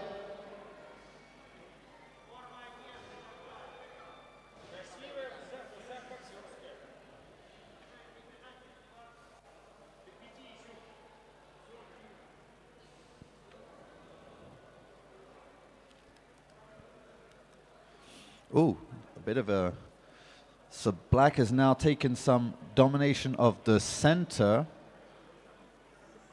Is it justifiable? Yes, he can do this. The pawn on e5 is defended by the bishop on g7. So attacked as many times it is defended. White building up on that. Black has to cover up now. But a very even match, I would say.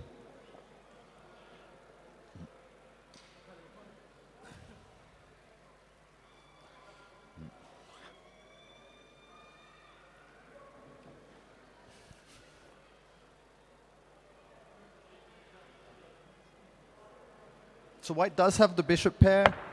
It might be, in some people's book, a small kind of edge. Very difficult to see exactly what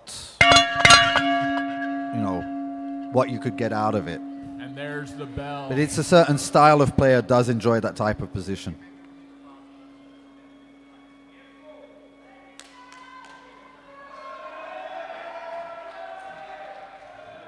And here we go into the ring. Serbia versus Russia. I'm sorry, Serbia versus France. Samuel versus Nikolai.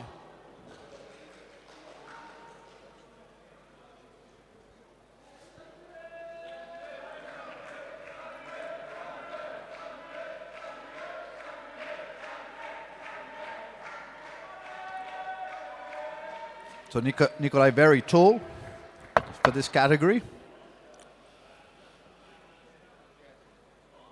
Could be very useful to keep people at a distance. Yeah, good range on the Serbian. About my height, probably about 10 kilo less.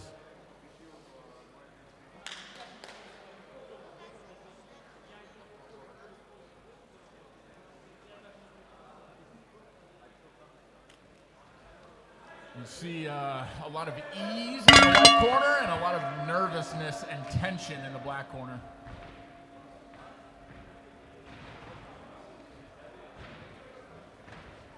Two attempts, a nice little tag there by white.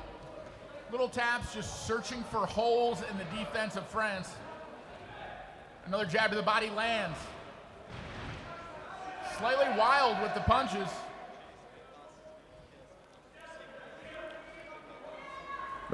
That started out slow and gained in momentum pretty quickly. It did. France coming in, entering with a hook and a cross, and getting turned to face the corner, back to the center of the ring.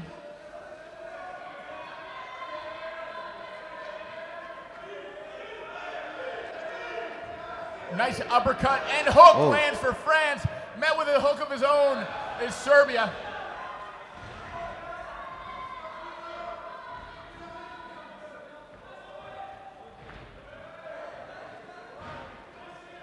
Big right hand goes just wide. Serbia circles back to the center. Bit of a hammer fist with that cross. Need to look out for that.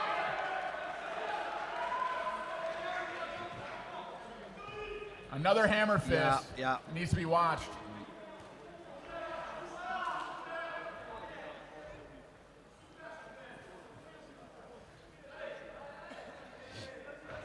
I think the adrenaline dump is over. A great right hand lands by Serbia. Just above the ear of France. There we go. The first warning, not using that hammer fist. He's done it 3 times. Yeah. 2 of them came from the top. I think there's no intent. It's just.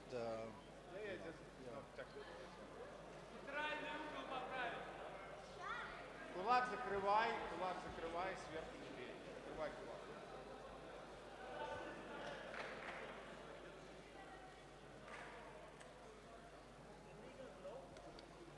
Looks like we may have a cut that's being tended to.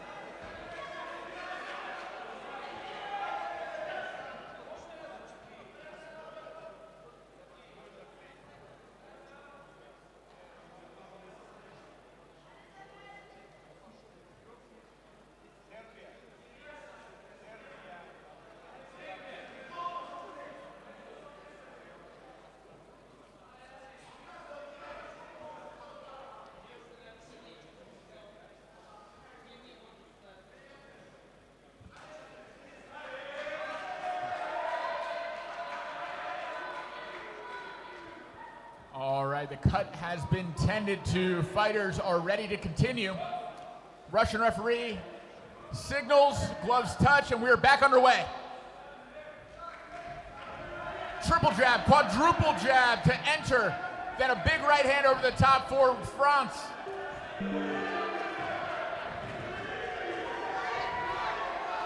France eats the lead hook. And then comes in with a barrage of his own. A big miss from Russia turns him around in a circle. He's bringing that from other sports, I think.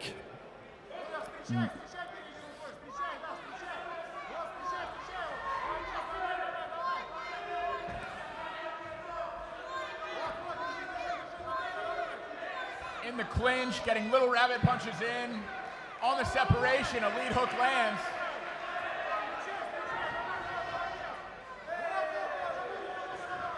That right hand from Serbia kind of loops out. And the bottom of the glove catches right where that cut is. Likely what caused it. Hooks coming in from Serbia. And there's the bell. Big smile and hug from the two fighters. First boxing round in the books. That was eventful. I think this may be the first opportunity that we have for the age-old chess boxing chant, blood on the chessboard. Yeah, we talk about it a lot, but it doesn't happen. It's sweat, mostly sweat on the chessboard, isn't it? And when it does happen, we must celebrate it. It is one of the most prominent images of our sport. Because you don't usually see blood on a chessboard anywhere but chess boxing. But it's so appropriate to a chessboard, though, isn't it? Chessboard should have more blood to it. I mean, there's bloodshed all the time. That's why our sport exists.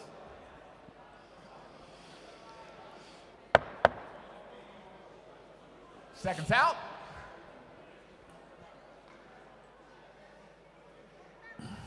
Paul Duche making sure that blood on the chessboard doesn't happen.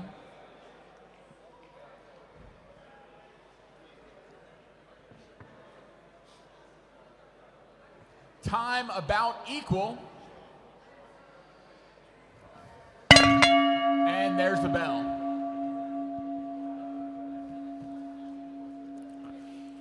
Okay, so now they have to go back to this kind of, I want to say, classical music kind of position. Oh, now that's a strange decision to give away that bishop for the knight. I'm not saying the knight was bad. It's just re-establishing some central pawns for black and taking away the light square bishop and the bishop pair, more importantly. Sure, he's getting this c4. But yeah, I like this. I like keeping it close. I mean, that's what I'll do naturally. I'm not sure how good it is, but now there's only kind of one weakness to account for. F4, he's being aggressive, and rook e7 covering up. Nice, not taking any risk. What's the time like? They're very close on time. I'm loving it. I'm loving it. They're each keeping the pace.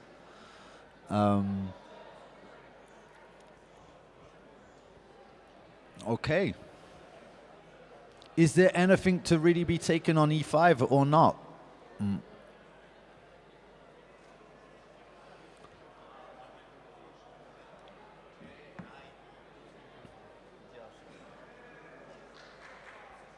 It's taken on e5 once, taken back with the bishop, which is the logical choice, although it wasn't the only choice. Rook takes could have been played.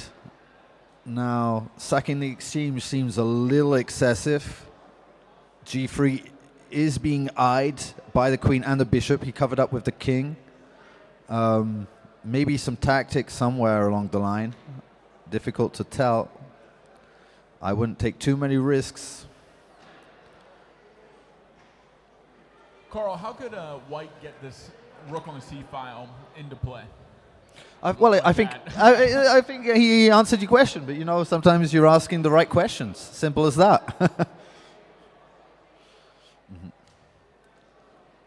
Ooh, so here are some tactics, and it's very difficult to take these risks. Also, he took the rook instead of the queen just to get the check in. In both cases. Why would he do that? To get the bishop, and now he's actually up, but for how long?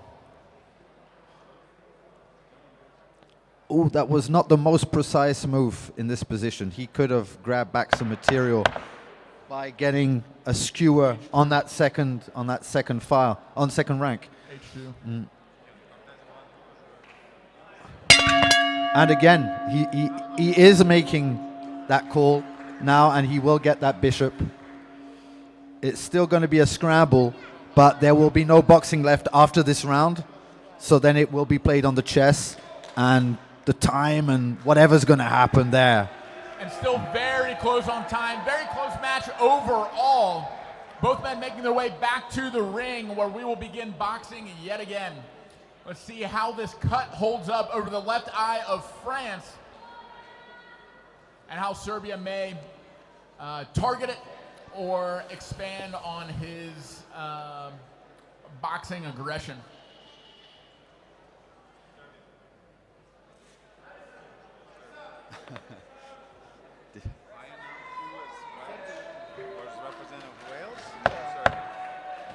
Well, probably Wales. Wales. Yeah, I mean, it gives you an extra flag. And how do you pronounce how do you?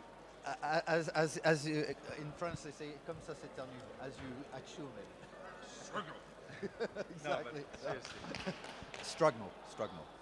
Strugnell. Strugnell, yeah. Strugnell. Struggle. Okay. It's like the struggle, you know. The All struggle right, is real. fighters are gloved up. Referee is ready. Serbian language. We are seconds out, men in the corner, and there's the bell. 3 minutes of boxing action underway. A lot more observation than in the first round. And that looping right hand. A nice lead hook lands and stumbles the Serbian. Another lead hook. Bulldozing him into the ropes.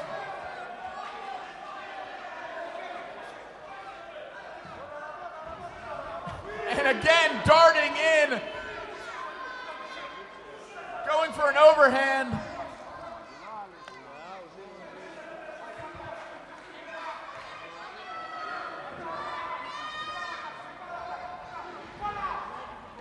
A rear hook lands for France. A lead hook.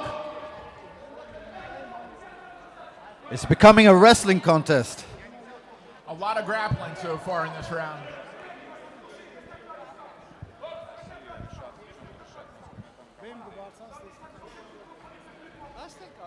France doing a good job of getting inside the range of Serbia. A nice uppercut, hook, cross lands for France.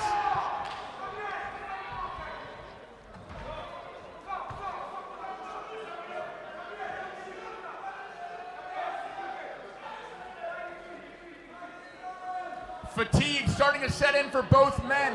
France still coming forward. Pressing his aggression in the attack. A lead hook lands on the chin of Serbia. A right hand. Pushing him into the corner. Another right hand. A barrage of punches landing for France, earning a stoppage.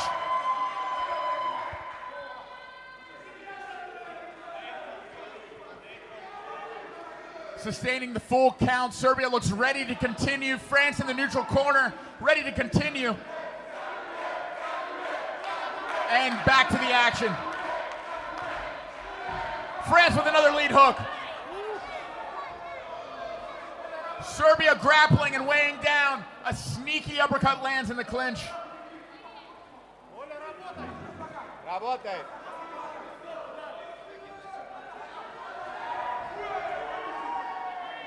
Lead hook, France's best punch so far, finding its mark again and again.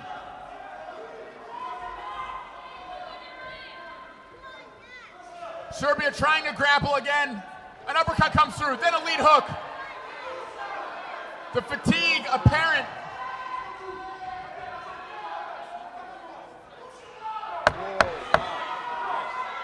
France has him on the ropes.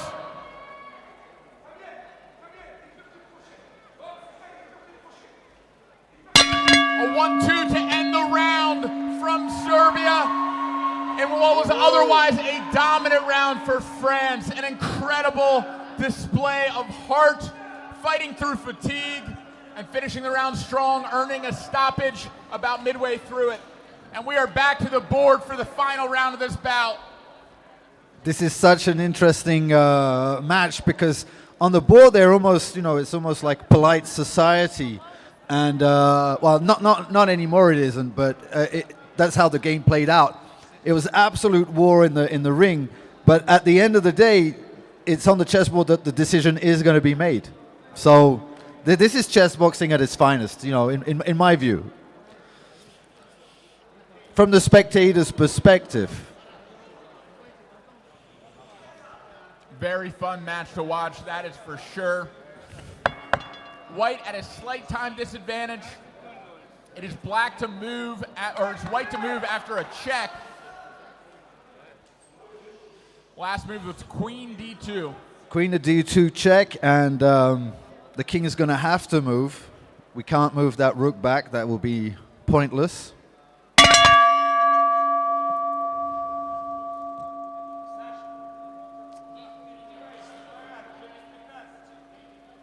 And it's also going to be a time game. And that 30-second advantage is looking good for black, for France right now.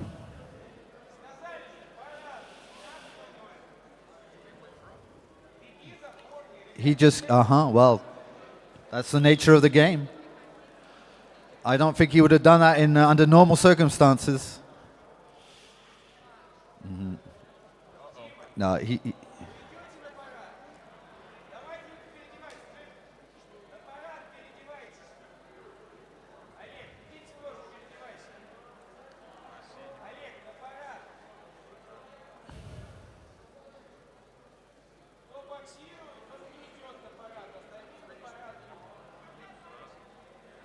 just scoop, scoop, scoop. And again, you don't have to win in these circumstances. If you're winning on time, just run down the clock. But I think in this particular instance, is just and he's moving towards promotion. Yeah. The race is on, and it looks like Black will win that race. Trading off the rook for the promoted pawn.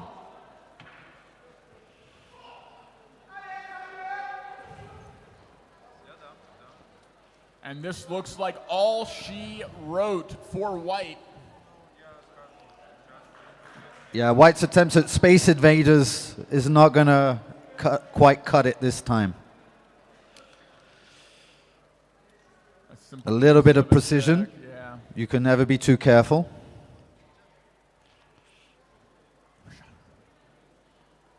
Yep.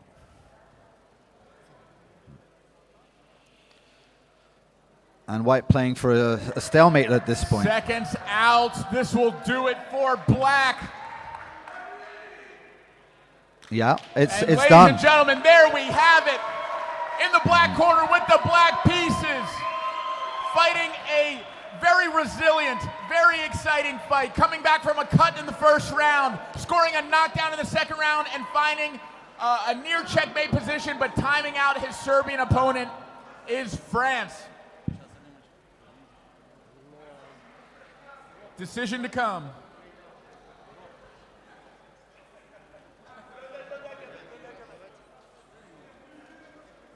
A big welcome to Serbia, first appearance in the World Championships. But this match will go to, in the black corner with the black pieces, hailing from France, Samuel Della Porta.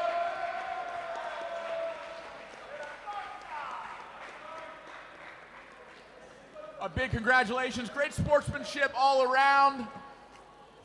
And ladies and gentlemen, we will be shifting gears now, a brief break in the action to conduct the opening ceremony.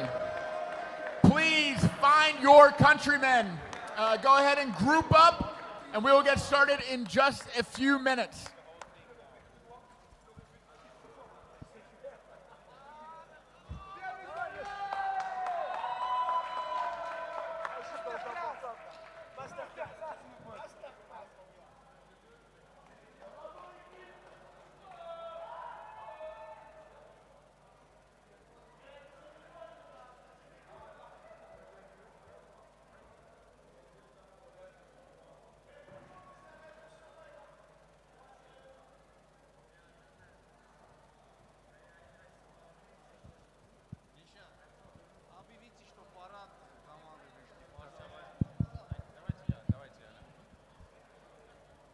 Okay, guys.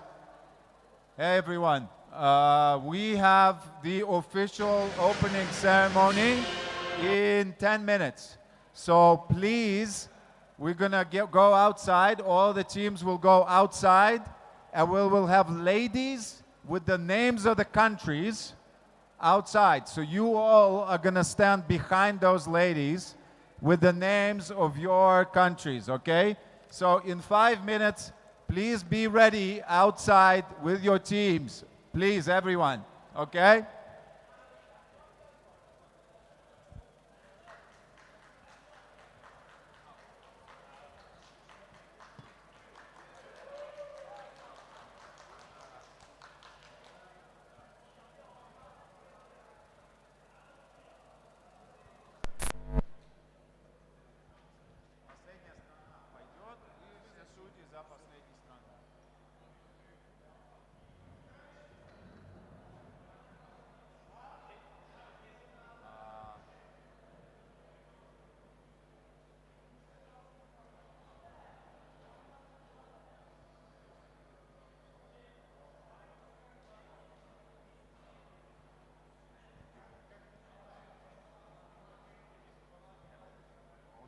Syndrome.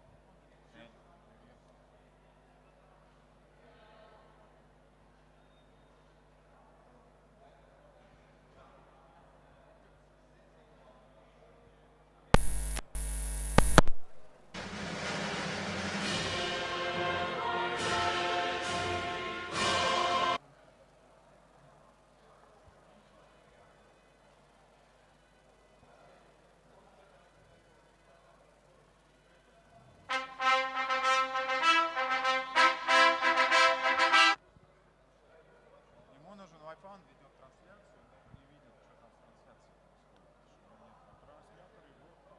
Отлично, да, он сидит, смотрит, он ведет трансляцию, как комментатор.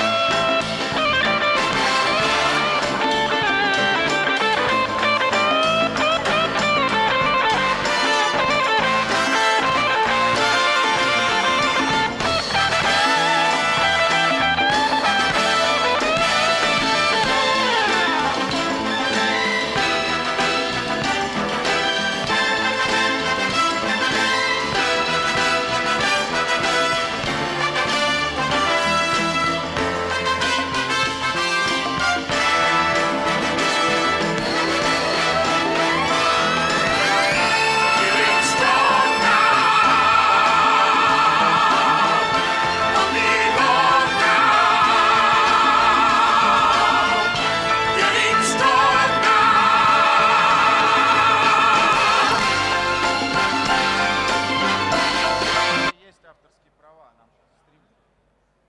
Без авторских.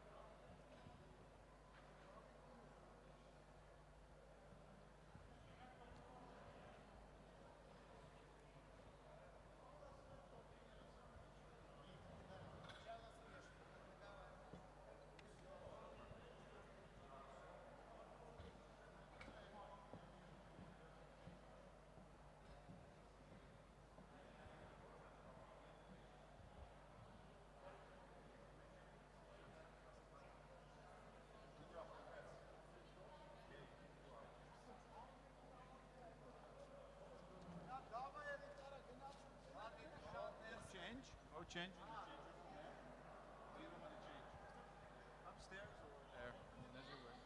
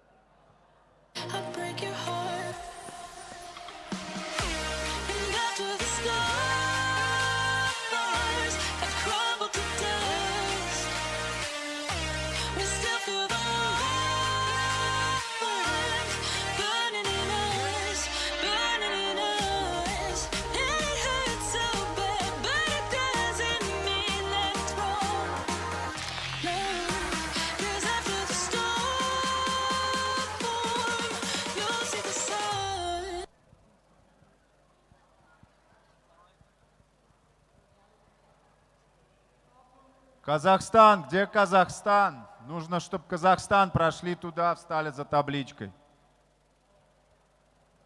В основной холл, да?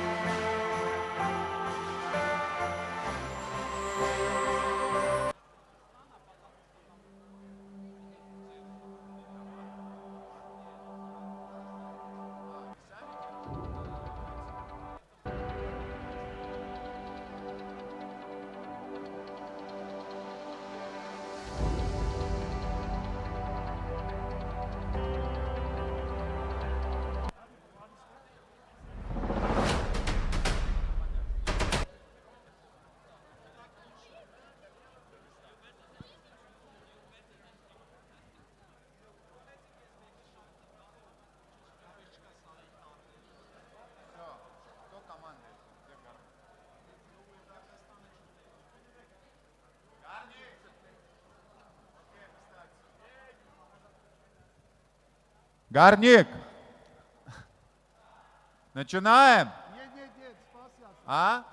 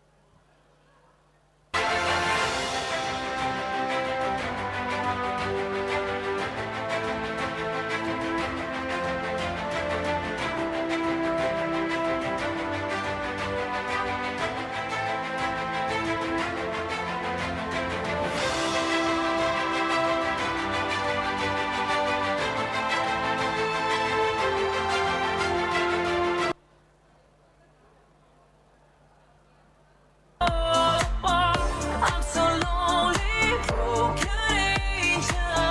I'm so lonely, listen to my heart. One and only broken angel.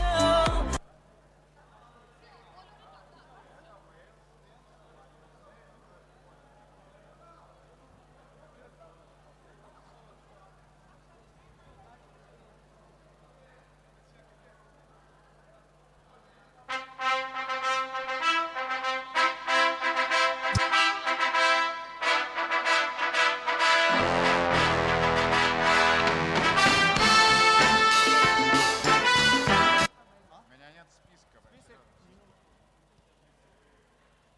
Все страны, давай. А, вот здесь есть вроде, но он неправильный порядок. Ну ладно. Okay. We start in 5 seconds, да? Yeah? Everybody ready?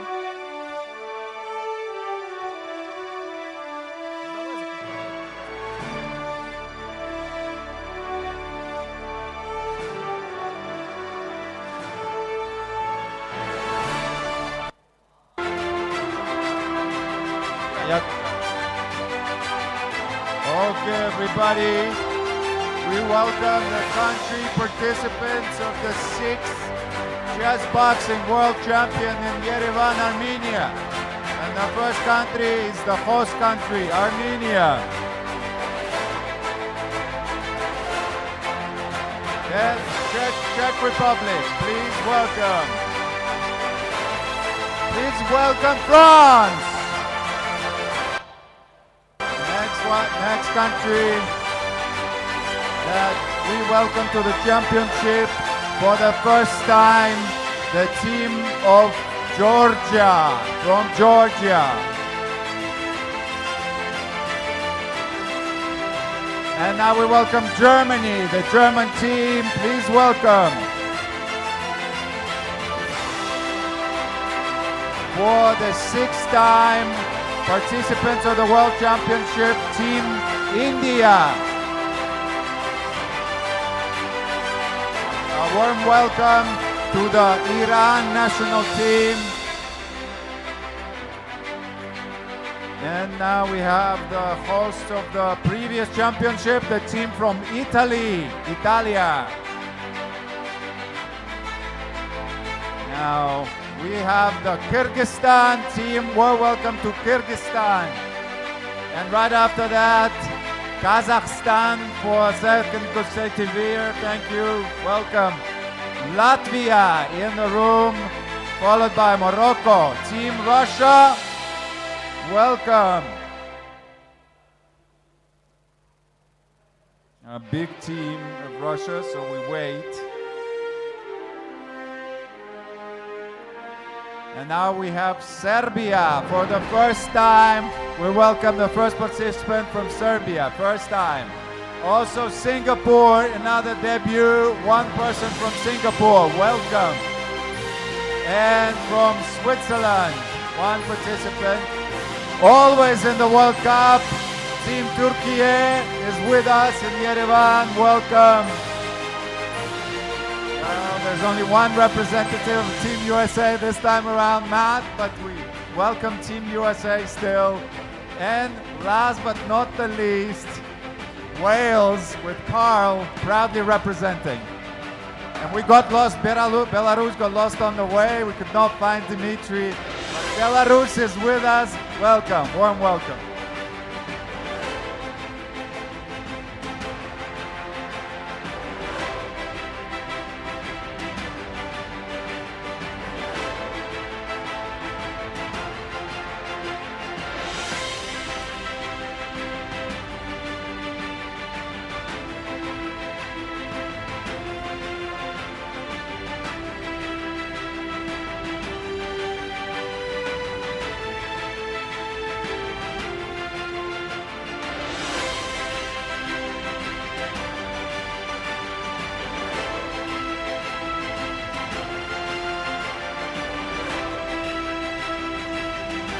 Dear ladies and gentlemen, Chessboxing family, participants, coaches, we are so happy that you made it here. We're so happy to have you in Yerevan. We will soon declare this championship officially open. Before that, we will have some speeches. We will give some thank yous, etc. But first and foremost, we are extremely thankful to the country of Armenia, the city of Yerevan, to our hosts for making this possible, for hosting us here, for giving us beautiful venue for us to compete in. And I would like now for the music director to play the national anthem of Armenia. So please stand for the national anthem of the Republic of Armenia.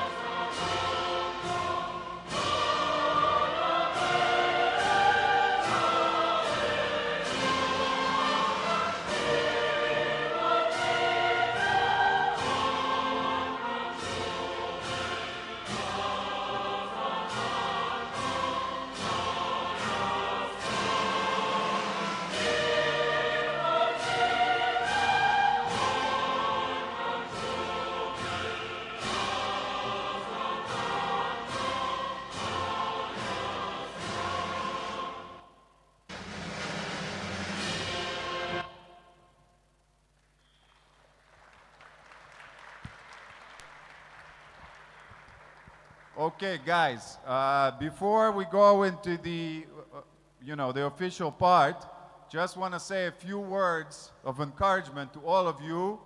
We are, as you know, we're a young sport. We're still a small sport. So we really are a family of chess boxing. We all know each other.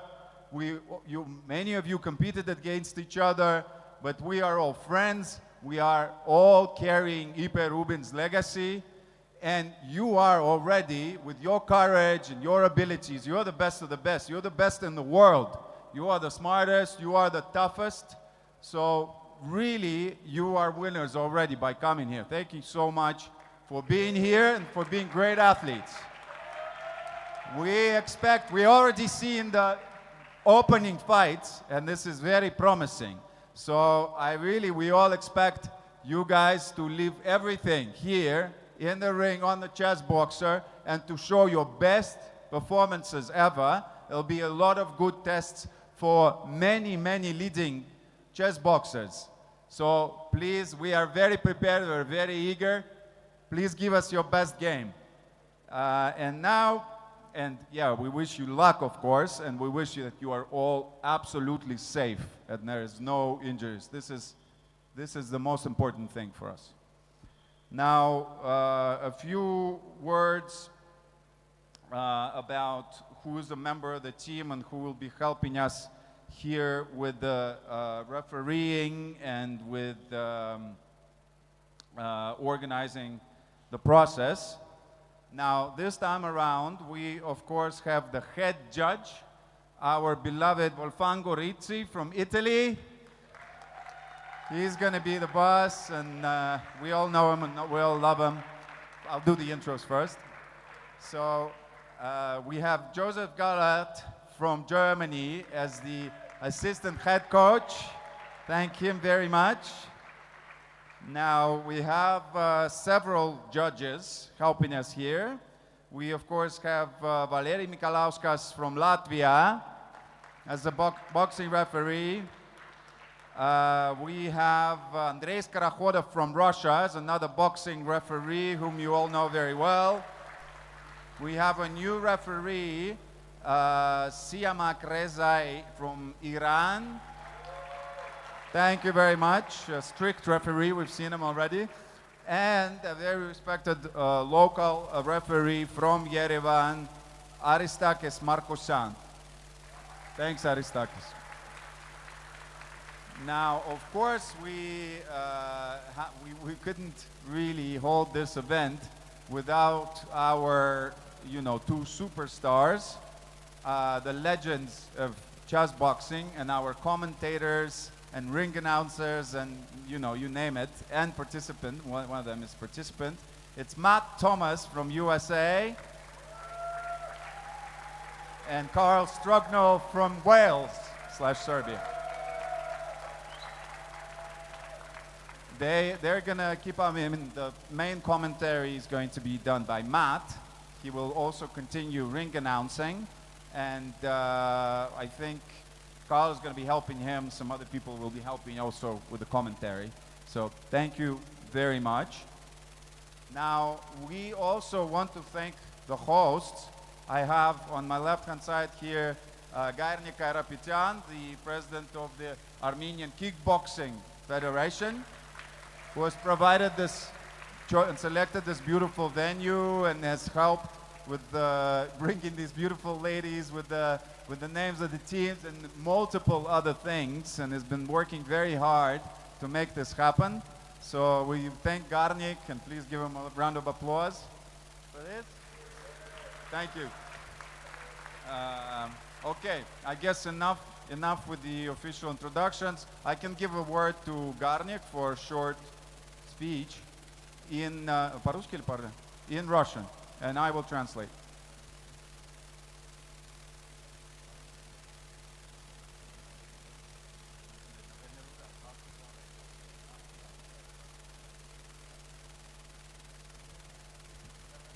Да, вы тоже. Вы сейчас вы тоже, пожалуйста, да?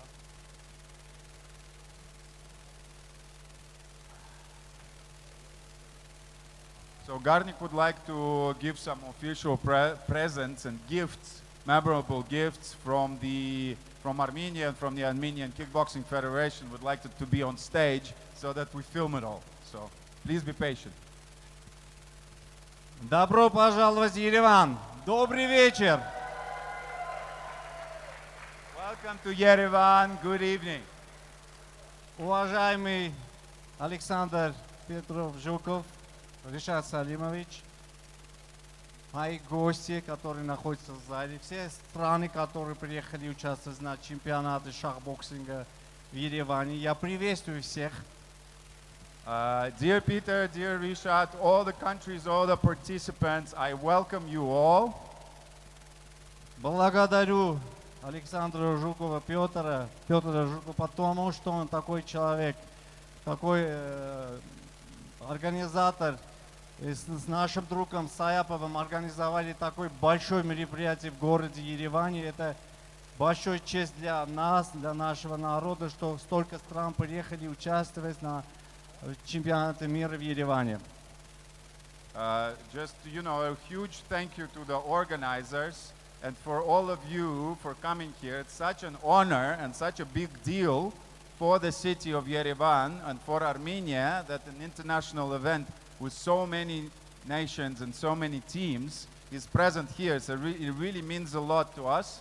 Thank you very much. И министр спорта, и Олимпийский комитет поддерживал вот такое большое мероприятие в Ереване. И я от Федерации кикбоксинга Армении лично вот такой сувенир хочу подарить уважаемому Петра Жукова. Вот это сувенир руки, дружба руки. Смотри, пожалуйста. И Ришата Саяпа, вот это дружеские руки всех стран. Спорт это дружество. So this is just a symbolic gift for the organizers with the symbolic shake of hands, and he'd like to say this is a symbol for all of us. What we're doing here is a big shake of hands, the friendship between the nations, and we are all friends.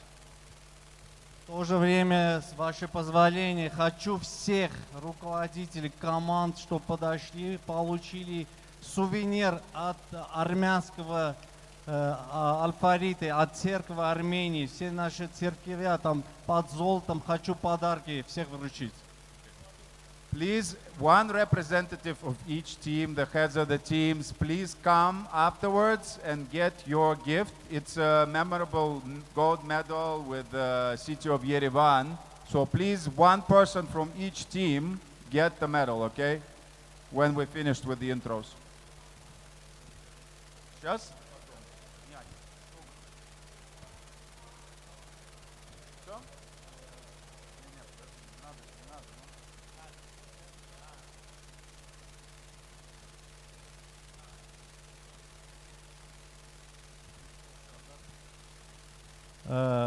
У нас сегодня будет художественная гимнастика открывать наш чемпионат, и танцоры будут армяне. Наш национальный танцорский фестиваль будет. Это все мы хотим сделать для того, чтобы наши гости знали, что Армения это гостеприимная страна. And another present finally from God. It's going to be a performance. Their gift to us, a performance with the national dancing and the gymnasts. So just to make sure that you understand that Armenia is a very hospitable country, and they would like you to see their performance of the national dancers and gymnasts. So we will leave the floor to them. But before that, I think but guys, before we let the gymnasts on here, I just want to officially declare the World Championship open, and congratulations. Let's go.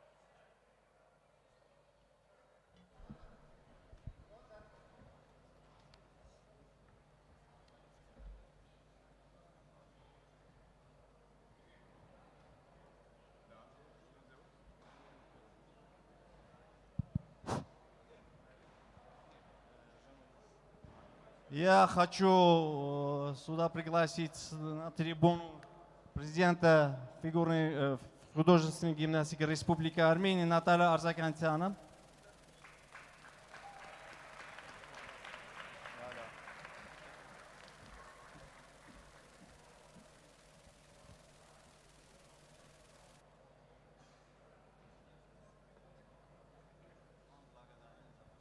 Спасибо огромное за прекрасное выступление. Спасибо за девчонок. Очень рады, что вы к нам пришли. Совместно от нас с Гарником, на самом деле, хотели просто памятный подарок подарить, чтобы поблагодарить вас. Спасибо огромное. Да, конечно. Добрый день всем, добрый вечер. Хотела поблагодарить. Thank you very much for attention, for the beautiful moments. Спасибо за вот такие моменты. Для девочек это очень важно. Девочки буквально неделю назад, как вернулись из Сербии, заняли первое место. И также мы были в Гонконге, второе место.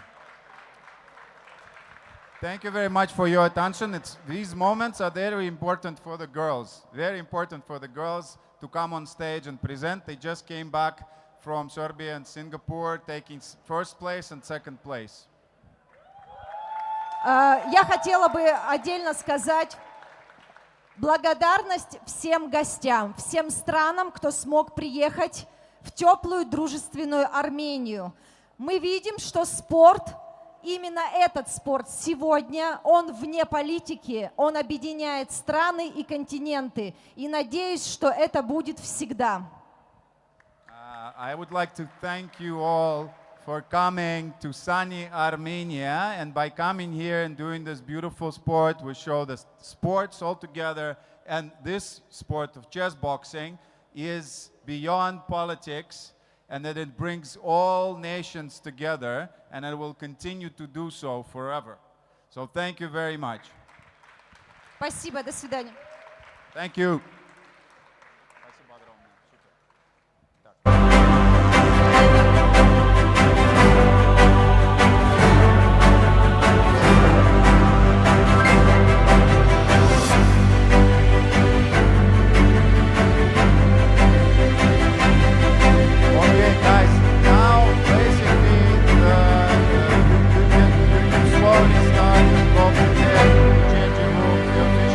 Over. There will be some performances, so people that have their bouts later, you can stay and watch.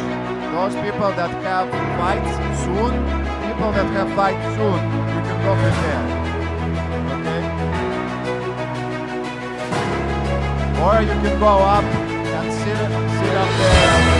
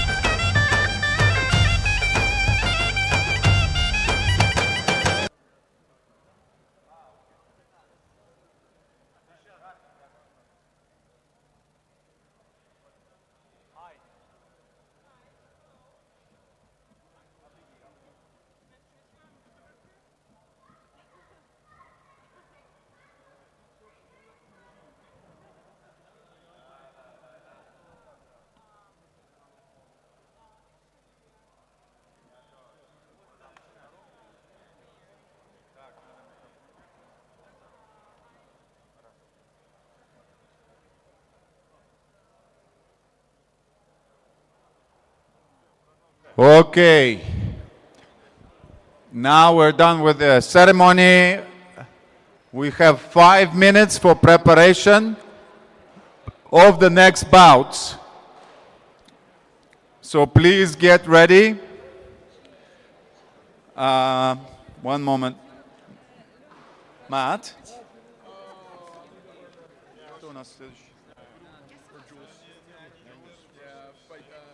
Like 17.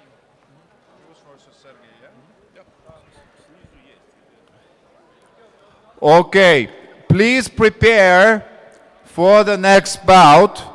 From France, Jules, and from Germany, Sergey. Please prepare, fighters prepare, 5 minutes.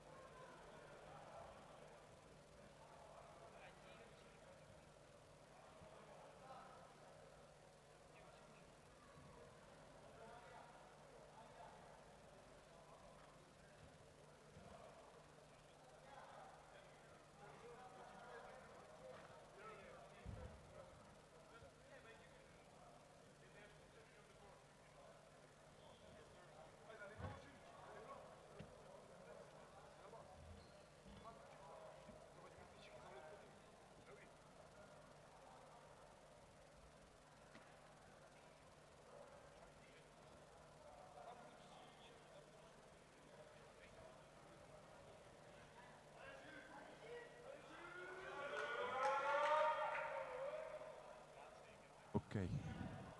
Test.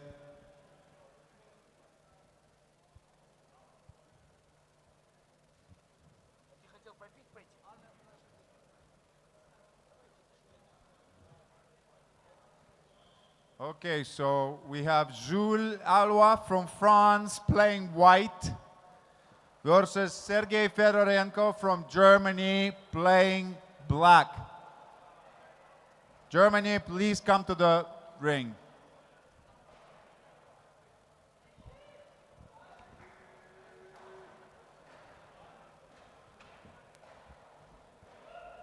Woohoo!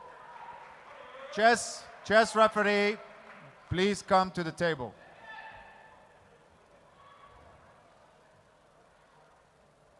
Ten seconds. Chess ref, ready.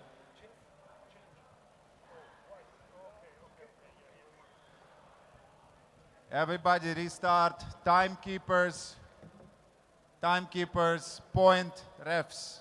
Please come to your desks. Point refs and timekeepers. Joseph? I'll do the timekeeper, but I need one judge.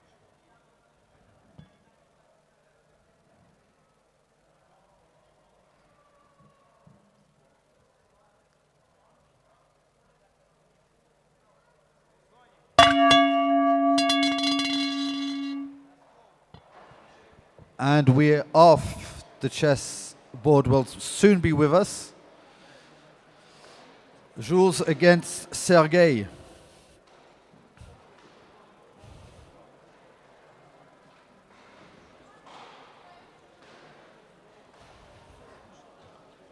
And already a small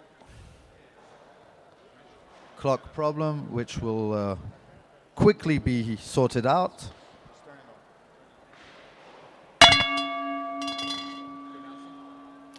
I said Jules against Sergey. Yeah. Check. Ladies and gentlemen, we are back with the 6th World Championship action, the 17th bout of the day. From France, Jules Alois Julien. And in the black corner, from Germany, Sergey Fedorenko.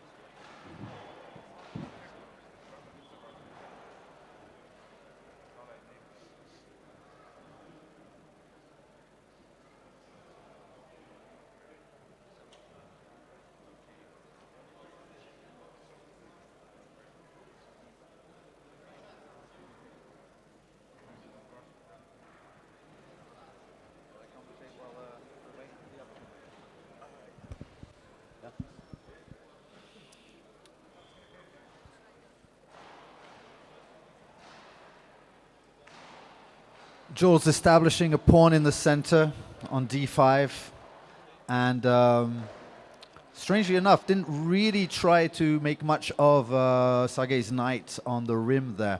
Obviously, trying to optimize this move that he's just played now, b4, without the possibility of jumping via b3 to the d4 square. So that's kind of a knight on a rim is dim masterclass on this one.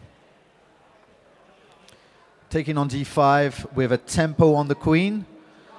He's being extremely precise here. Of course, there's absolutely no need to hurry taking that knight. And of course, he's going to scoop it up now. The b pawn is also already being aimed at. There is a slight thing, it's the opposite color bishops, but here the material up is obviously more than enough to not even bother with that type of analysis.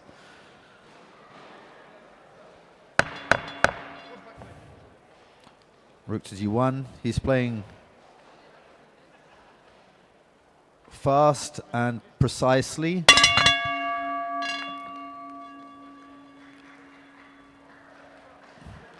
He's spending less than a minute on the clock. Sergey has 2:13 left.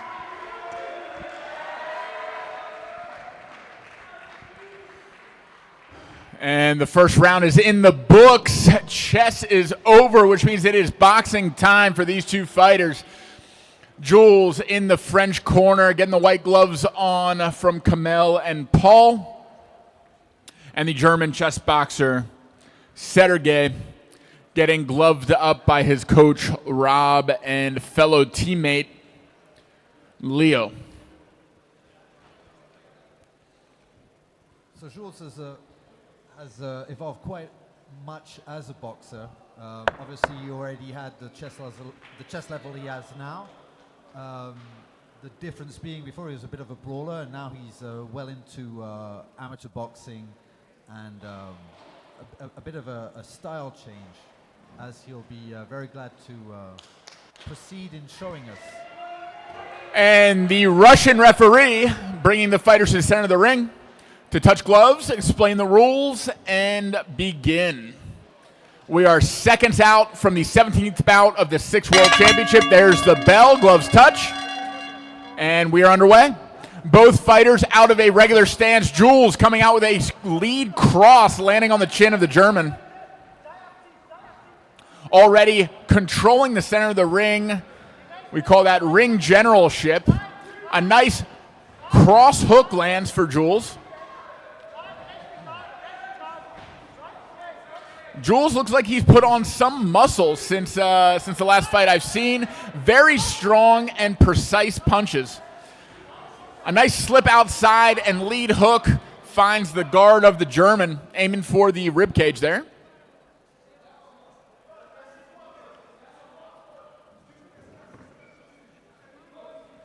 And we're back underway.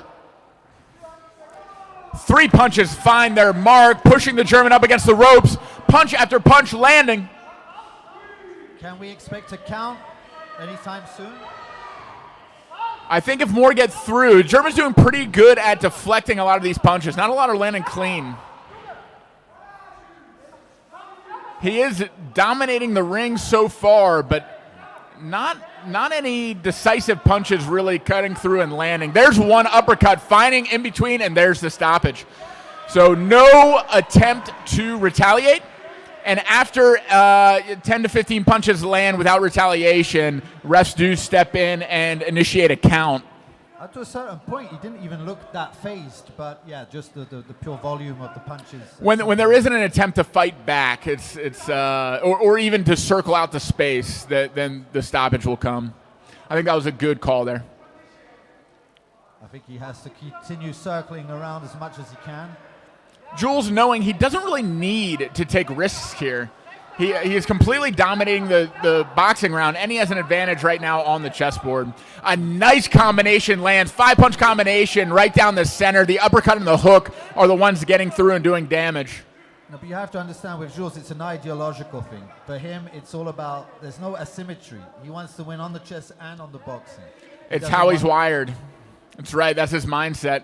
The German looking a little less energized and maybe like a sign of defeat on his face for the ring. I think he's counting the seconds to get back to the board, just covering up and hoping he can survive. A nice counter cross land, sign of life, but that's in the face of another 10 to 15 punches landing for Jules. Jules making a statement here and an argument that maybe this should be called. Earning the second stoppage of the round.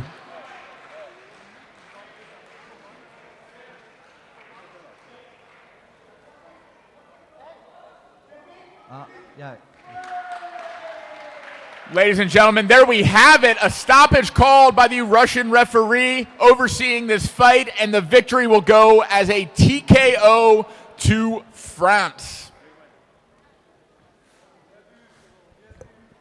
And sending a strong message to the rest of the category.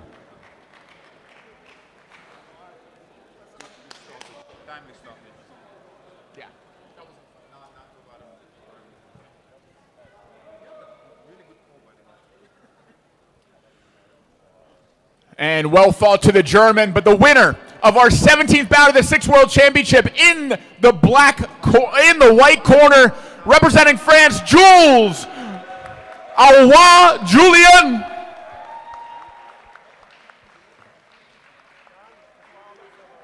Well fought to both competitors, good sportsmanship. And we will continue in the 79 kilogram category. Next up, we have a Russia versus Czech Republic bout. First up, in the white corner with the white pieces, representing Russia, Alexander Semenov.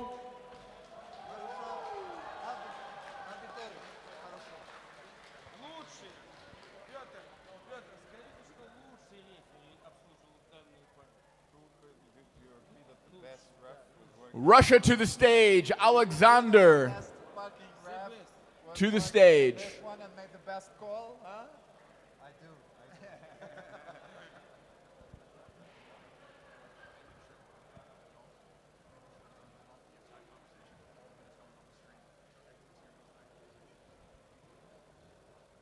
And in the black corner, representing the Czech Republic and the inaugural debut of Czech in the World Championship.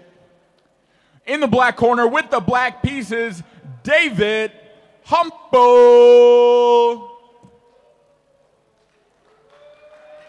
Give it up for David.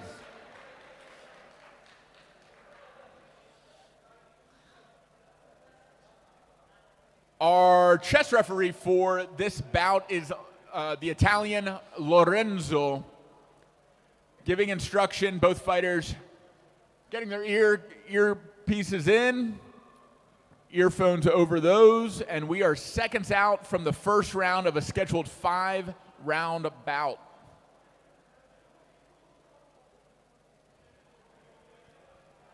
I was dining with David not a week ago in Prague. And with Valentin, who's he must be in his corner, and with his brother. Another happy kid.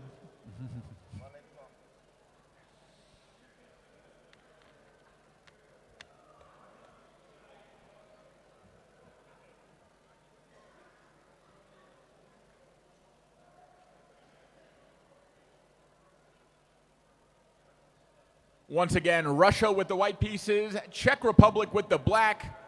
Timekeeper is ready, hands are shaking, and time in. Oh. Another London on the board. Oh, never mind, we're Another restarting. London on the board. Is he going to switch it up? I don't think so. There's the London. G6, E3. Oh, and C4. So going out of the usual London setups. And so this is actually, do you know the name? This is, it's changing move by move. It was like a Slav, and now it's turning into a Grunfeld. So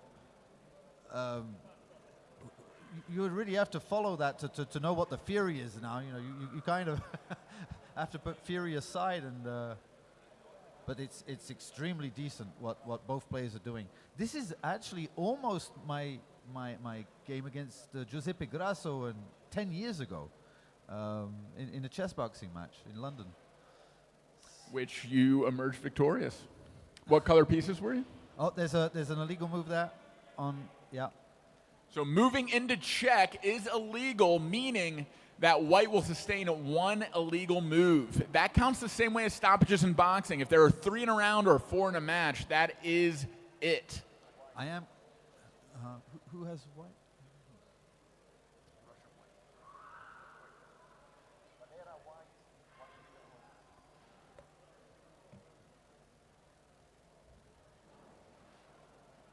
Knight takes C3. Simplifying the position. Now there's kind of a choice to be made. I'm guessing he will. He's taking back with the pawn.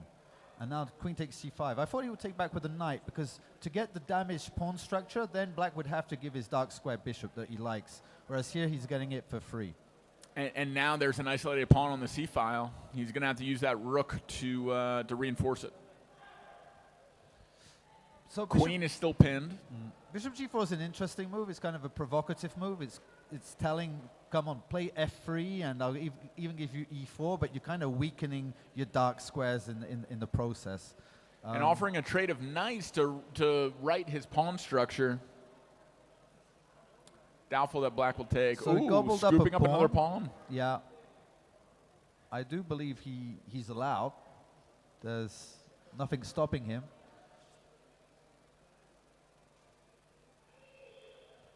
And a correct decision again. Coming back to d5. Obviously the e6 square is a little bit more sensitive due to the exchange on e6 and the crippling of the pawns on the e file. Bishop b5. Okay, he's kind of choosing the target, which is well, I'd say fair enough actually. The queen's attacked. Now there is the bishop pair plus an a pawn. It's difficult to not enjoy black's position. So black with an advantage coming out of the first chess round, but we are going to see the gloves come on and see how things change in this first boxing round. A little fist pump from the Czech player. Getting support from France on Valentin's prompt.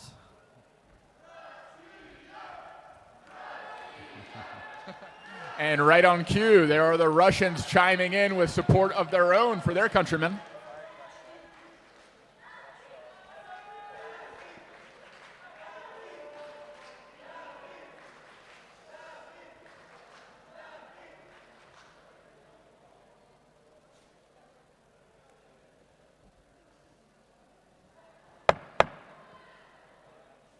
Seconds out. And the referee in charge of this boxing bout is the Iranian.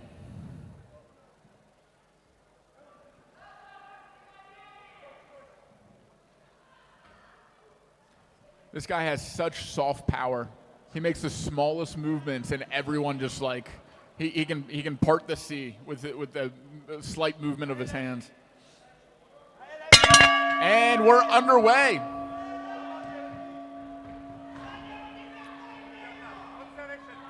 So straight shots coming out for the Czech, establishing distance, and the Russian trying to get inside, slipping the first jab. Across catches him on the entrance. David, maybe a little tense. Maybe you need to lighten up. I think both are starting out a little stiff. I see a lot of pent-up energy from the Russian. I see a little bit of timidity from the Czech. Now the Czech has found his way into a corner. A lead hook lands for the Russian. A good jab keeping the Russian at bay. And back in a corner, right hook lands for the Russian. He needs to start moving around much more. And now a lead hook to the body for the Russian. The Russian, once getting inside, landing a lot more shots. An accidental late shot there. I'm not exactly sure why the Russian stopped, and he can't referee the match himself. Another jab lands for the Czech, but it's answered by big sweeping hooks by the Russian. Double punching, not allowed. Another jab lands for the Czech. Jab his best punch so far. Jab keeps finding its mark. Now a cross lands and a hook inside. I believe that last right hook did hit him on the jaw. I wonder how old the Czech is. He looks very, very young. The Russian retreating with his hands down, not recommended. A lot of his punches are coming from down around his chest or waist, which can sometimes feel more powerful, but is not typically recommended in boxing. Another good jab lands for the Czech. Ooh, a good slip and counter right for the Russian, timing that jab perfectly. Hands still down. I feel the Russian is slightly gassed out. Oh, I that's actually a nice think it's overhand just, right by him, though. I think it's sloppy technique. I think he's throwing, even when he was fresh, he was throwing his punches from down by his waist. Ooh, an interesting combo. Setting up a lead uppercut up the middle that lands for the Russian, and following it up with another uppercut. Finding success with inside punches is the Russian. Pushing the Czech back. Big right hand. Swinging a little wild, losing his balance. I'd love to see some counter punching from the Czech. There are a lot of openings here. Nice jab lands again.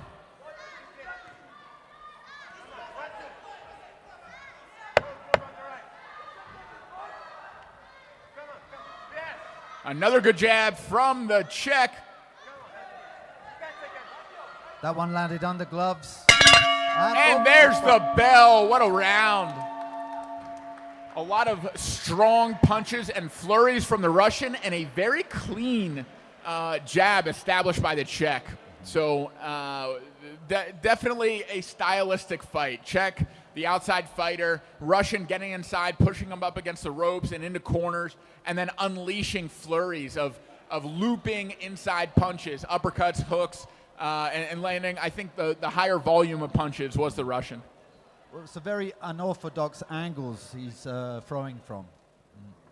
Yeah, I suspect Russian is athletic, but probably not as much boxing experience with a lot of those punches coming down from the waist and the chest. He's leaving a lot of openings that the Czech isn't taking advantage of yet, but the openings certainly are there.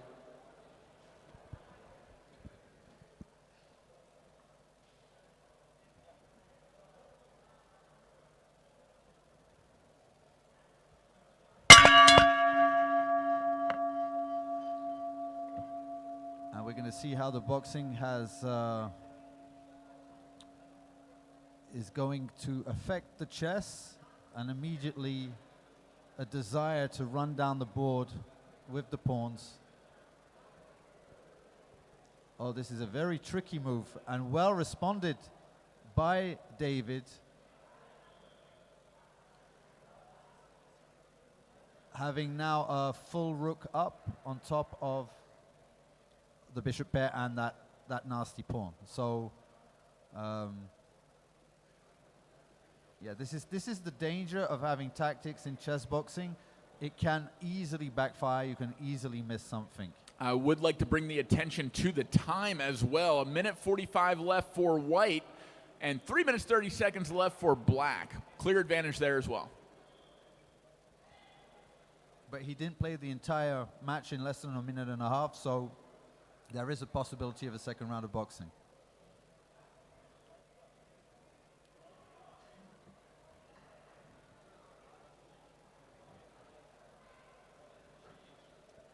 Yeah, black with the material advantage, but needs to be moving very quickly, which he is. But the Russian is responding in tow just as fast. Well, this is a very difficult decision to make. It's like, do you match the speed to not go down on time? Or do you, try to make the pace slower? Because by trying to play as fast in a losing position, you're going closer and closer to the loss. That's right, but the win condition for white, the most likely, is to time out his opponent, who is now coming up on 1 minute left. And that was very premature.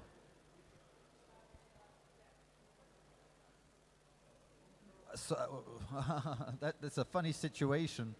And it almost works.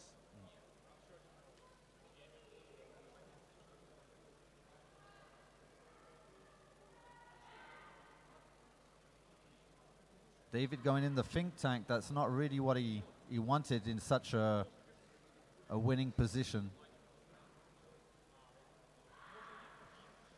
Again, I believe a blunder. And now the tables have not quite turned, but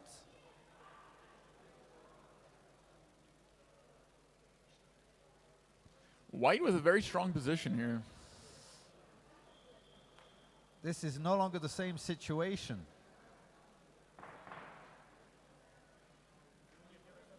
Ten seconds left in the round. Bishop We are F6. going to see another boxing round. Bishop F6 was an extremely strong move. Bishop F6. And there we go. We have equalized, well, more than equalized the position. White is now in the lead. He went from a rook up to now a bishop down. Very quickly. Yeah. And we are just about to get back to where I believe the Russian had the advantage. This is where I keep on saying, never try and win twice your game. Once you got the winning game, play fast and play simplified chess. That's right.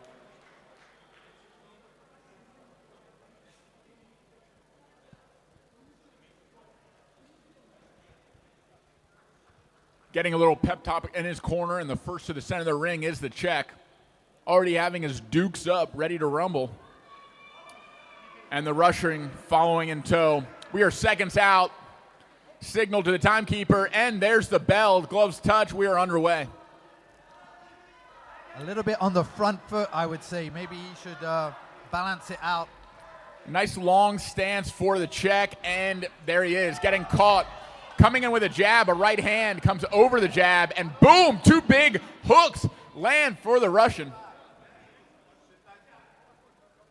Taking it in his stride.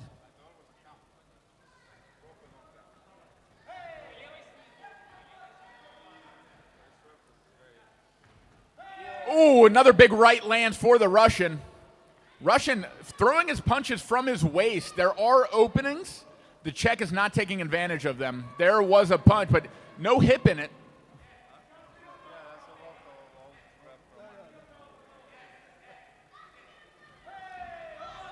More big hooks land. The Czech getting his guard up and trying to respond in tow. Nice defense.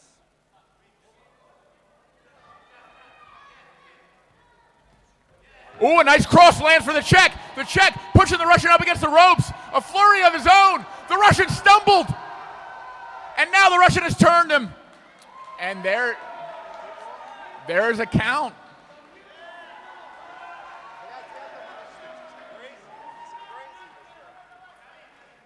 One stoppage for the Czech. Flurry. I mean, Scored by the Iranian referee.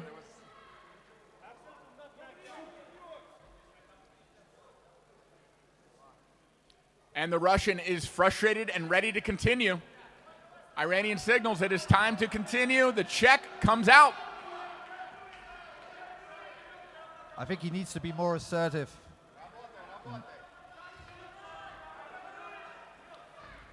The check okay, sitting back. And here we go. The Russian has initiated again, inside the range of the check, throwing big hooks. Leading right cross lands for the check. Definitely a turn of tables also in the ring. You can see the fatigue on the check. The Russian coming in, frustrated with the range, slipping the first punch, throwing sweeping hooks. The check catches a hook on the chin. Now up against the ropes, the Russian can go to work.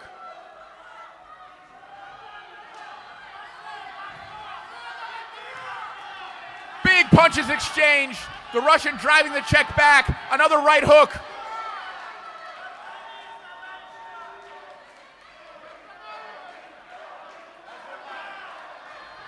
Seeing the fatigue on the face of the check, his hands are coming down, but he's still fighting back, finding inner strength to continue. As he throws a big right, a left hook lands for the Russian.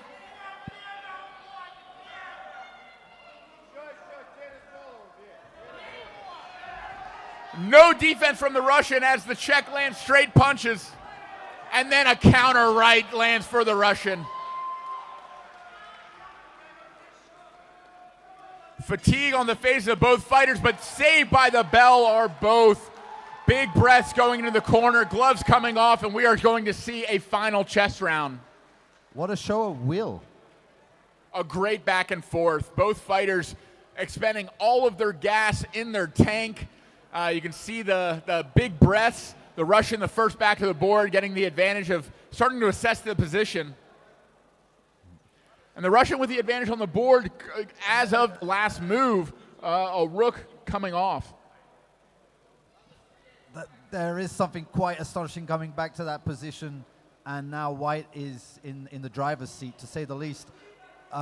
We'd have to still have a huge technical phase. Let's say even if let's say the rooks are traded, a few pawns come off, and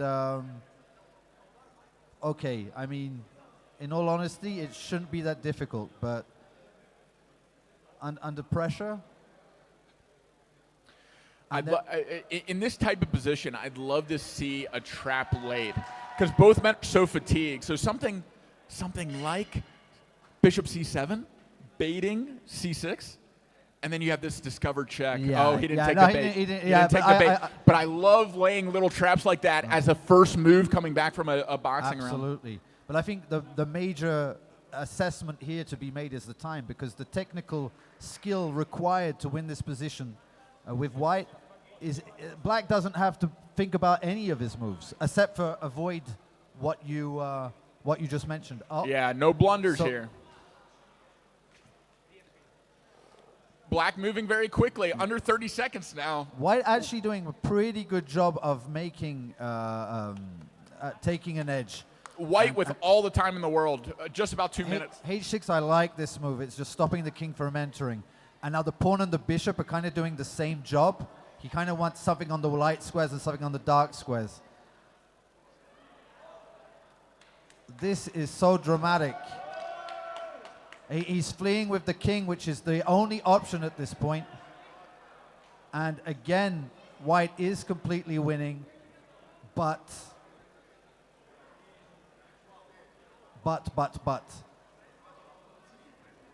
He's trying to choose the least fatal option.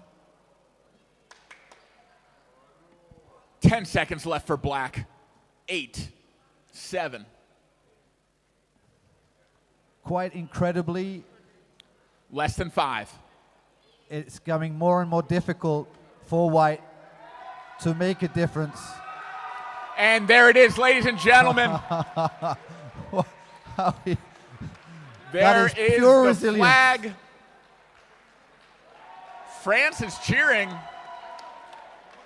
That is pure resilience. And the Czech with the victory. That's what's extraordinary with chess boxing. You could be lost in the chess and in the boxing, and still win. And there's a third battlefield, and that battlefield is the timer. You move quickly, you put your opponent in time trouble, they start making mistakes, or they don't move fast enough, game over.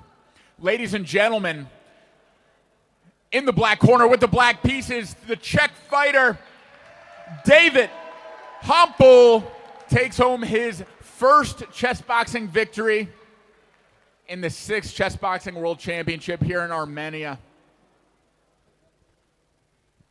Congratulations to both fighters on an excellent and very entertaining match.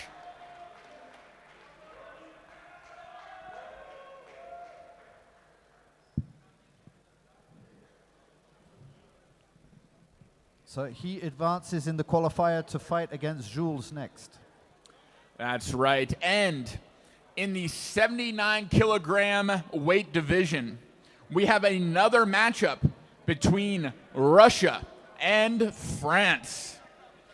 Hailing from Armenia, representing Russia, in the white corner with the white pieces, give it up for Artur Kanavnov.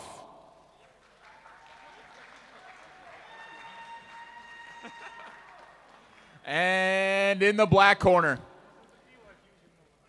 with the black pieces representing France, give it up for Guchoran Singh Bagri.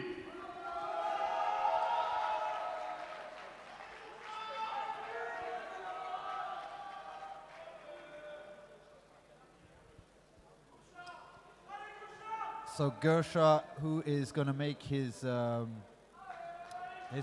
first chess boxing bout, I believe. I'm guessing that he's had quite a lot of practice with the format already. His club is one of the most active in France, and in the same département that I grew up in. And what part is that? In the 95, in the 9-5, and he's here with his team. Do you guys have a gang sign? No? We were on other sides of the 9-5, so... All right, earplugs are going in, headphones are going over them. This is another 5-round qualifying match. 3 on the board, 2 in the ring. Lorenzo from Italy giving the instructions, signaling to the timekeeper, and we are underway. Okay, Bishop F4 going again for London system. It's just the easiest choice, I guess. Bishop G7, and again, this King's Indian type of structure. With white having played C4, we are actually in a King's Indian, and it's more the fact that white has played E3, chosen to play the move E3 rather than E4. So he should have had a little bit more on the center. Gersha is attacking back as he should, installing a pull on E5, and now exchanging with the king, white's king, still in the center there.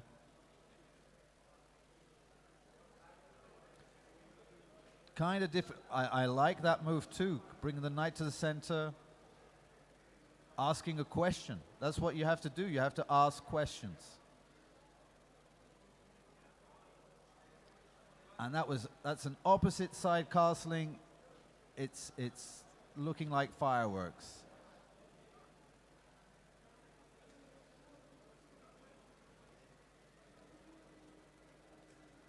Bishop to H4. I don't believe, I didn't see black's move. I saw white play. Okay. To E6. Okay, yeah. And he scrunched the pawn. Okay, so that is a pawn up, but at what price? The defending piece has now been taken. And so now with tempo, taking the knight, challenging the rook. unfortunately, he doesn't have the rook to E4, getting, you know, that fork on the 2 bishops. So now he's gonna. It's each time people are getting caught out because they're seeing a tactic. It looks like it's good, and they're being tempted. And the complications down the road are much harder to work out than in a normal chess game. offering a fork, but not actually because of that pin on the queen. It does have some good sides to it in as much as now there's a liquidation taking place, and so that extra piece is closer to a victory situation. Then again, Black has got some pawns in compensation. No. Oh, no. That's a major blunder, though. Huge queen blunder. Black gives away his queen. He needed to be much tighter, much more on the defensive side, and let the boxing talk before going into any type of And complication. there's the bell. After rook f1, lining up a battery, aiming at the king, the two men make their way to the ring, and Black, a look of determination on his face, knowing he's down the most powerful piece on the board, knowing he must use this boxing round to try to come back if he has any chance of advancing in this World Championship tournament. So Artur is a veteran chess boxer now. We've seen him a lot, and we know that in Russia he's very active. Gosha knows less of the format, but he's visibly disappointed with. He knows what job needs to be done. And That's right. There is at least right now, there is one win condition, and that win condition is in this arena. And he's a very prolific boxer, Gosha is. He's no joke in the ring. I would not like to be up against him, I'm saying it. Well, he's going to need to use every bit of skill and will that he has to be able to come back in this fight. His corner is getting him suited up and ready for battle, and Russia is already set.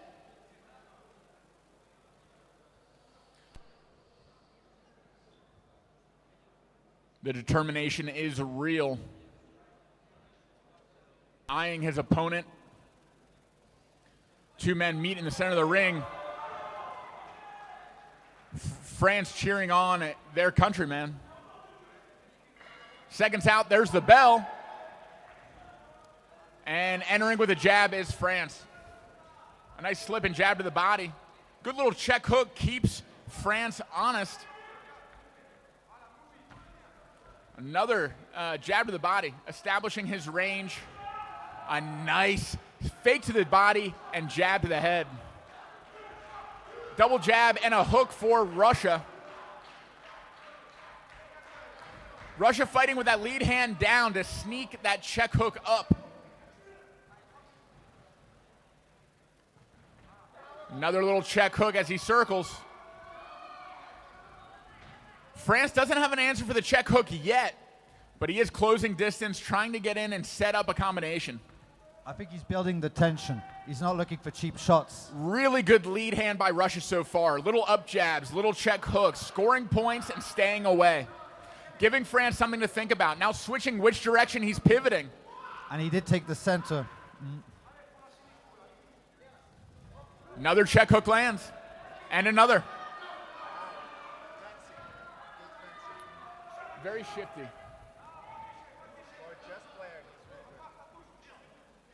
Good at defense. Staying away.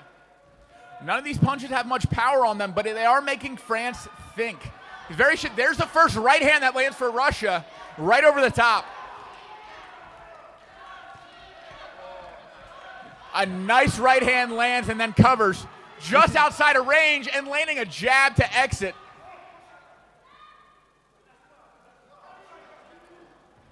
A lot of style in the Russian fighters' arsenal here. Nice slip underneath. But Gosha wants to get that situation where it's going to be a brawl. He doesn't want to use up any energy with jabs and setting things up. And finally, France has him up against the ropes. Can he turn this into an advantage? And Russia turns him into the ropes and gets back to space. Right where Russia wants to be.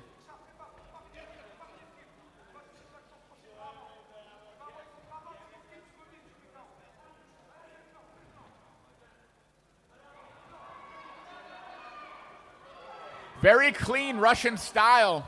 In and out, staying just out of range, landing jabs, check hooks, and up jabs. Covering up, looking for little counter crosses. Again, none of these have much power, but they don't need to. He is up a queen. He just needs to Jab, stay away, get back to space.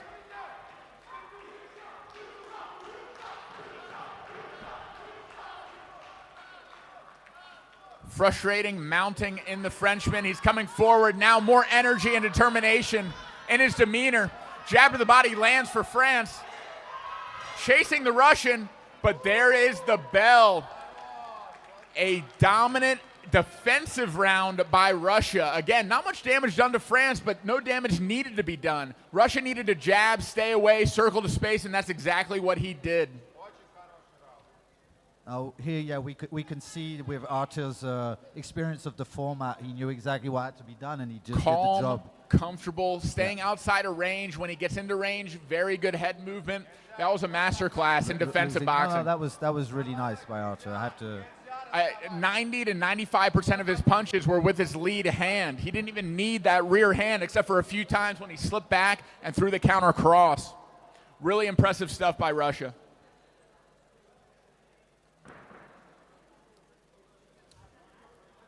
And we are getting back to the chess action, right about equal in terms of time, but a huge advantage for white, up a queen and a minor piece. Yeah, so rook f8, defending f7 just to not be mated, but it's too little too late. And now he's chosen the correct square very quickly, going to f5 and just lining up that bishop and the queen. And he will duly, yeah, that was clear. Ladies and gentlemen, there's checkmate on the board for Russia. And a big pop from the Russian crowd here as both men hug, show great sportsmanship, getting a quick picture before the hand is raised. All right, fighters make their way to the ring. Oh, nope, ring. Go to the ring. All right. Ladies and gentlemen, winner by checkmate in the white corner with the white pieces, the Armenian-Russian Artur Kananov. Yeah, Gosha has to get the chess level up to not put himself in that type of situation where it's like a must win in the boxing in the first round.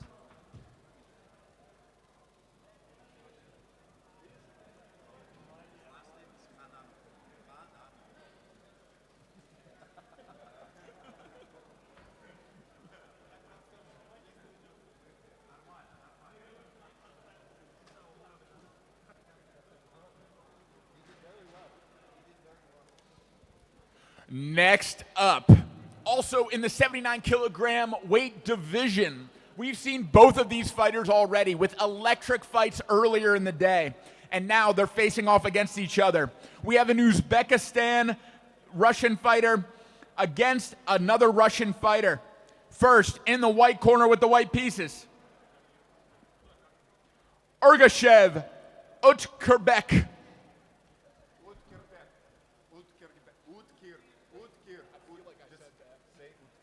Utkir Beck.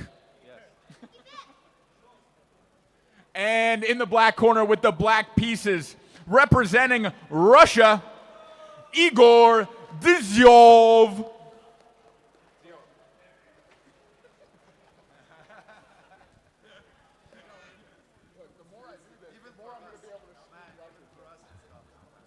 So we've seen Ergashev earlier today. We And know Igor. we know what he's capable of. I don't know much about his opponent and how good his chess is, but he's definitely going to have to. So Igor in his first. His opponent is a chess coach. Igor in his first match won by checkmate. His chess is very good, and Ergashev in his first match won by KO in a 30-second bout with a liver punch. Our head of referees this evening is officiating this chess match, Volfango Rizzi from Italy. And there's the bell. We are underway. Ergashev with the white pieces. Starts with d4. D4 E5, such a provocative start. Should you take that pawn or not? It's already a big question. And he doesn't. I think that that's actually a smart decision somehow because there's some fury behind it and you don't want to mess with it. So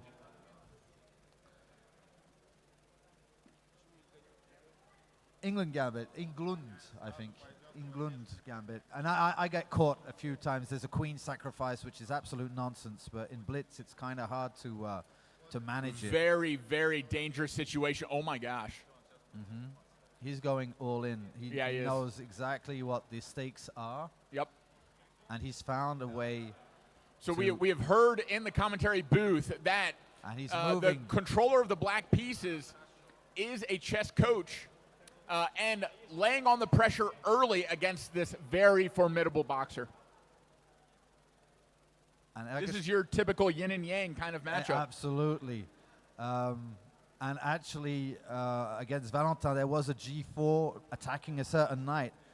I think already a little bit of trouble for white to deal with in this particular situation. I know it looks extremely strange, but actually I think that he can get away with this. The king side is just gutted. Black's king looks very exposed, but there are threats on the board, especially on the dark squares. Now, what's happening is that the chess. He was planning on that all along. So after G3, which is a forced move. Forced move. There is no other move. After G3, there is a follow-up that could be devastating. And Volfongo, knowing it's a forced move, starts the count. There's the move. And actually, there's the sacrifice. But is it a sacrifice? Because after H takes G, what is exposed? He could have actually sacked with the queen and made it with the bishop.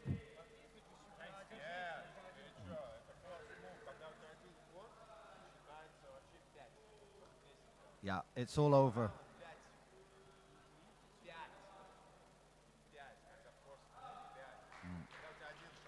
No. No.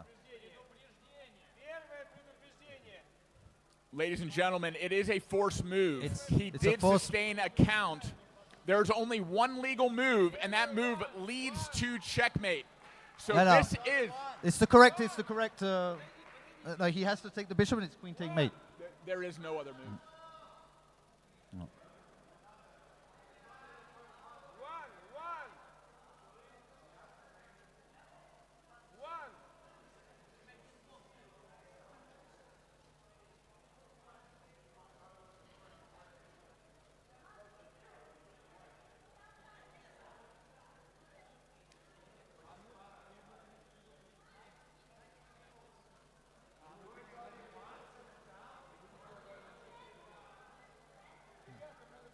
No. No, this... So this works the same way as not being able to beat a count when you're knocked down in boxing. Basically, imagine Ergashev just got hit with a big shot. He's laying down, and Volfongo gets to the 10 count before he's able to get onto his feet. Instead of a 3 knockdown rule and a forced move, instead it counts as a knockout. This is one move away from checkmate anyway. This game is over.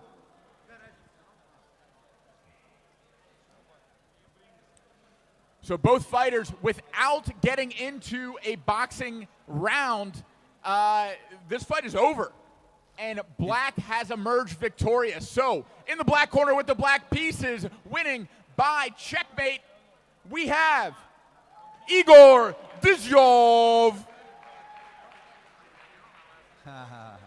It's extremely unfortunate because Ergashev was doing actually kind of a good job of picking everything up. I thought the black was overreaching and telling, giving him problems that Ergashev was able to manage until that very last trap where he fell into it. It's very unfortunate for him. That's right, and Igor's brilliance is our tragedy, because I would have loved to see that boxing round. Absolutely. But unfortunately, and fortunately for Igor, he is able to end it in the first chess round and not sustain any sort of risk in the boxing round.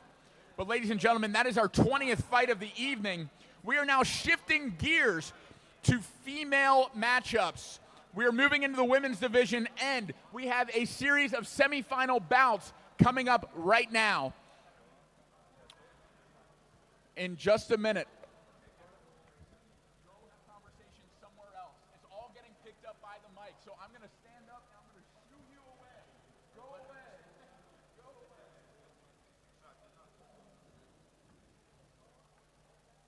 All right, our 21st bout of the evening is between Italy and Russia. First up, in the white corner with the white pieces. Hailing from Italy, we have Beatrice Desiree Furlan.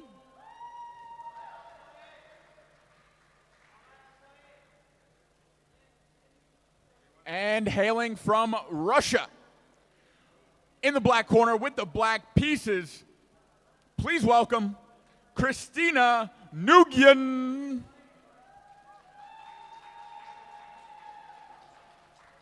This is our first female matchup of the World Championship. Please give it up for these two ladies who are kicking off the semifinal bouts for the 52 kilogram weight division.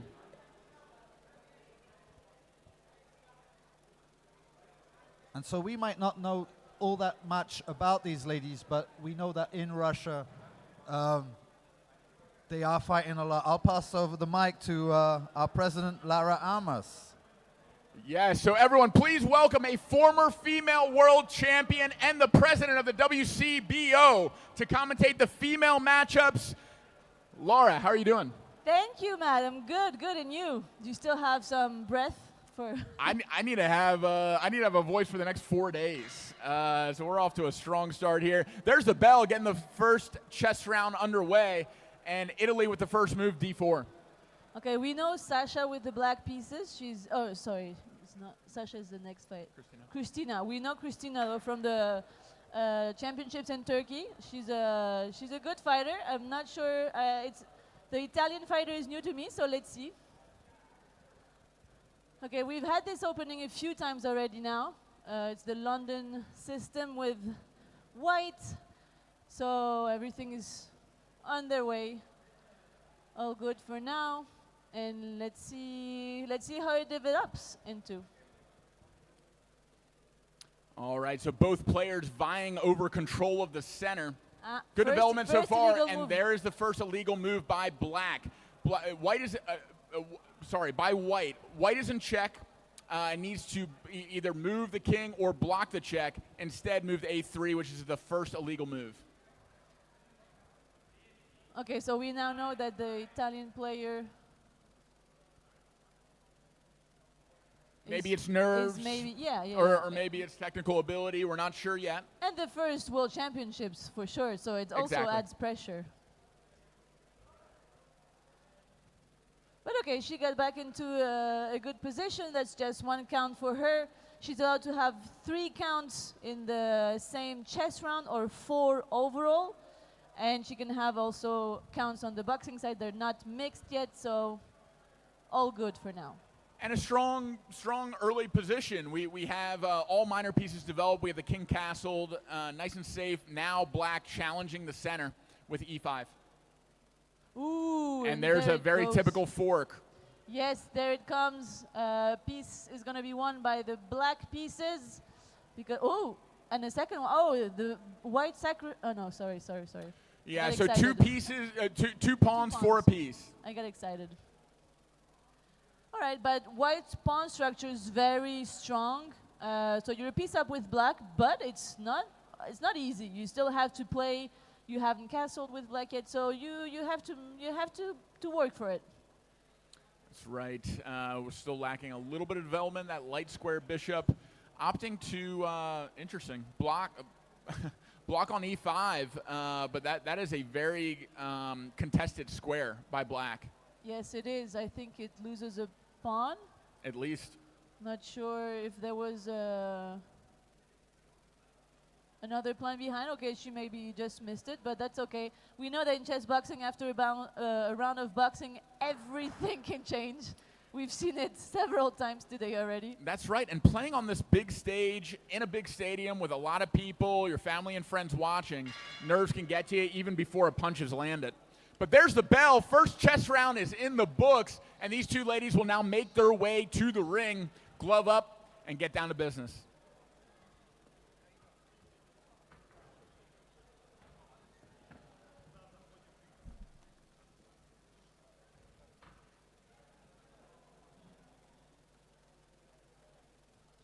All right, so right before the end of the round, black going up a piece in addition to the piece she was already up.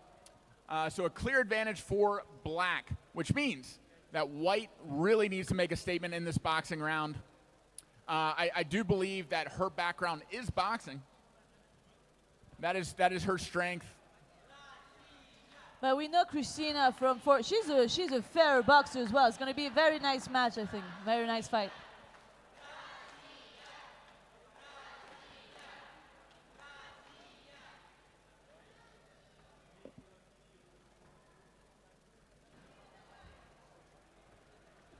Our head boxing referee, the Latvian, checking out the equipment and getting the fighters ready for combat.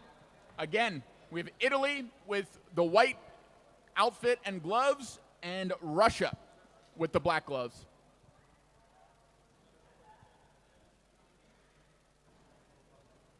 Seconds out. Timekeeper's ready. Referee and judges are ready. And time in. Very busy lead hand for Italy. A nice cross lands right off the bat. Russia busy with her own punches, but the bigger punches so far being landed by Italy. Flurry of punches. Let's see if they can keep up this pace. Nice jab lands from Russia, keeping Italy at bay, but strong punches continue to land head and body for Italy. A nice slip underneath and two body punches land for Italy. And there's the first knockdown, looked like a trip. And it is ruled as a trip, not a stoppage. And we are back underway. Lead hook just short for Italy. Getting back inside, chasing and landing. Russia seems a bit overwhelmed, circling, not landing many punches of her own. Right hand lands on the chin, now a left hook on the chin. That's a beautiful fighter for Italy right here. Beautiful. That's right. It's their showing her background and her strength. I think it's their first female fighter of the team Italy. That's a very Another nice right hand lands for Italy. Oh, going for the haymaker. A jab lands instead. There's the first head snap back and the first stoppage scored for Italy. 8 seconds to compose herself. She will continue this fight. Gloves up. And we're back to it. Italy wasting no time, taking the center of the ring. And the aggression is back in place. Another right hand lands. Oh, I would not want to be in the 52 weight category. Oh, and a right hand lands to end the flurry. A caution by the referee. Touch of gloves, good sportsmanship. Lead hook lands again. Incredible athleticism and technique on display by Italy. A jab snaps the Russian's head back. A right hook lands on the ear of the Russian. And I think we have our second stoppage of the round. We do indeed. One more stoppage, and that's the fight. Already some swelling and bruising under the right eye of the Russian. She is very athletic. I'm very impressed. She has so much. Actually, most of the damage is coming from the jab of the Italian. Which is where that bruised black eye is for the Russian. So not enough defense from the Russian fighter.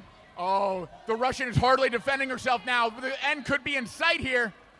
Down 2 pieces, slugging away, and there it is. No defense from the Russian. The third stoppage is called. We'll get to the end of this count, and it will be over. Win by TKO for Italy. Congratulations.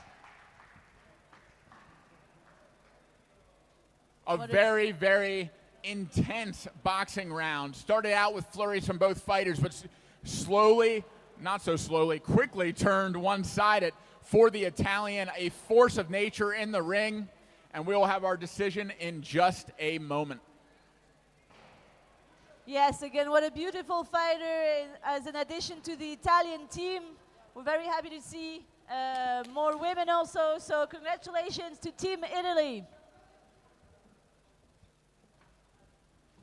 Laura, are you considering a return to the ring, perhaps in the 52-kilogram category? Yeah, right. And in the white corner with the white pieces, winning by TKO, 3-stoppage rule, Italy. Congratulations to Beatrice Desiree Furlan. Next up, we have two fighters from the same weight category in the 52-kilogram division. One representing Russia, the other India. First, in the white corner with the white pieces. Hailing from Russia, we have Alexandra Noskova.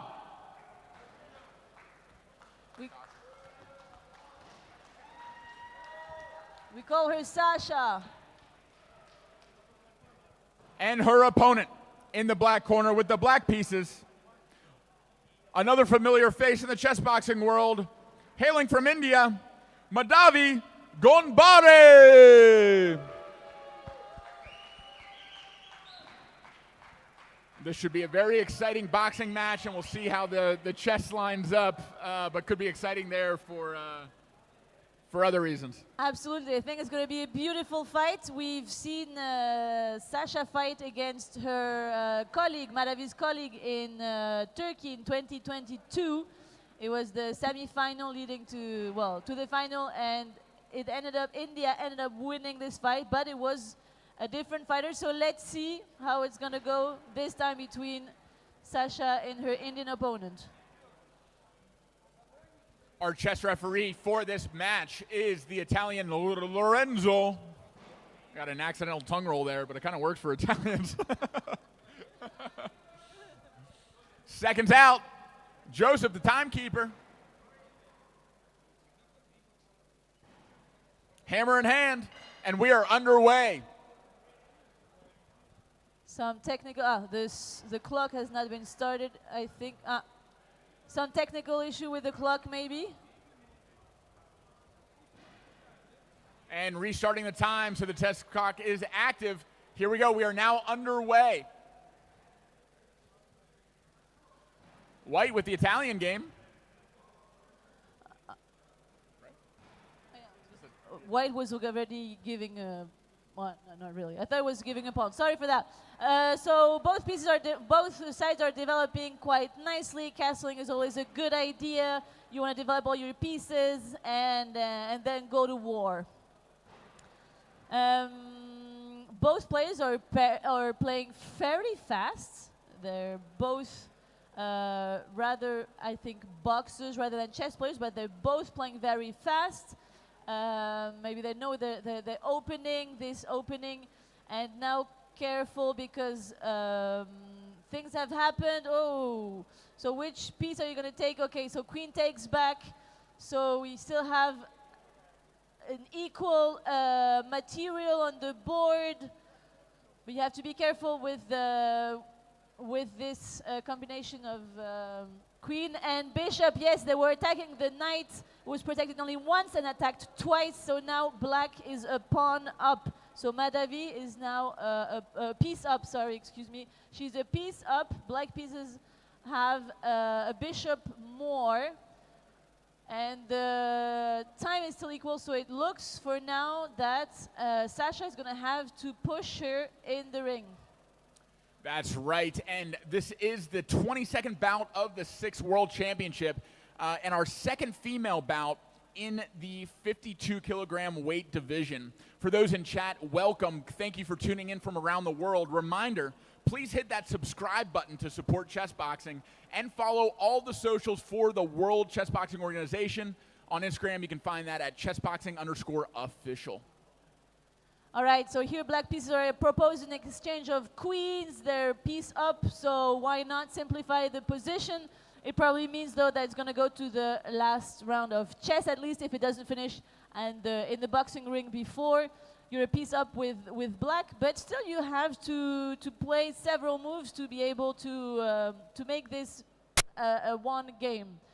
So yeah, without the queens on the board, it's going to be less easy to checkmate fast. So it's going to be rather a long game, I was going to say.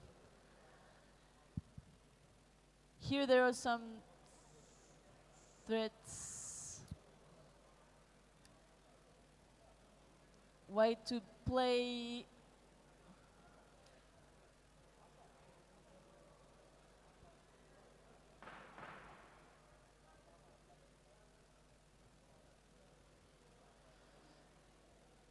So finally that black bishop they wanted to move out is finally getting out there, attacking the rook, and we're in the last seconds. Just before the bell, it is white to move when we return to the board, but first, we have our first boxing round between Russia and India, Sasha and Madavi. Go girls! Quick shout out to the chess socks. We love a good chess sock.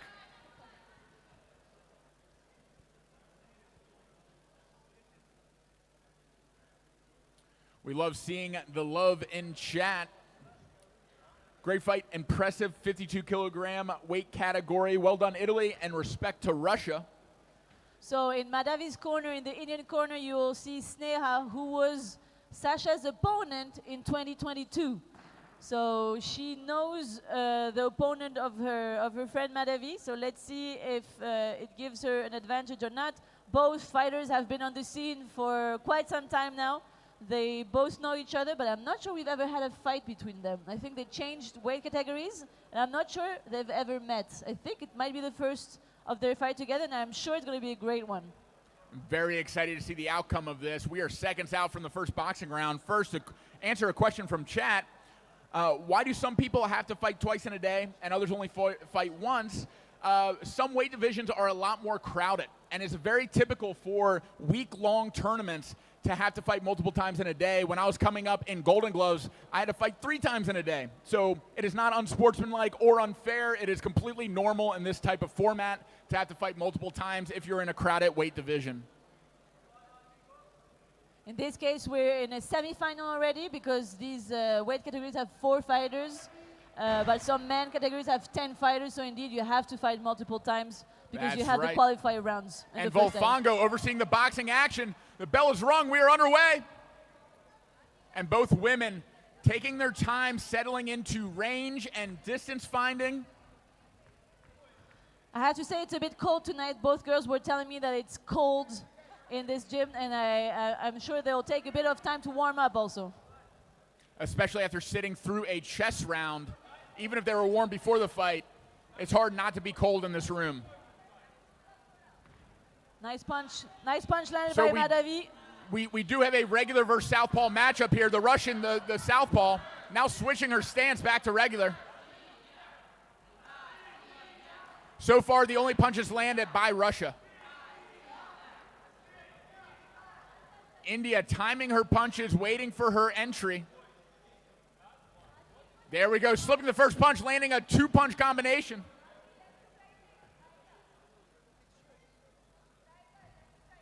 Another good counter punch. Madavi opting to be the counter puncher in this matchup, slipping outside, landing another cross, eliciting a response from the Russian to cover her chin and use her shoulder as a guard for the left side of her face.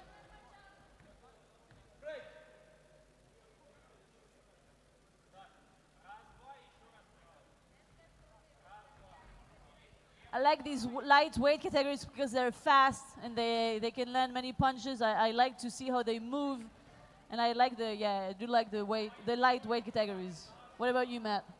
Nice southpaw jab lands for Russia, switching back to regular, attacking again. It seems like she's having more success in that southpaw stance. Another good right hand lands for India.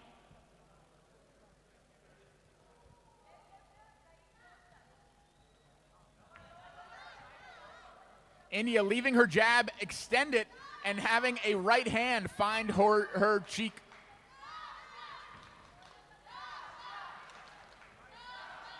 A good check hook lands with a pivot for India. Great head movement so far, and another check hook lands for India. And another. Right hand behind it this time, finding the guard of Russia. Russia controlling the center of the ring and making Madavi circle around the outside.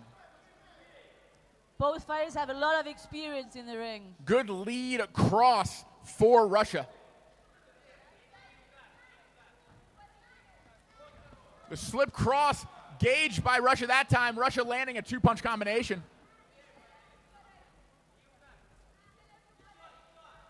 And you see that typical Russian style, bouncing forward, bouncing backwards, switching up her cadence to land punches and crosses, those long, straight punches, starting to find their mark for Russia. And there's the bell. What did you think about this Very bout? back and forth. I'd say that the beginning of the round clearly went to India, landing the counter punches, the stronger punches, and once Russia found her rhythm, she won the end of the round. I could see the judges scoring that either way. So both fighters, both players have a lot of experience. Let's see how it goes now going back to the chest, because we know that that's a difficult moment. You have all the blood going to your lungs and your muscles, but not to your brain.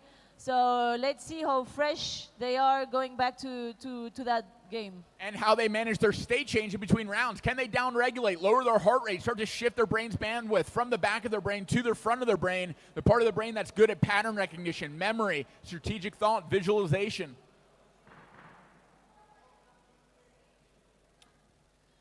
All right, the headgear is back. Ear covering on. Lorenzo signals we're ready to start the round. There's the bell. And we are back underway. White to move, retreating the rook back to e2. Yes, because it was under attack. Black's last move was that bishop that was undeveloped for a long time and attacked the rook, so White did not forget. That's important. Ooh, but they gave a pawn right away. The black pawn moved to e4 and attacked d3, protected by the bishop. And those bishops very well positioned to help that Very pawn walk the annoying. path to promotion. Very annoying bishops indeed.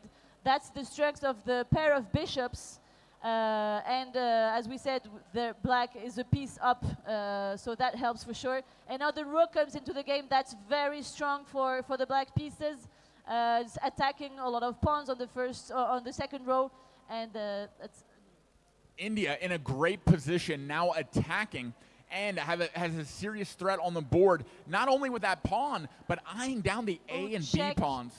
Check attacking a piece, and black lost a piece back. They could have taken back with the knights. They played a bit too fast maybe. They moved the king up. So now we're back into equal a number of pieces. Yeah, missed opportunity for black on that check. But white scoring that bishop back, now equalizing the position. Yes, still black is a pawn up, so it's still advantage for black, but it's not as easy as it was before.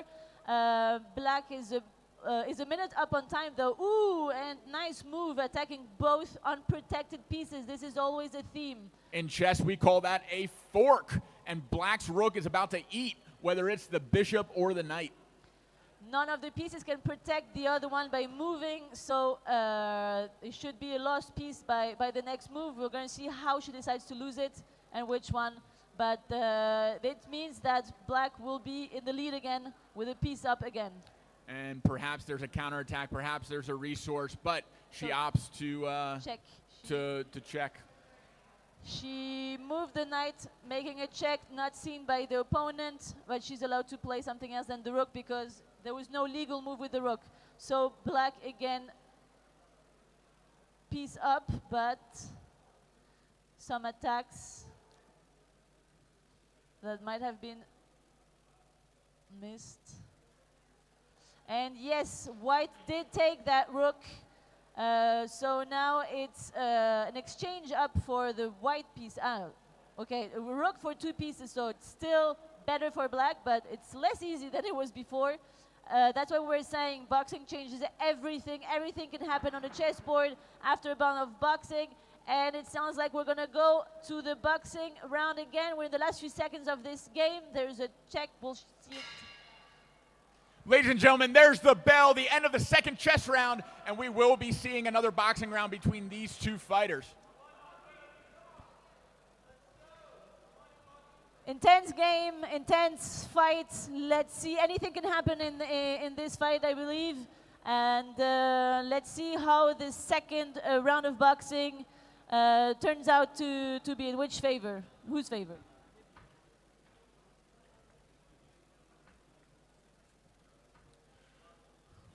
Both women gloving up, getting ready for battle. Last round, very, very equal. But once Russia found her rhythm, started to gain some momentum. We'll see if India is able to continue her counter-punching prowess, or if Russia will continue to gain momentum and find those long, leaping strikes typical of the Russian boxing style. We are seconds out.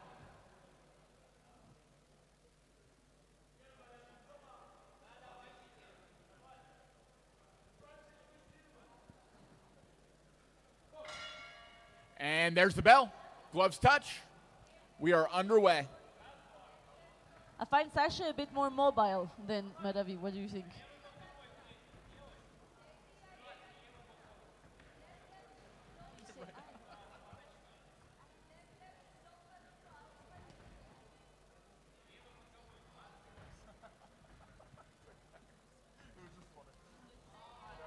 Oh, a good exchange. Russia coming out with a right hook to the temple, and Madavi coming back with a lead hook.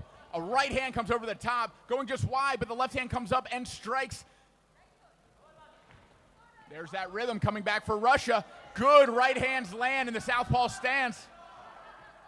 Those looping strikes.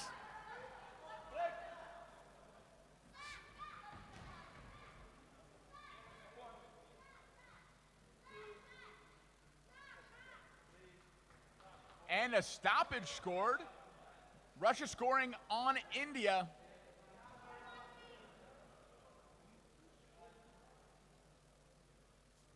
There's a time to redo the hair. But that stoppage being scored for Russia does give her the advantage in boxing so far in what was otherwise an equal boxing match. Russia smiling and waving the left hand that landed the punch, giving a little wave. And we are back underway after the stoppage. Two right hands land for Russia.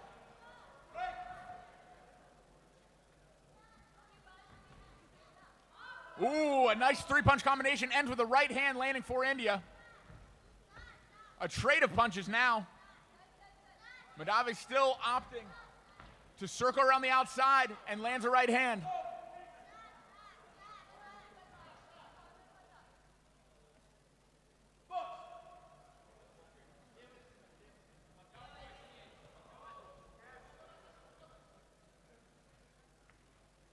Jab coming just short. Ooh, two hooks, three hooks, four hooks land for Russia. Russia finding success in the southpaw stance, the lead hand finding its mark. A nice rock back counter cross for India.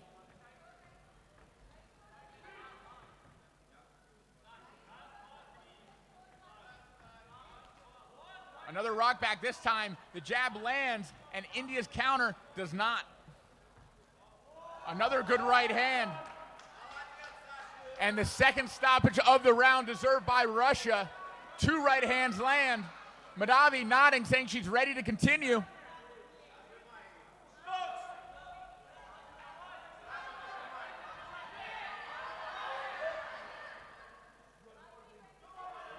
All right. We're coming up on the end of this round. Ladies and gentlemen, let's hear it for these two fighters. A good slip and counter right. Sasha, relentless in her pursuit, wanting to get that third stoppage and end the fight right here. Out of the softball stance, landing more hooks. India dazed, but saved by the bell is India, surviving the round and making it back to chess where anything could happen. What is your synopsis of that round and where we're going next? Oh, this was scary. At the end, I thought that the ring was not going to save her. Black pieces are still better up, but it's getting more complicated. So still anything can happen, especially after this second round of boxing was very intense. a lot of shots handed on the Indian fighter. So it's going to be very difficult now to go back. It's still a difficult end game without the punches.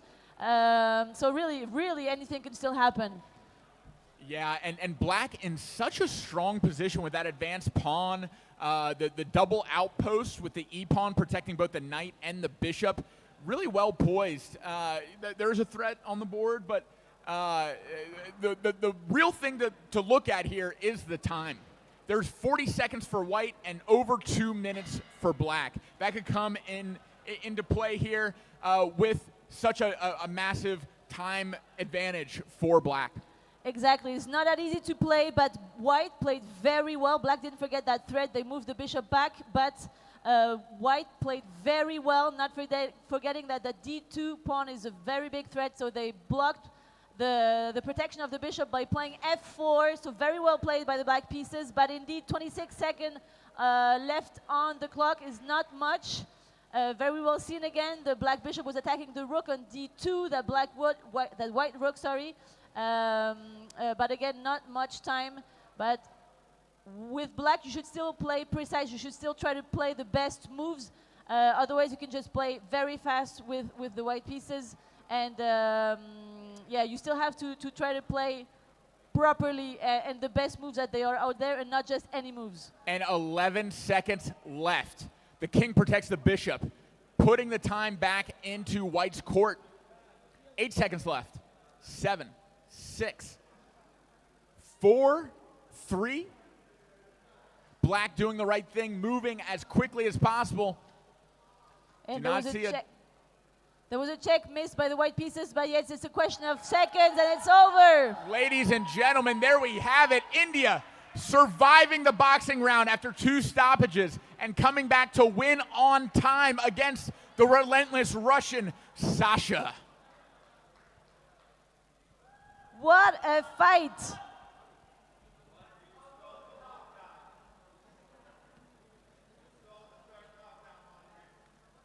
Ladies and gentlemen, in the black corner with the black pieces, winner by timeout in chess, India, Madhavi Gonbare.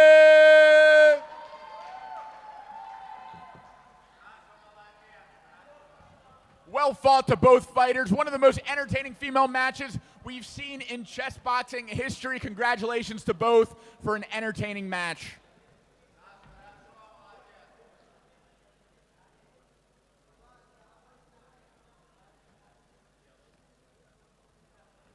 Next up, we are continuing the female chess boxing action, now moving up a weight class to a very familiar face from France. In the white corner, representing France and Morocco, please give it up for Kenza Megzari.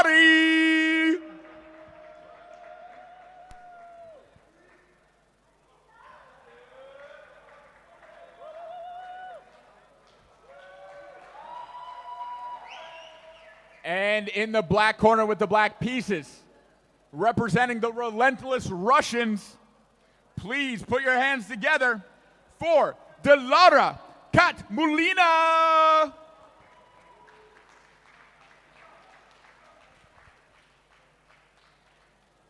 As these fighters settle into their seats and put on their ear gear,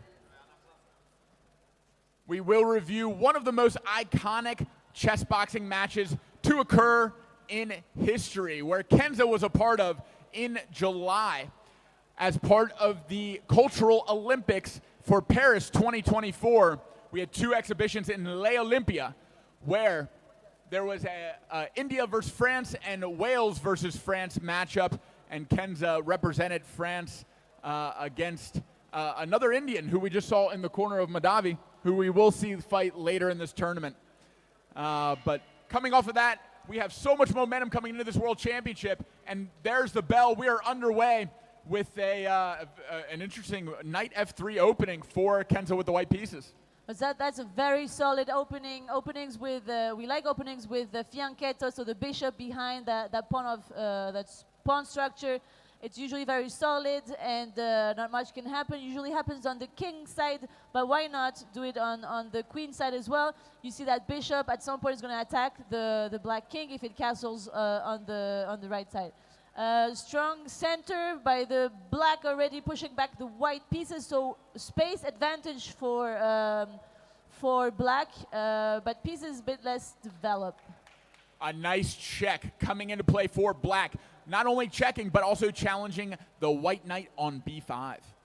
Yes, we know Lara is a very strong chess player. We've seen her last year. She was a contestant in the Chessboxing Light. She did not compete in the main event, so I think that's a first for her in the main event. But she is a very strong chess player, so probably a bit better than Kenza, which makes sense from what we see on the board so far. And already up a piece is black.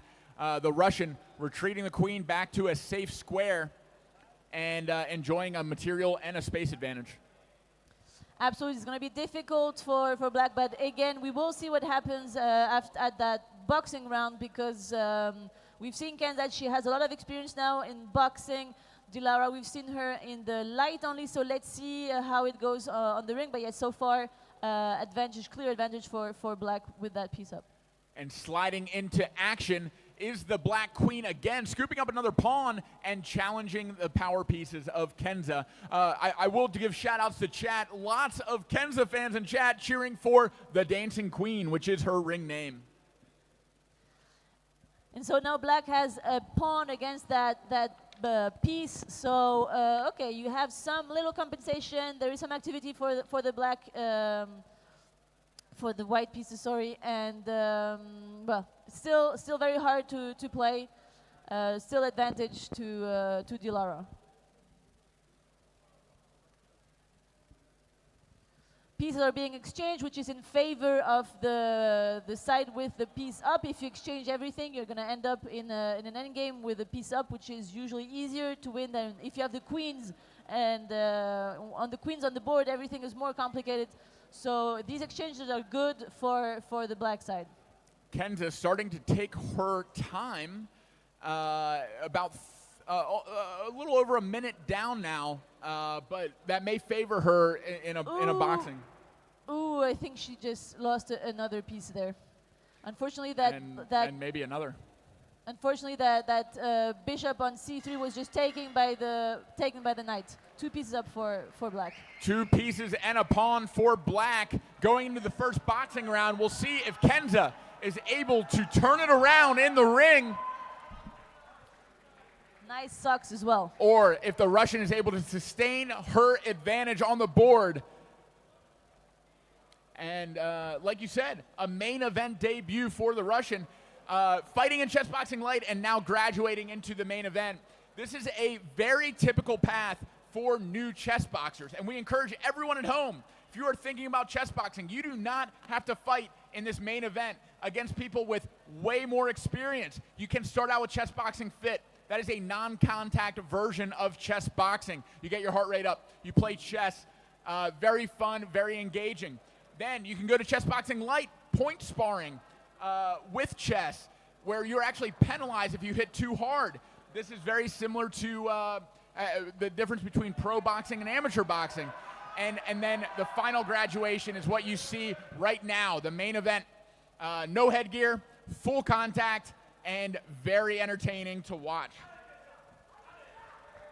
Seconds out, Volfango, the referee in charge, and there's the bell. We are underway. Kenza starting out, controlling the center of the ring and applying pressure to the Russian. The Russian doing a great job circling back, throwing hooks and uppercuts as she retreats, landing shots. Kenza coming forward, landing straight shots. So far the busier fighter, Kenza, but the Russian retreating with defense and landing shots as Kenza comes in.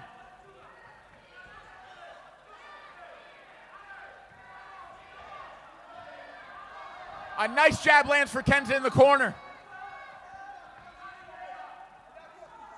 The Russian circling to space, and a nice right counter cross lands for the Russian. A right hand lands for Kenza. Kenza with momentum. That momentum is slowed by the Russian's jab.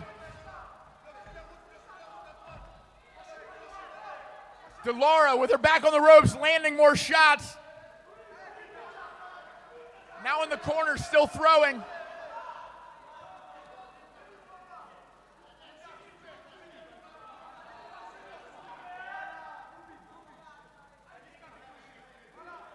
Counter cross goes off the shoulder of the Russian. Kenza throwing. Kenza continuing to come forward. A nice right to the body lands. Now a jab. Now a cross. She has a string of punches scoring. The Russian back in space, circling. Lara throwing a jab. They're trying to slow down Kenza. Kenza is not slowed. She keeps coming forward.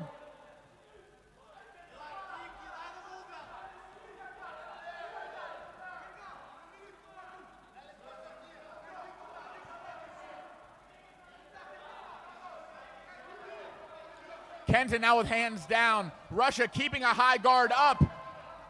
Playing defenses, knowing she has the advantage in the ring.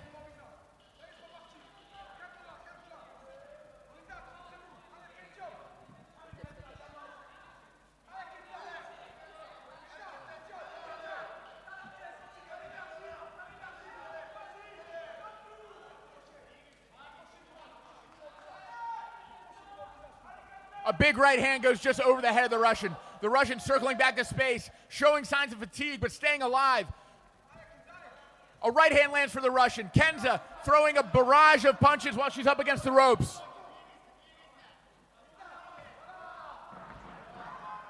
Big punch land, 10 seconds left in the round. Jabs for the Russian, turning around, Kenza now in the corner. And there's the bell, touch of gloves, and we are going back over to the board.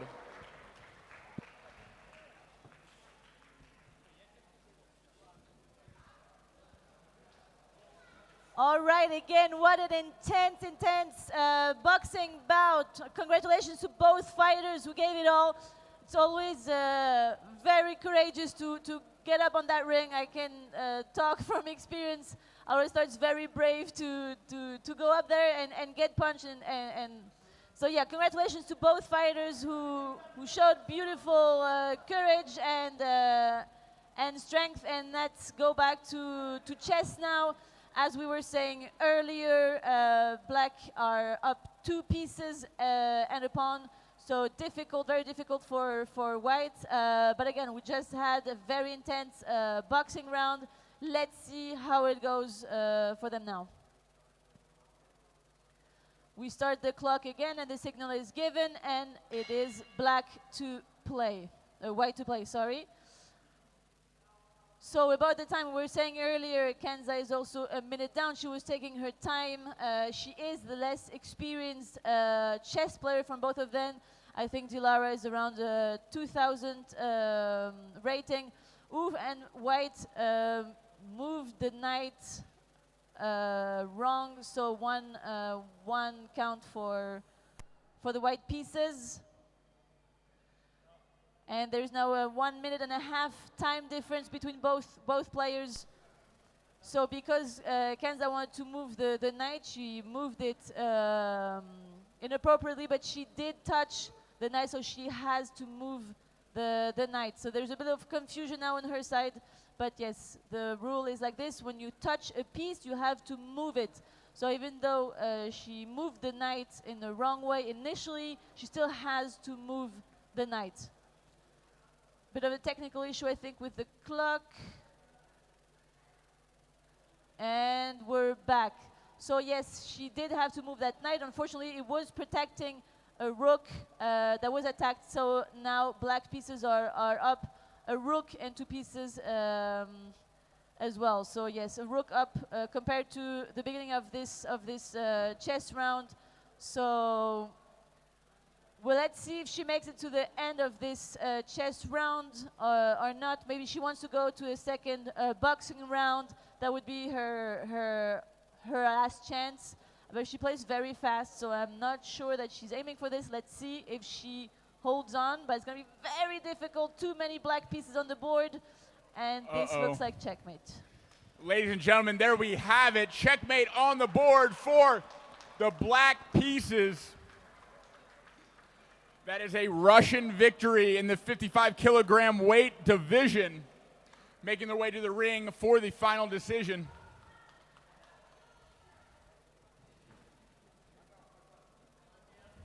And in the black corner, representing Russia, Lara Armas. Well fought to both fighters. Congratulations. Great sportsmanship. Very entertaining.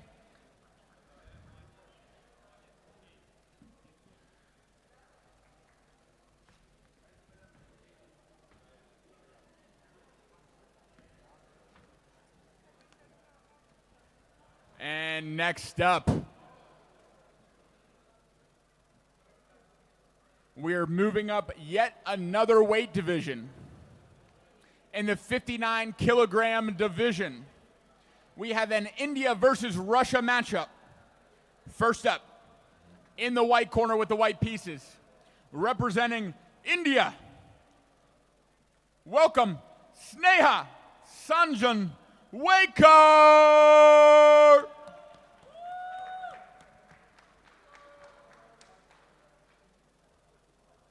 And in the black corner, representing Russia, please welcome Anzalia Armatsteva.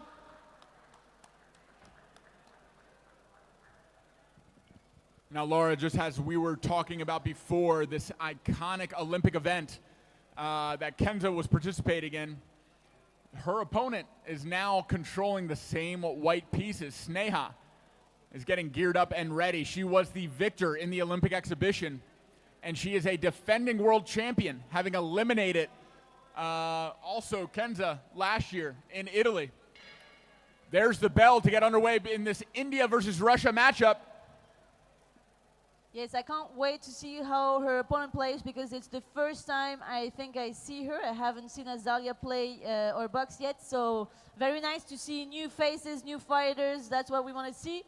And yes, we have that fianchetto structure again for the white pieces. The fianchetto, the bishop behind the pawn on the king side now, which protects the king very nicely.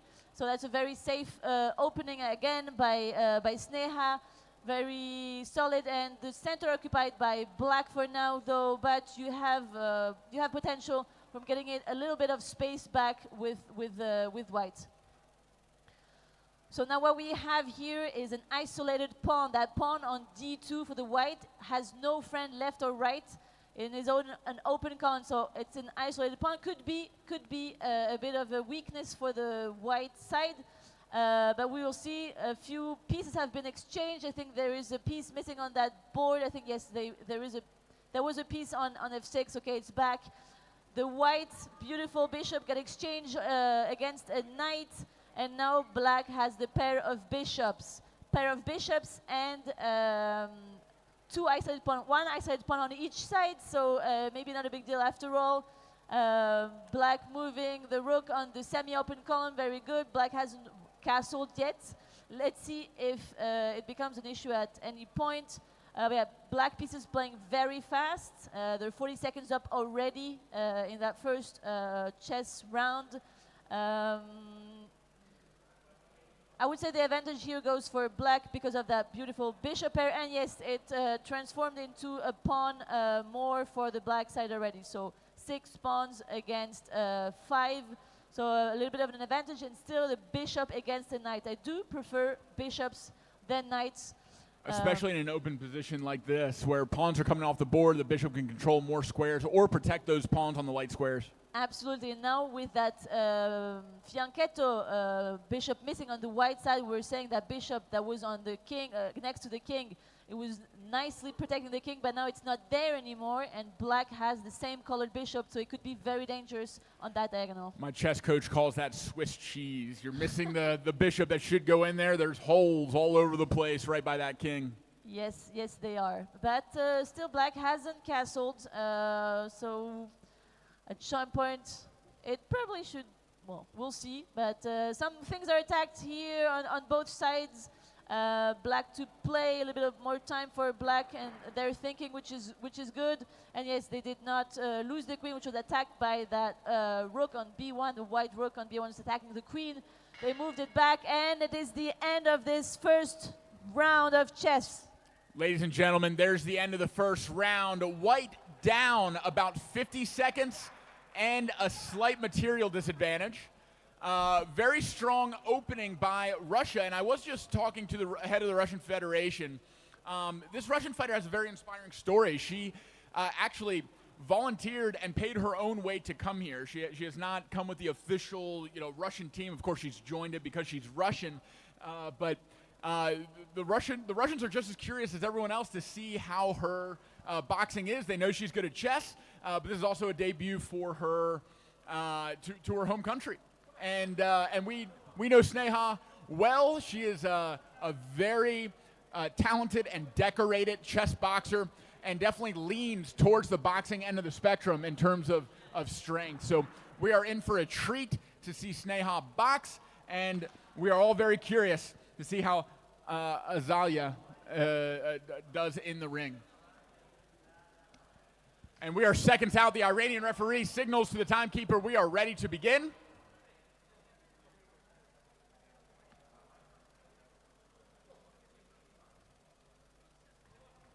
Seconds out.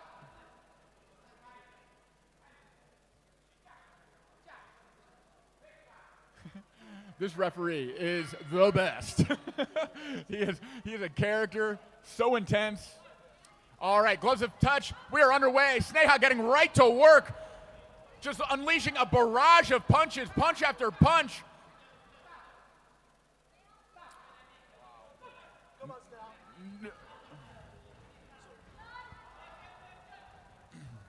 And a big right hand lands for Sneha. Sneha continuing the assault. Guard is up, circling away, Russian getting to space. Sneha pursuing, punch after punch landing.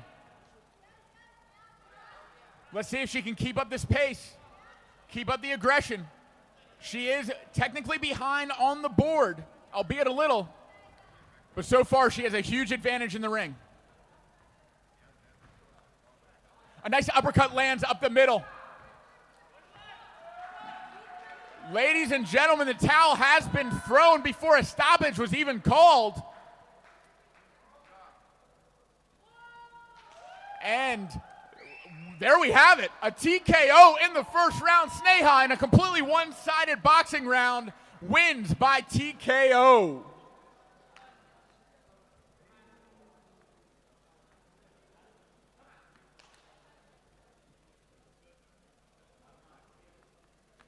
A good showing for chess by Russia, but in the end, in the white corner with the white pieces, the winner by TKO is India, Sneha, the Iron Queen, Wakar.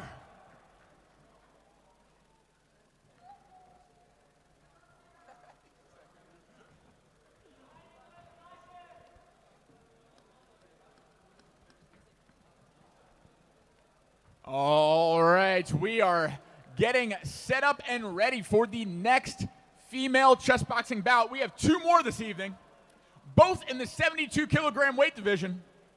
First up, in the white corner with the white pieces representing Russia, please welcome Amina Akhmadulina.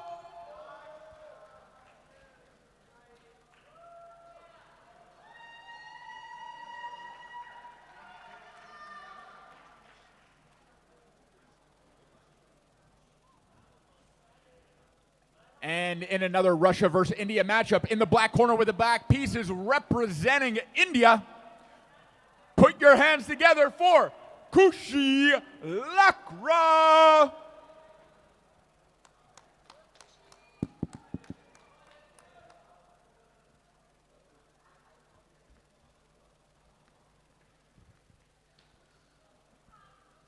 The fighters are set, ear protection going on. Our chess referee for this bout, the Italian Lorenzo, giving the instructions and ready to signal to the timekeeper that we are ready to begin this bout.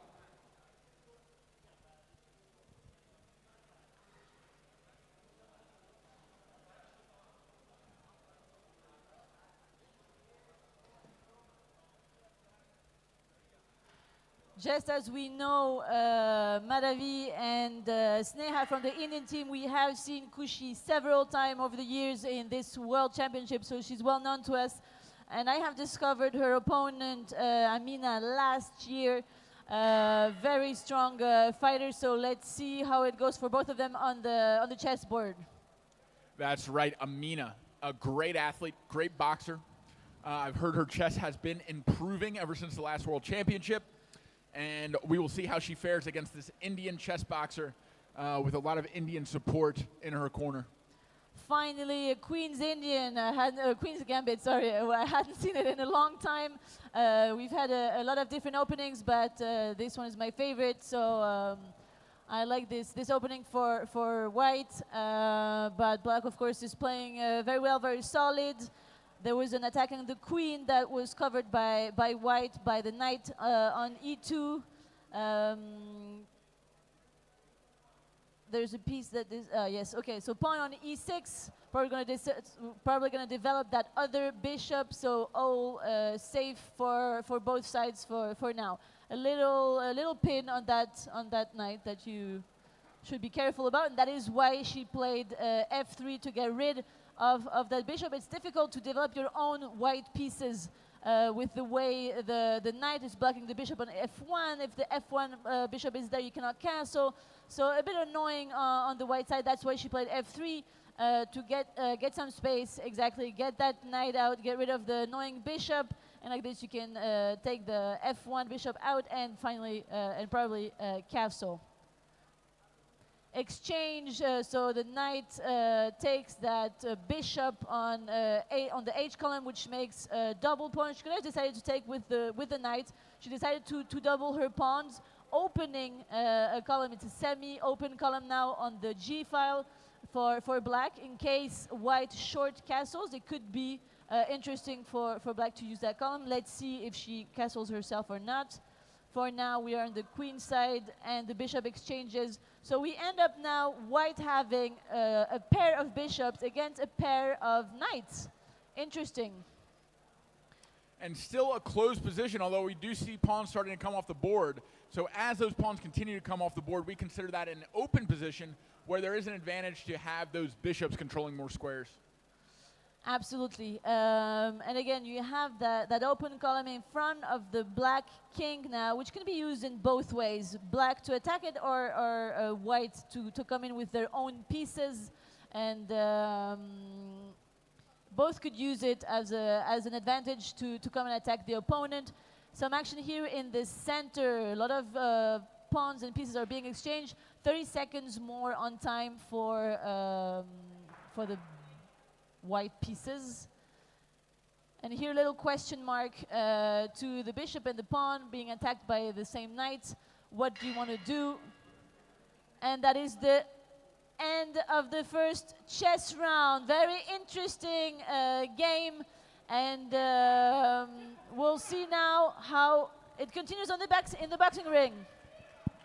If you were to give an advantage to white or black, I do prefer a pair of bishop over a pair of knights. So. And that is a preference, so there isn't a distinct material or positional advantage, but maybe a slight advantage if it gets to an end game for those bishops. And we do say a pair of bishops, so a bishop is usually counted as 3 points, and in this case we say 3 plus 3 equals 7, because a pair of bishop is a little bit stronger than the knight, because they have the ability to move very far away on the board, which the knights don't. But the black knight was very nicely positioned in the center, so it's not a big difference. That's some chess boxing math right there. I like it. And now the gloves are coming on. We are forgetting about the board for 3 minutes because we're getting to the boxing.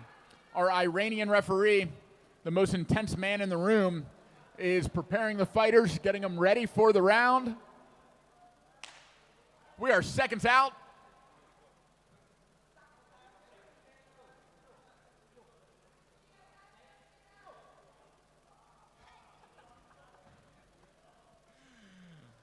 All right, seconds out, and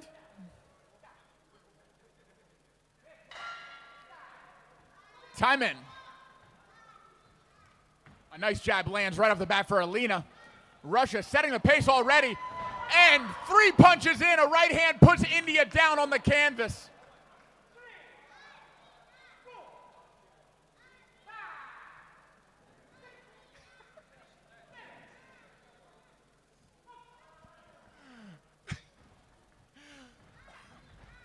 Alina wasting no time, getting right back to action. Massive shots land for the second stoppage. Not even 30 seconds into this round.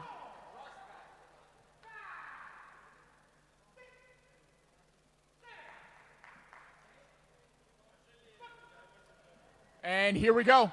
Back to the action. Can India turn it around, or will it be more of the same? There we have it, a first round TKO for Alina.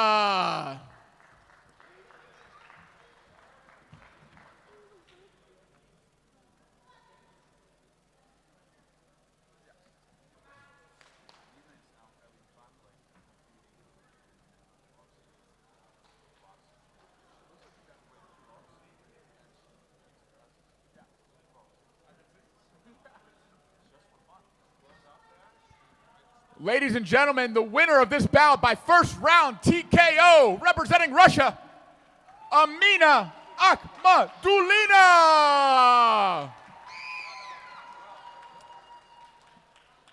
An incredible victory. She is getting more and more involved in the professional combat sports, faring well against professional female fighters, and dominating this round, this fight against India.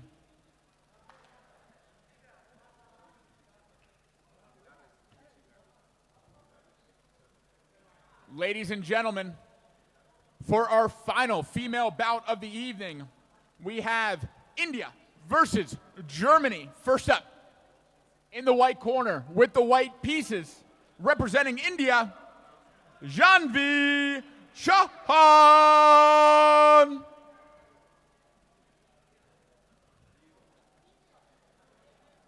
And her opponent, in the black corner with the black pieces, representing Germany, a multi-time world champion defending her title, Alina Rath.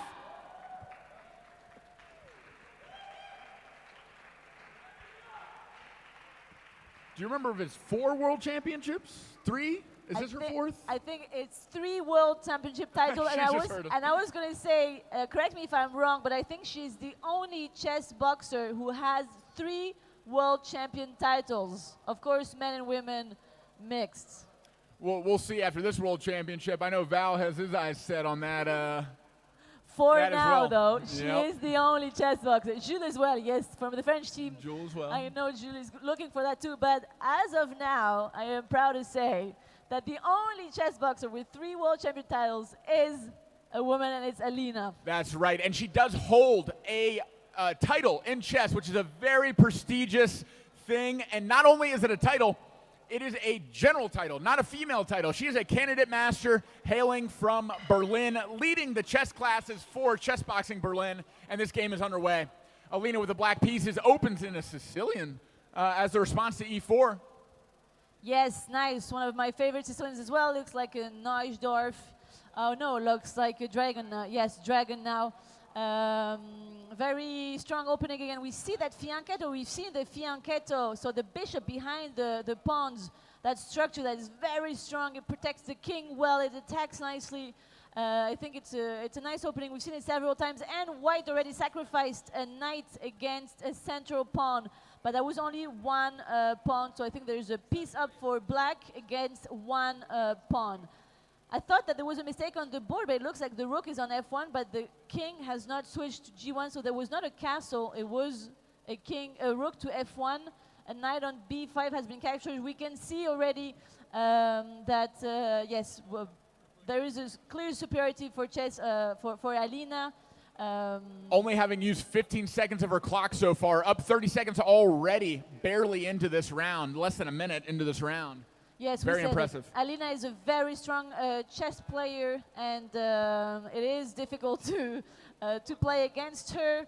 And she is also an experienced fighter. She does kickboxing herself back at home, and she has, as we said, experience of 3 world championships in chess boxing.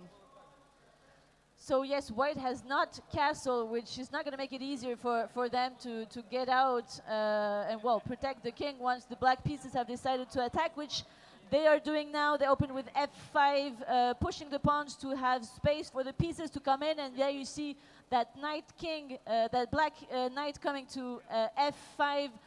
Black pieces are moving slowly towards the side of the white player. Some attacks on the king side already. And the king stuck in the middle for white. Absolutely. She decided not to take that pawn. There was a queen could have taken that pawn on g2, but she decided not to take it. We can see that white is moving the pieces a bit back and forth, not really knowing what to do. It's very difficult now. Too many pieces on the black side in the center, a big pawn in the center as well. And the king in that center is very, very hard. Ooh, she's looking for a checkmate, I think. With that king in the middle and having no square, she is going to look for that checkmate. She took a knight on a3, which was not taken back. I think white are playing a bit too fast here. It's too fast for the level of chess, unfortunately. And it is the last 10 seconds, so if she holds the last few seconds, she is going to show what she can do in the boxing part, though. Is she gonna be able to survive? And she did. Oh, barely survives the chess round. That king is in danger. Ending with a check with the pawn. But these ladies will make their way to the ring, and we will see what they have with the gloves on.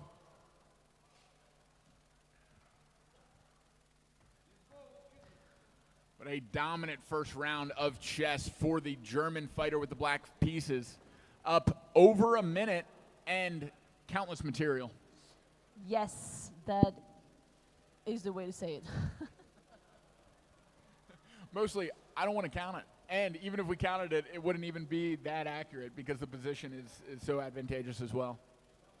So let's see what India can do now in the boxing ring, because they have to shake it up to try to win.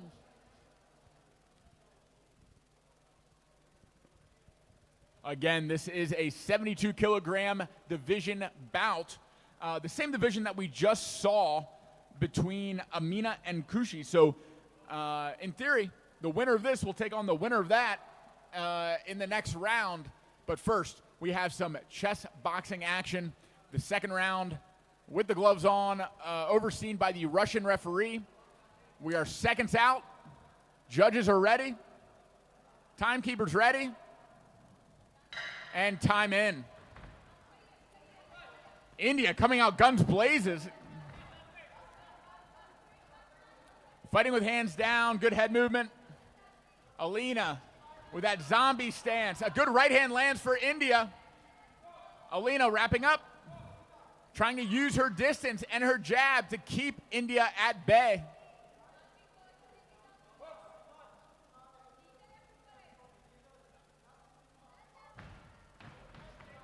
Nice parries from Alina, parrying the first shots as they enter.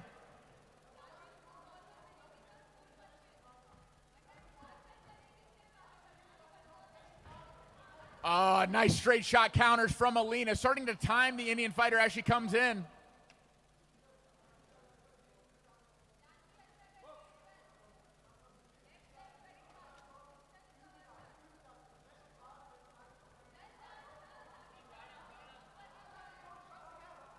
Perhaps a bit of fatigue from the Indian fighter from that flurry at the beginning. She's consolidating her energy and getting ready for another flurry. She comes in, lands her right hand.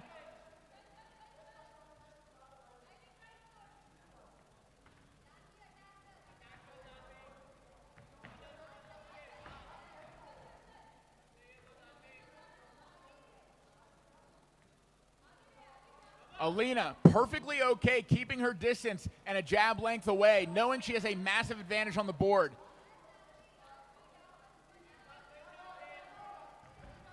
The Indian fighter needs to make something happen. One of these bull rushes in. Oh, losing her balance, tripping in the ring with a left hook. Back to the action. Not counted as a knockdown because there was no strike forcing the fall. A nice counter cross lands for Alina.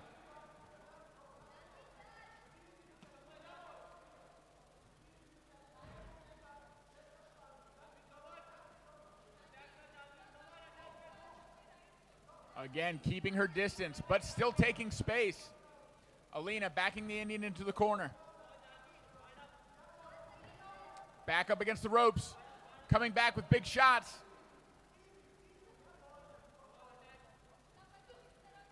Big right hand goes just wide.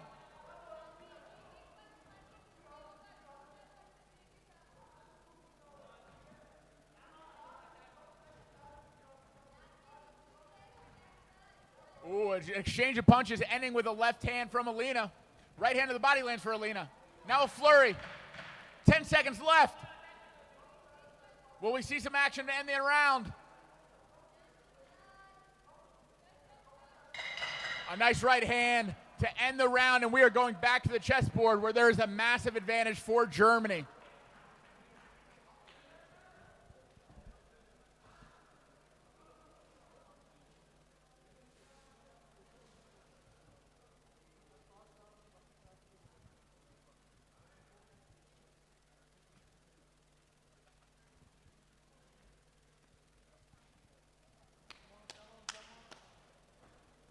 All right, we are going back to the board. The German, the first to make it back, having the advantage of studying the position a little sooner and smartly putting her sweatshirt back on because it is freezing in this room.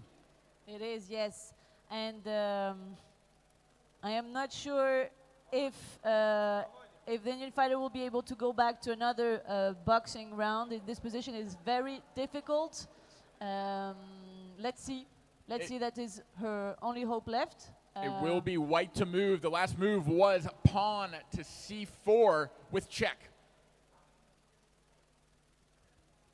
Both fighters getting ready, putting their helmets on, and clock being started. All right, so we said there is a bit of time advantage for Alina as well, in addition to the whole position. And there's the first illegal move of the round, moving into a knight check. Unfortunately, yes, there are a few options here. You have to find the right squares. This is one. Yes, king to e2 was one of the options. And now black is going to try to find a quick checkmate. I don't know if it's going to be easy to find a quick one, or maybe just take the pieces that are there.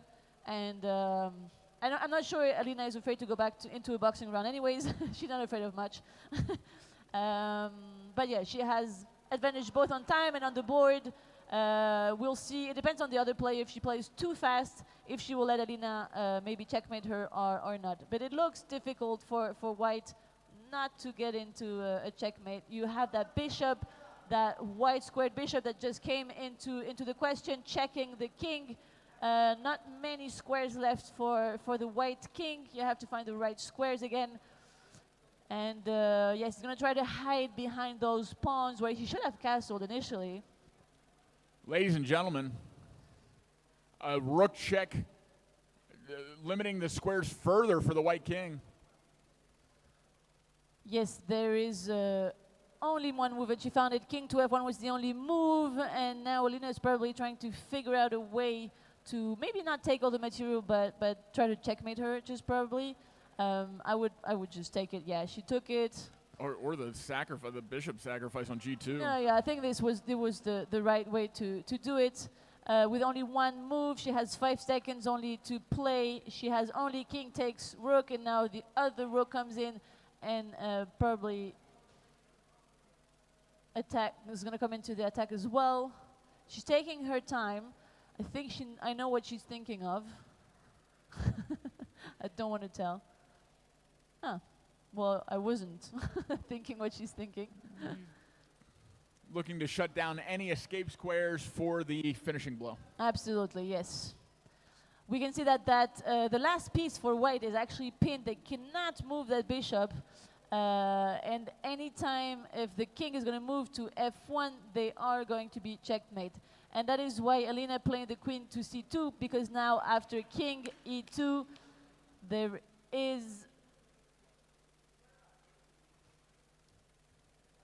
I don't want to tell. She wants to go back to a boxing round, Matt. That is what it means. She wants to go back in the ring. That's what she's doing this for. I didn't understand her style, but now it's very clear. Ladies and gentlemen, wants the Alina wants to go back experience. into boxing. Incredible. There is the second illegal move. Make that the third. Ladies and gentlemen, Was that the third illegal move in this round? I'm not sure anymore. I counted one for sure. I make sure the referee is not aggregating the count. They don't combine. 3 in this round. I am not sure we had think- those. I think it's been 2 in total. I think it was 2 in this round, not 3. But the point judges will note. I think the point judges are saying that there was not a third count in this round. We are checking with the head arbiter Volfango and his amazing umpire Lorenzo. Point judges are being questioned as well, and it seems that it was the correct decision. It was the third illegal move in this round.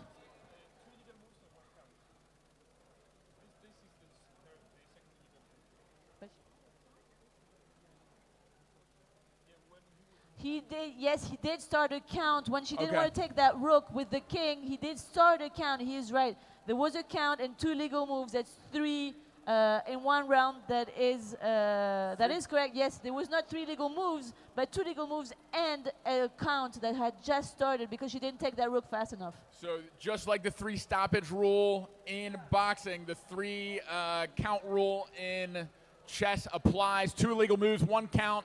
So winner by technical checkmate. Did we just make that up?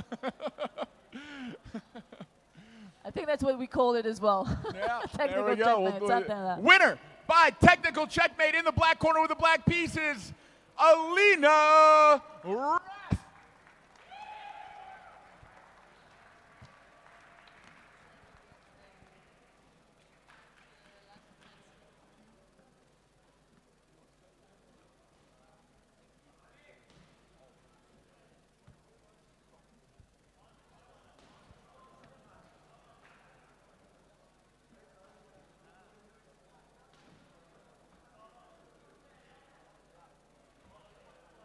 Ladies and gentlemen, we have made it to the final 3 bouts of the evening. Shifting gears back to male chess boxing.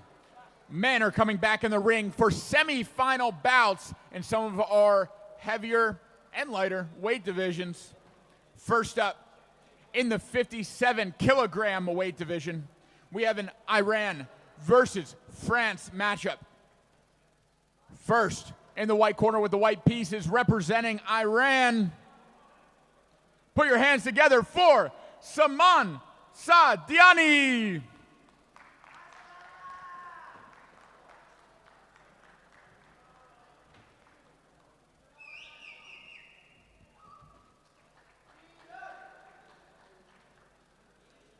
And in the black corner with the black pieces representing France.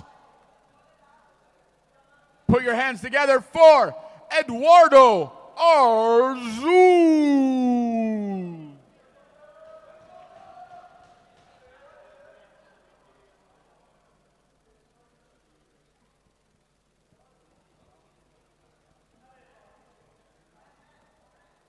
France to the stage. Eduardo, here he is making his way.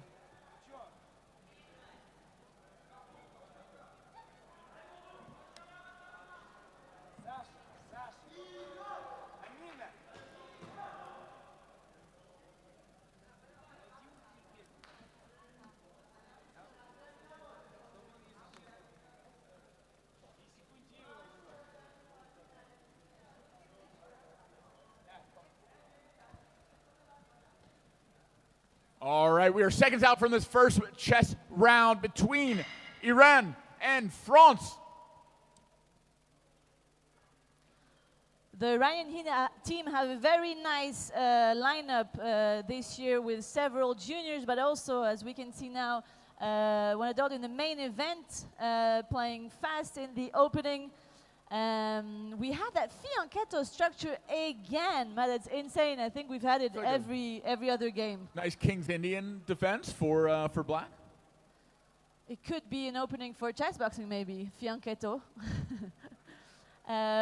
Strong structure for white as well, and just developing your pieces. That's what you want to do. Castling is done on both sides, so that's very good. And now black is gonna fight and contest the center. Because white has a bit of the center more than black, so they're going to try and fight that. Knight to g5, probably going to continue with taking up more center space. And black countering that with their own taking space on their own on the queen side. That's also a way to develop your bishop. It's a nice square, again, like sort of fianchetto. So we have both bishops that are a bit hidden for now, but they could open up very nicely on those diagonals.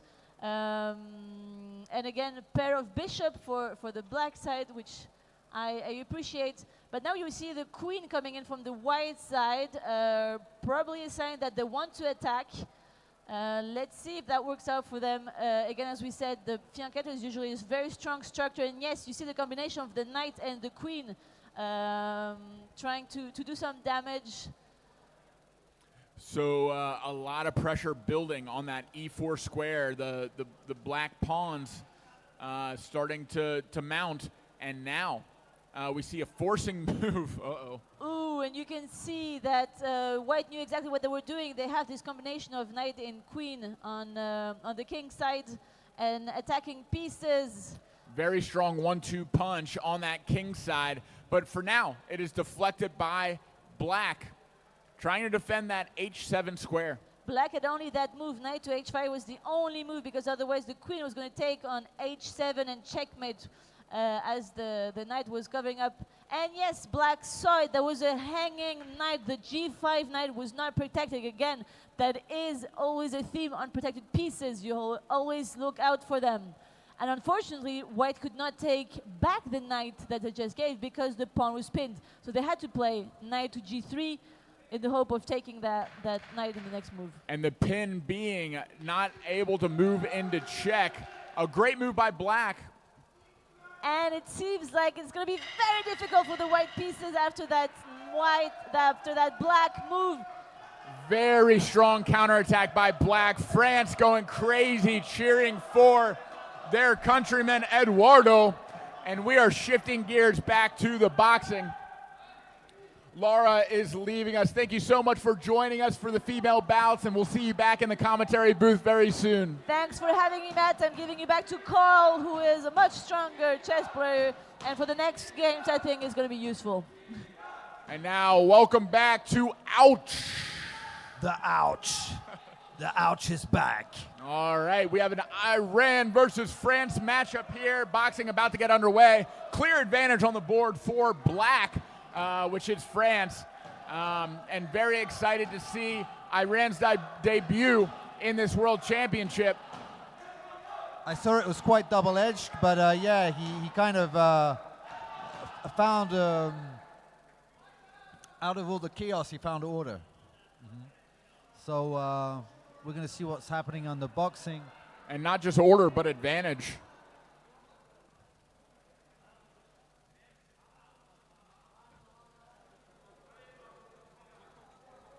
Seconds out from this 57-kilogram men's matchup between Iran and France. The Russian referee has signaled, we are ready. There's the bell. A big right hand goes over the head of France, right out of the gate for Iran. Nice jabs, fighting going backwards is Iran. A big leaping hook for France. Relentless in his pursuit and his head movement. Jabbing, striking, a right hand. Pretty technical is Iran, rolling with the punches. And a very intense beginning. Let's see if this pace can continue. It's difficult to get more action-packed than this.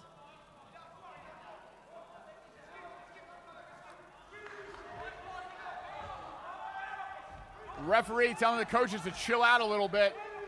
A right hook lands for France. Iran up against the ropes. France throwing punch after punch. Same head movement reminiscent of earlier, that Mike Tyson bending at the waist, baiting shots, coming back with big hooks. Another right hand lands. Uppercut goes just short. A brief break in the action. Heavy breaths from both fighters. Not hesitating to have a very square stance. It really is a Mike Tyson style, isn't it?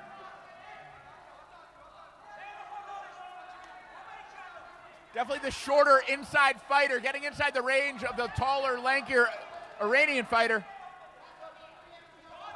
Right hand. His go-to punch, slipping punches coming back with big right hands. And another. Being told to keep his head up. A big right hand right over the left shoulder of Iran. France landing almost at will after slips. Getting inside, 2 to the body, 1 to the head. Now up against the ropes. Iran escapes back to the center of the ring, doing a good job of grappling and getting back to space.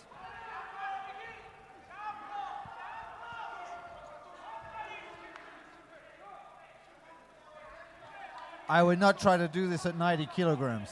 This is a very low weight class, usually meaning faster, quicker, lighter punches. Although there does seem to be power in the right hand of France. So Kamel is especially invested in this fight because Eduardo went to his house for a week specifically to train for this championship. Love it. Still getting inside, looping punches, looping around the grapple. Punches in the clinch are allowed. Another right hand lands on the chin of Iran. A good deflection by Iran, staying alive. There's the bell, making it back to the board. But a clear victory in that boxing round for France. Much higher volume, much more aggression, controlling the center of the ring, missing shots and landing many of his own. A great round from France.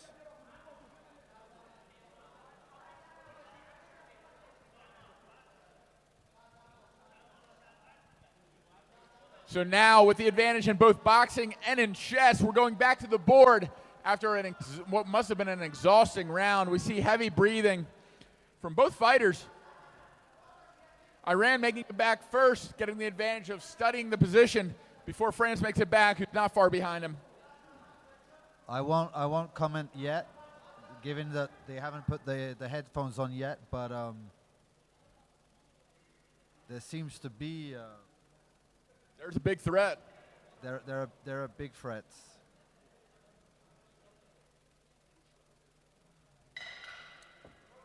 All right, the headsets are on. There are not many squares for that queen. He sacked the queen. Sacking the queen for a pawn. There was nowhere else to put it, though. That was, yeah. Well, you could put it on G2 and at least get the knight for it, I guess. True.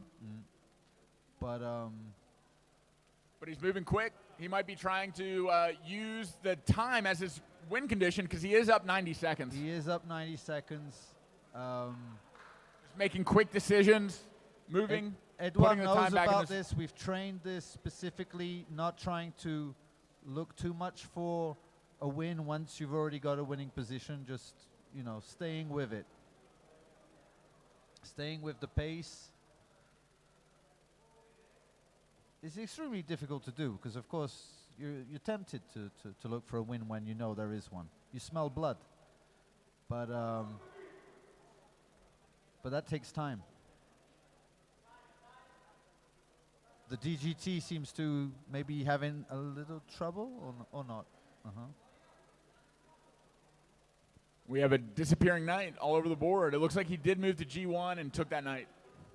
Yeah. And I think he's bringing the rook into the game. He's still thinking about mates.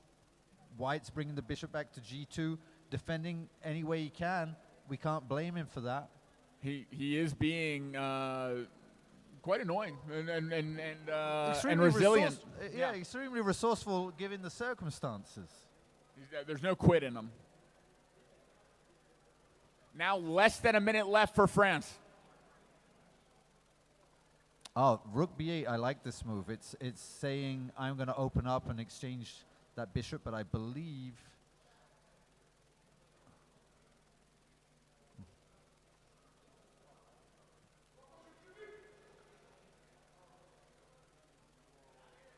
Eduardo really now has to pick the pace up. Yep, 40 seconds it's left. Plenty of opportunity to win. This is the danger zone, though. This is he's definitely ended the day. It would be such a shame because he's done so much work on both accounts in the chess and in the boxing.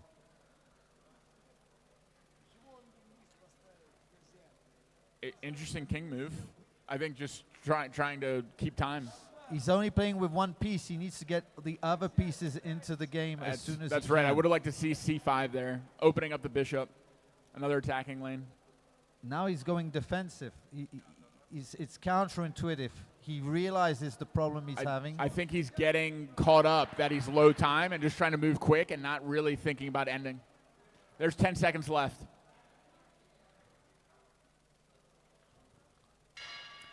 Wow. Like 14 seconds left. If Iran survives this round, there's a good chance that he is able to time out France. Yeah. Make that 12 seconds.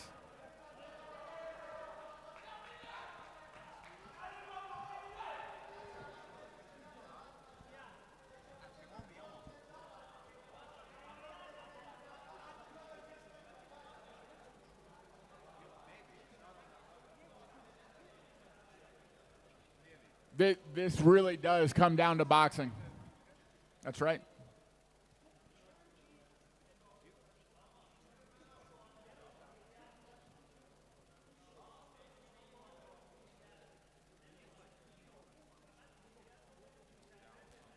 Yeah, definitely.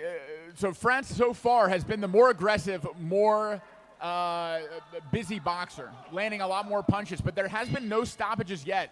Really, the win condition for France is a win in the ring. He needs a knockout because that time disadvantage is so pronounced, and he's off to a good start. He's chasing him. Iran doing a great job with footwork and circling. Amazing footwork going around the ring. And a really clean jab.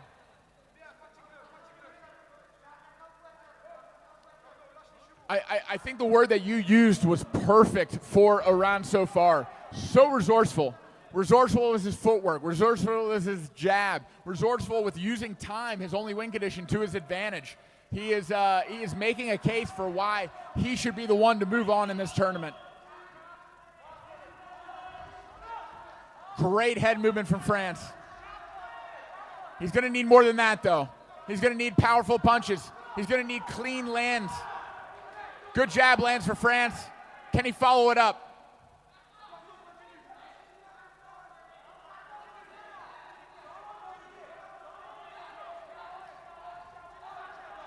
France needs to get active right now. Jabs to the body are not going to do it.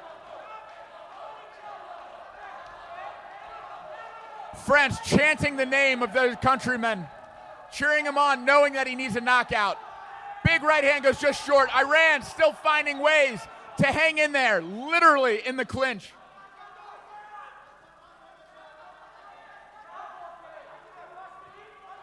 Iran with beautiful jabs, keeping his opponent at bay, circling outside, getting back to space.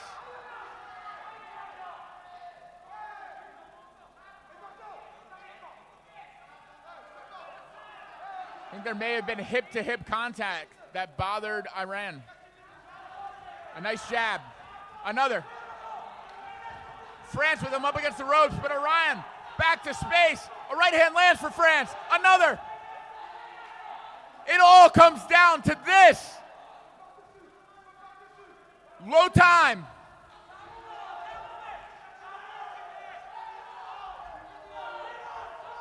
Another jab for Iran.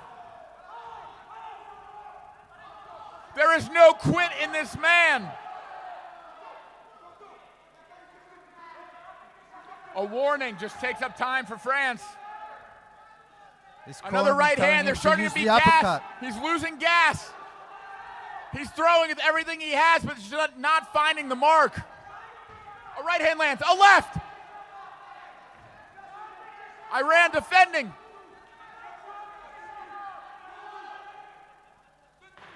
Low time, 10 seconds to go. It needs to happen right now. Iran, too resourceful. There's the bell, surviving the round and making it back to the chessboard where only seconds remain for France.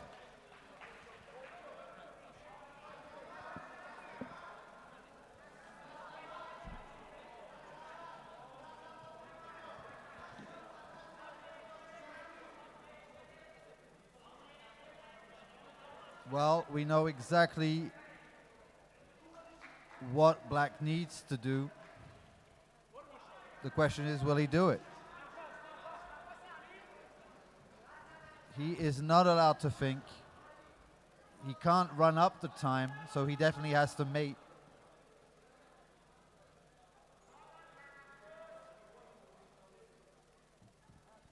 "12 seconds on the clock for Black. Iran in a losing position materially and positionally, but in a very winning position time-wise. Covering up, bringing the rook in fast. Can France pull it off? Can he find a checkmate position? That might not be a bad idea, actually, if he takes the rook off, because it takes... Oh, that's a... Oh, he's taking the... Ooh, no. No. Ladies and gentlemen, 2 seconds. He could still do it. Last second.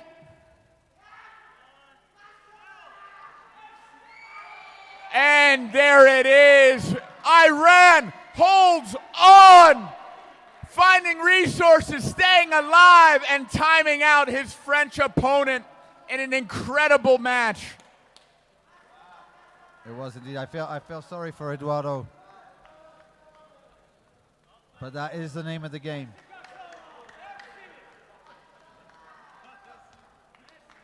Ladies and gentlemen, in the white corner with the white pieces, winning by time out. Give it up for Iran, Saman Saidiani.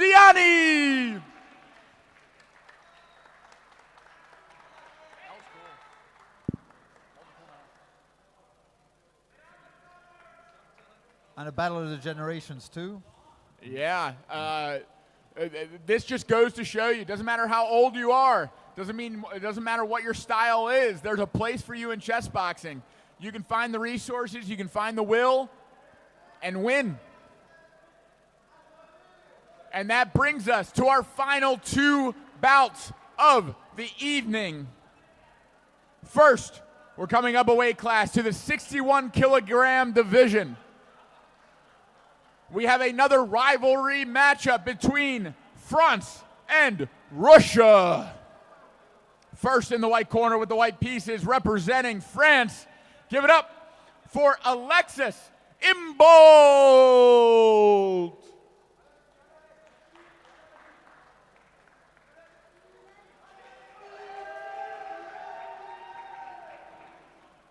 And in the black corner with the black pieces representing Russia. Give it up for Kirill Zaichenko.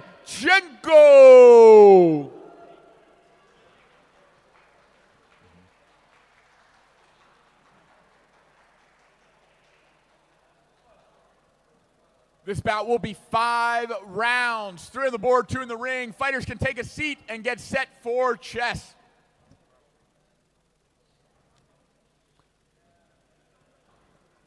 So Alexei is a decent chess player. I've seen a few of his games.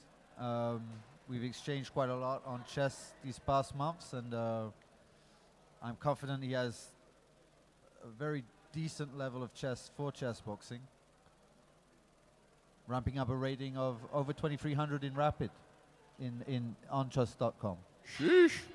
Or eChess, one or the other. Starting out with E4, met with E5. Ooh, we have a Roy Lopez.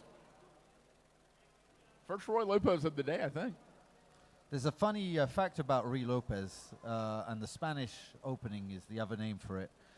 It's that Ruy Lopez actually mentioned this in a book in the 16th century to say that it was a bad move.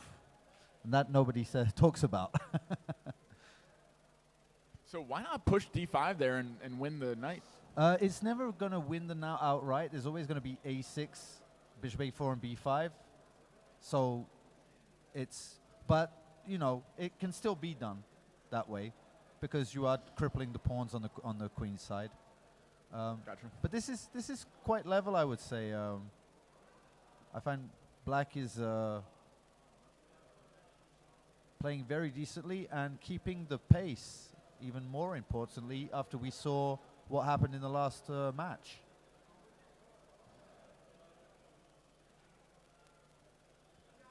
Russia, no slouch on the board. Absolutely. He's grabbing that d4 square and prompting white to exchange. Now repairing that pawn structure. But there's the opposite color bishops. This is going to be a big, big factor in the end game.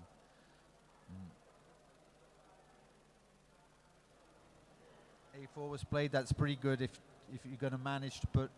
Either you're going to activate your rook or you're going to force him to go to another black square with a pawn. And all the light squares are just going to light up for the white king to come through. So the bishop on d5 is controlling the a8 square, so black cannot question white's authority on the file. But all in all, okay. White gets an advantage there, right? That was a blunder. He made the first blunder of the game, and pinning the rook to the king with the white bishop. White goes up and exchange. So he's taking his time. He's in no hurry to take the rook, and now he's taking with the pawn, which is a lot better. So he just brutal. Instead of losing 3 points of material, he only loses 1. That's how you go good to great.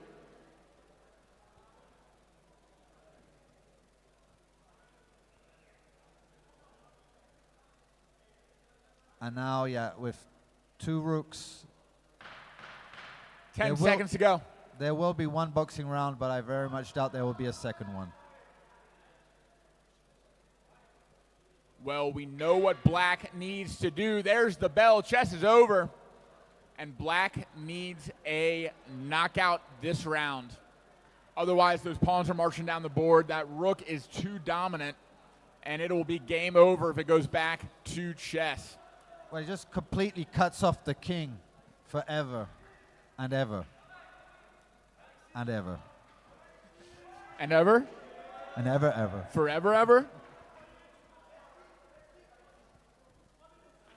Arnold getting his countrymen suited up. Kamel doing the same.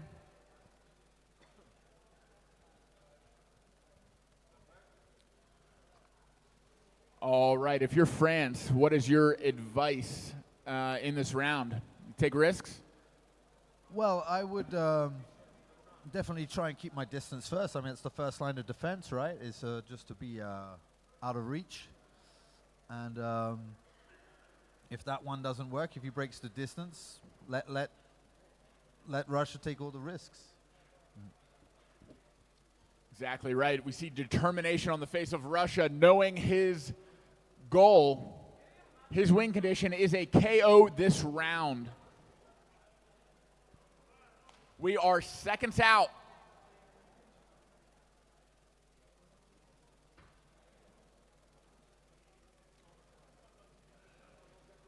The silent assassin, aka the Iranian referee, signaling the timekeeper to ring the bell, and here we go. Already coming out. Oh, big punches already landed, lead hooks, most of them. Alexei, a little shell-shocked. Russia coming in strong. In that southpaw stance, a good cross lands. He's trying to end it right here, right now. A big shot snaps the head back of Alexei. and the first count has been scored before the first minute is marked. He needs to start circling the ring pretty This bad. needs to continue. And France could take a page out of Iran's book. Exactly what. Jabbing, staying away, knowing that the win condition is getting back to the chessboard. But Russia is not going to let that happen. Coming forward, bull rushing, pushing into the ropes. Another right hit, another cross lands, snapping the head back of Alexei. The second count. Alexei is looking towards his coaches, but he needs to be looking inward, finding inner strength to keep the Russian at bay, circling into space, keeping the big shots off of him. And we're back to the action. This is it. It all comes down to this. One more stoppage ends it for Russia. In the clinch, still throwing shot after shot. A warning for using the inside of the glove. Punch after punch. Alexei turns the Russian, pushes him off. The Russian off balance. Coming in, showing no signs of fatigue yet. Alexei catches the punch. Another warning to keep the head up. A right hand lands for France.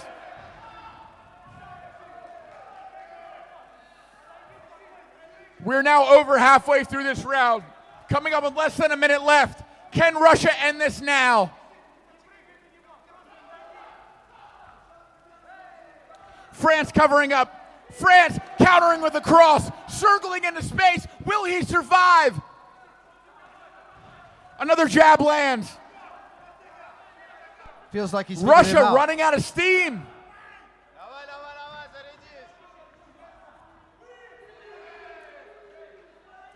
Russia came out guns blazing, scoring 2 knockdowns early in the round. It all comes down to this. He needs one more to finish. Otherwise, it's back to chess, where France has a massive advantage. 10 seconds left. If he gets a stoppage before the 10 seconds is up, it is over. Otherwise, France will advance. What a way to survive. France finding the resources to get back to the board. Russia expending all of his energy, fighting violently, scoring 2 knockdowns, but not able to finish the drill.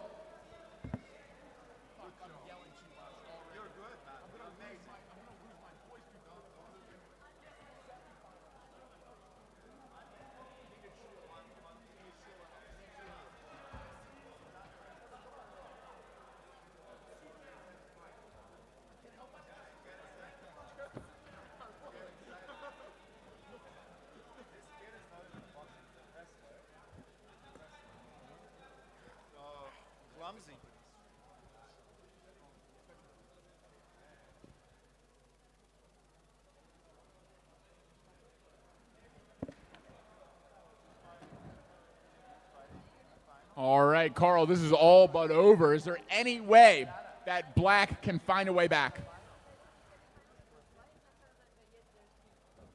Well, unfortunately for all the efforts of the Russian, Alexei managed to keep it at bay, and now he's gone into the think tank. But it's too little too late, I'm afraid.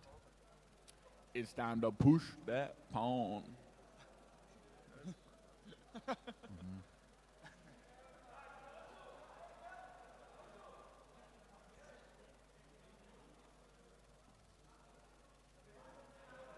Yeah, There's the first count. You have to respect it. Russia using every resource in his arsenal to try to make it another boxing round. Unfortunately, it is not going to do the trick. There's just too much time left on both clocks.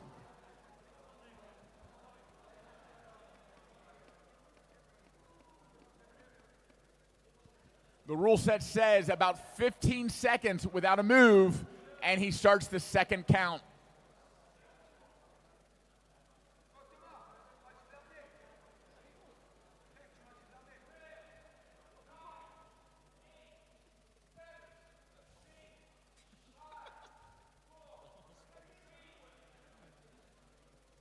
he's allowed one more count. One more count and it is over.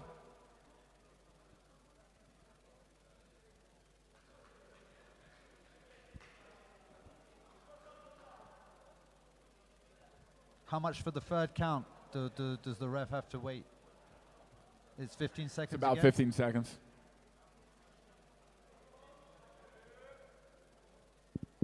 It's 5 seconds for a force move, 10 seconds if there's 2 to 3 candidate moves.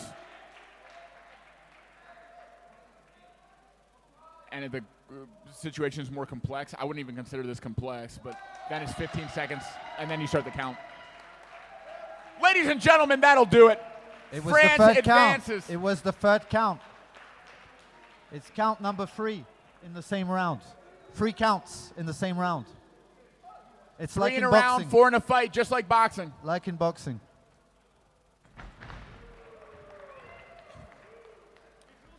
Russia gave it his all the way to the final bell, but France will advance into the next round of the 61-kilogram division. In the white corner with the white pieces, winner by technical checkmate, Alexei Imbold. Well done to him. He weathered that storm pretty well. The first half of the round, I was kind of worried for him, and then he kind of found out what he had to do. He pulled it together. All right. Celebrations in the ring as we prepare for our final match of the evening. Day 1 of the 6th Chessboxing World Championship in Yerevon, Armenia. For those tuning in around the world, thank you for your attention and support of our beloved sport. If you want to continue to support, please consider subscribing to the channel, following across social media at Chessboxing Official, and tell your friends. This is only day 1 of an action-packed weekend of chess boxing matches, the semifinals and finals Saturday and Sunday.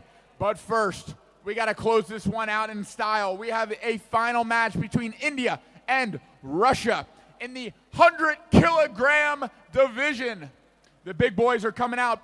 And first, in the white corner with the white pieces, representing India, please welcome Johan Franklin. And in the black corner with the black pieces, representing Russia, please put your hands together for Yasychenko Nikita.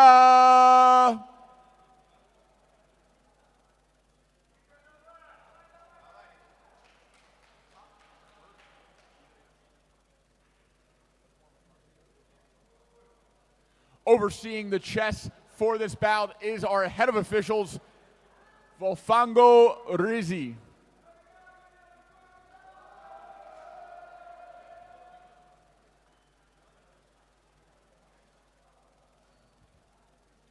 You know it's cold in this room when the Russian is wearing a down jacket on stage.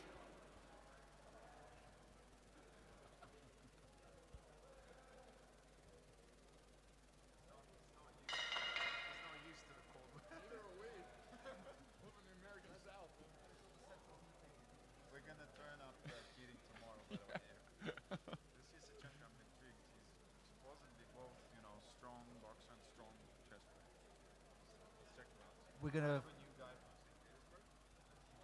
very experienced chess boxers in the local St. competition. Nice. He beat everyone. So let's see. Nice. But he's a new guy. The new kid on the block. New kid on the block. Young. Awesome. Let's see. I've never seen him play. And he has white. India with the white pieces, Russia with the black pieces. Russia has we black are pieces. well into development here. Opening is pretty much done. He is a boxer. Mm-hmm. So Carl, what do you make of this position? Well, it's a very symmetrical kind of semi-closed position. I never really fancy these positions because they seem a little sterile, and it's difficult to find out what you're supposed to do to get an edge. Yeah. I'm guessing that he's just lost a piece, so that mustn't be looking good. Yeah. And instead of castling, King F1, slightly offbeat. So. Could show signs of trouble for India. Oh, and sacking a second piece is ill-advised in this situation. So, yeah, he's gonna have to hold it together in the boxing.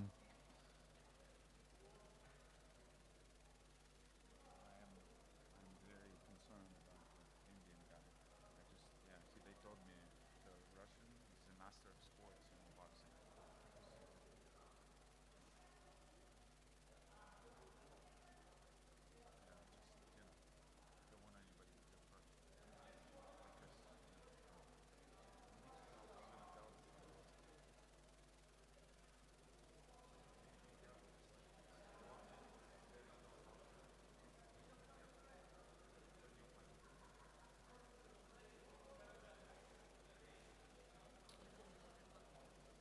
And coming up on the end of this first round, any points besides down some material points for White? Yeah, well, the king is gonna have quite a difficult. Oh, but did he allow that? Did he play H5 instead of taking the queen? And right before the end of the round, the queen goes down. There's the bell. Both men making their way into the ring for the first boxing round.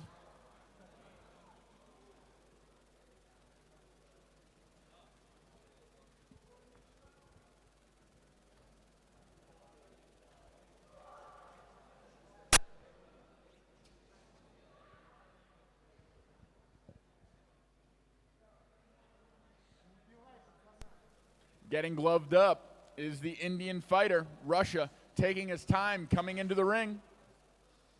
Definitely relaxed, I would say. Relaxed. He is a master of sport in Russia and did beat out all of the other 100-kilogram fighters in Russia in order to earn his spot on the Russian national team.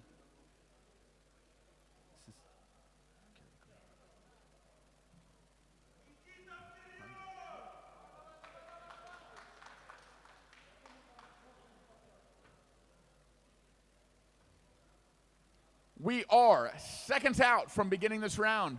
The Iranian referee checking in with each fighter.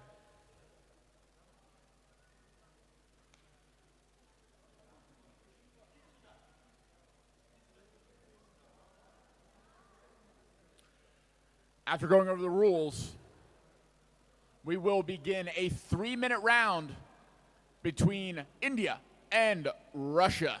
I'm wondering if Russia is playing mind games here with the intensity.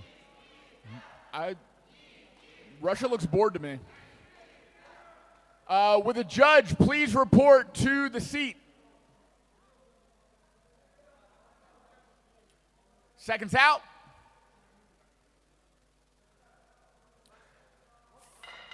And fight.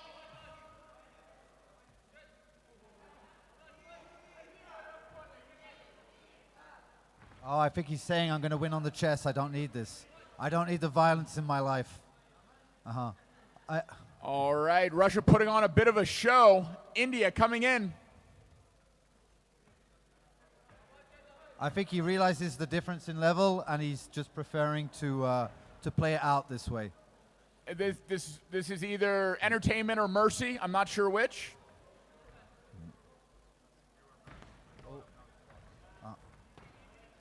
Coming in for body shots.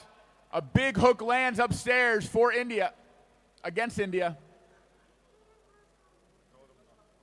Yeah.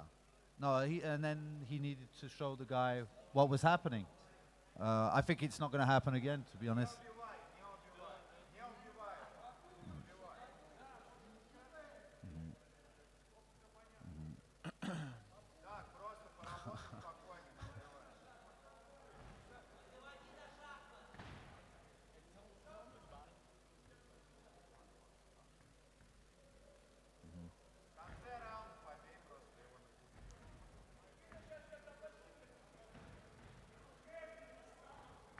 India coming in with 1-2s. Russia dodging the shots.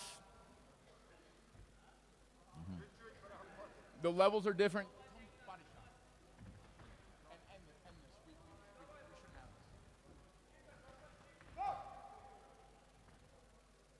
Another shot lands to the body, then to the head. Earning the second stoppage is Russia.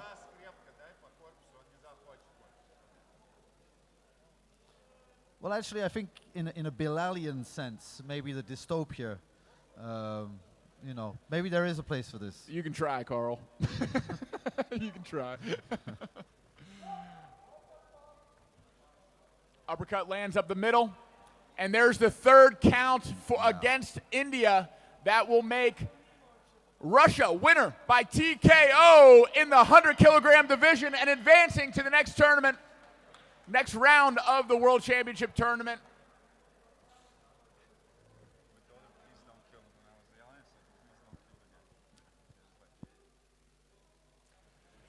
And coming to the center of the ring for the decision, Russia versus India in the black corner with the black pieces, winning by TKO.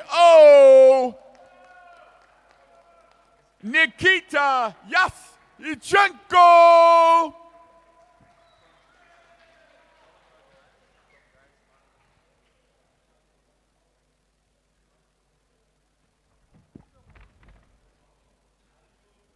Ladies and gentlemen, that will end the action for this evening. Thank you so much for coming in person, cheering on all of the fighters who trained for months, sacrificed a lot to be here. Let's give them all a round of applause. Put your hands together, all the fighters tonight. We are just day one of 4 days of World Championship chess boxing action. Please tune in again on YouTube and on Kick for the later rounds in the tournament. We will be on Chess TV, chess.com's homepage, and the front page of Kick in the coming rounds. If you want to support chess boxing, tell a friend, send them the link, follow, subscribe, spread this as far and wide as you can. If you want to see more chess boxing on the highest level, this is your chance. Thank you for being here tonight. We will see you tomorrow for more chess boxing action. Thank you, Yerevon, Armenia, for hosting. Thank you to the organizers from Armenia and Russia. And we'll see you tomorrow. Signing off.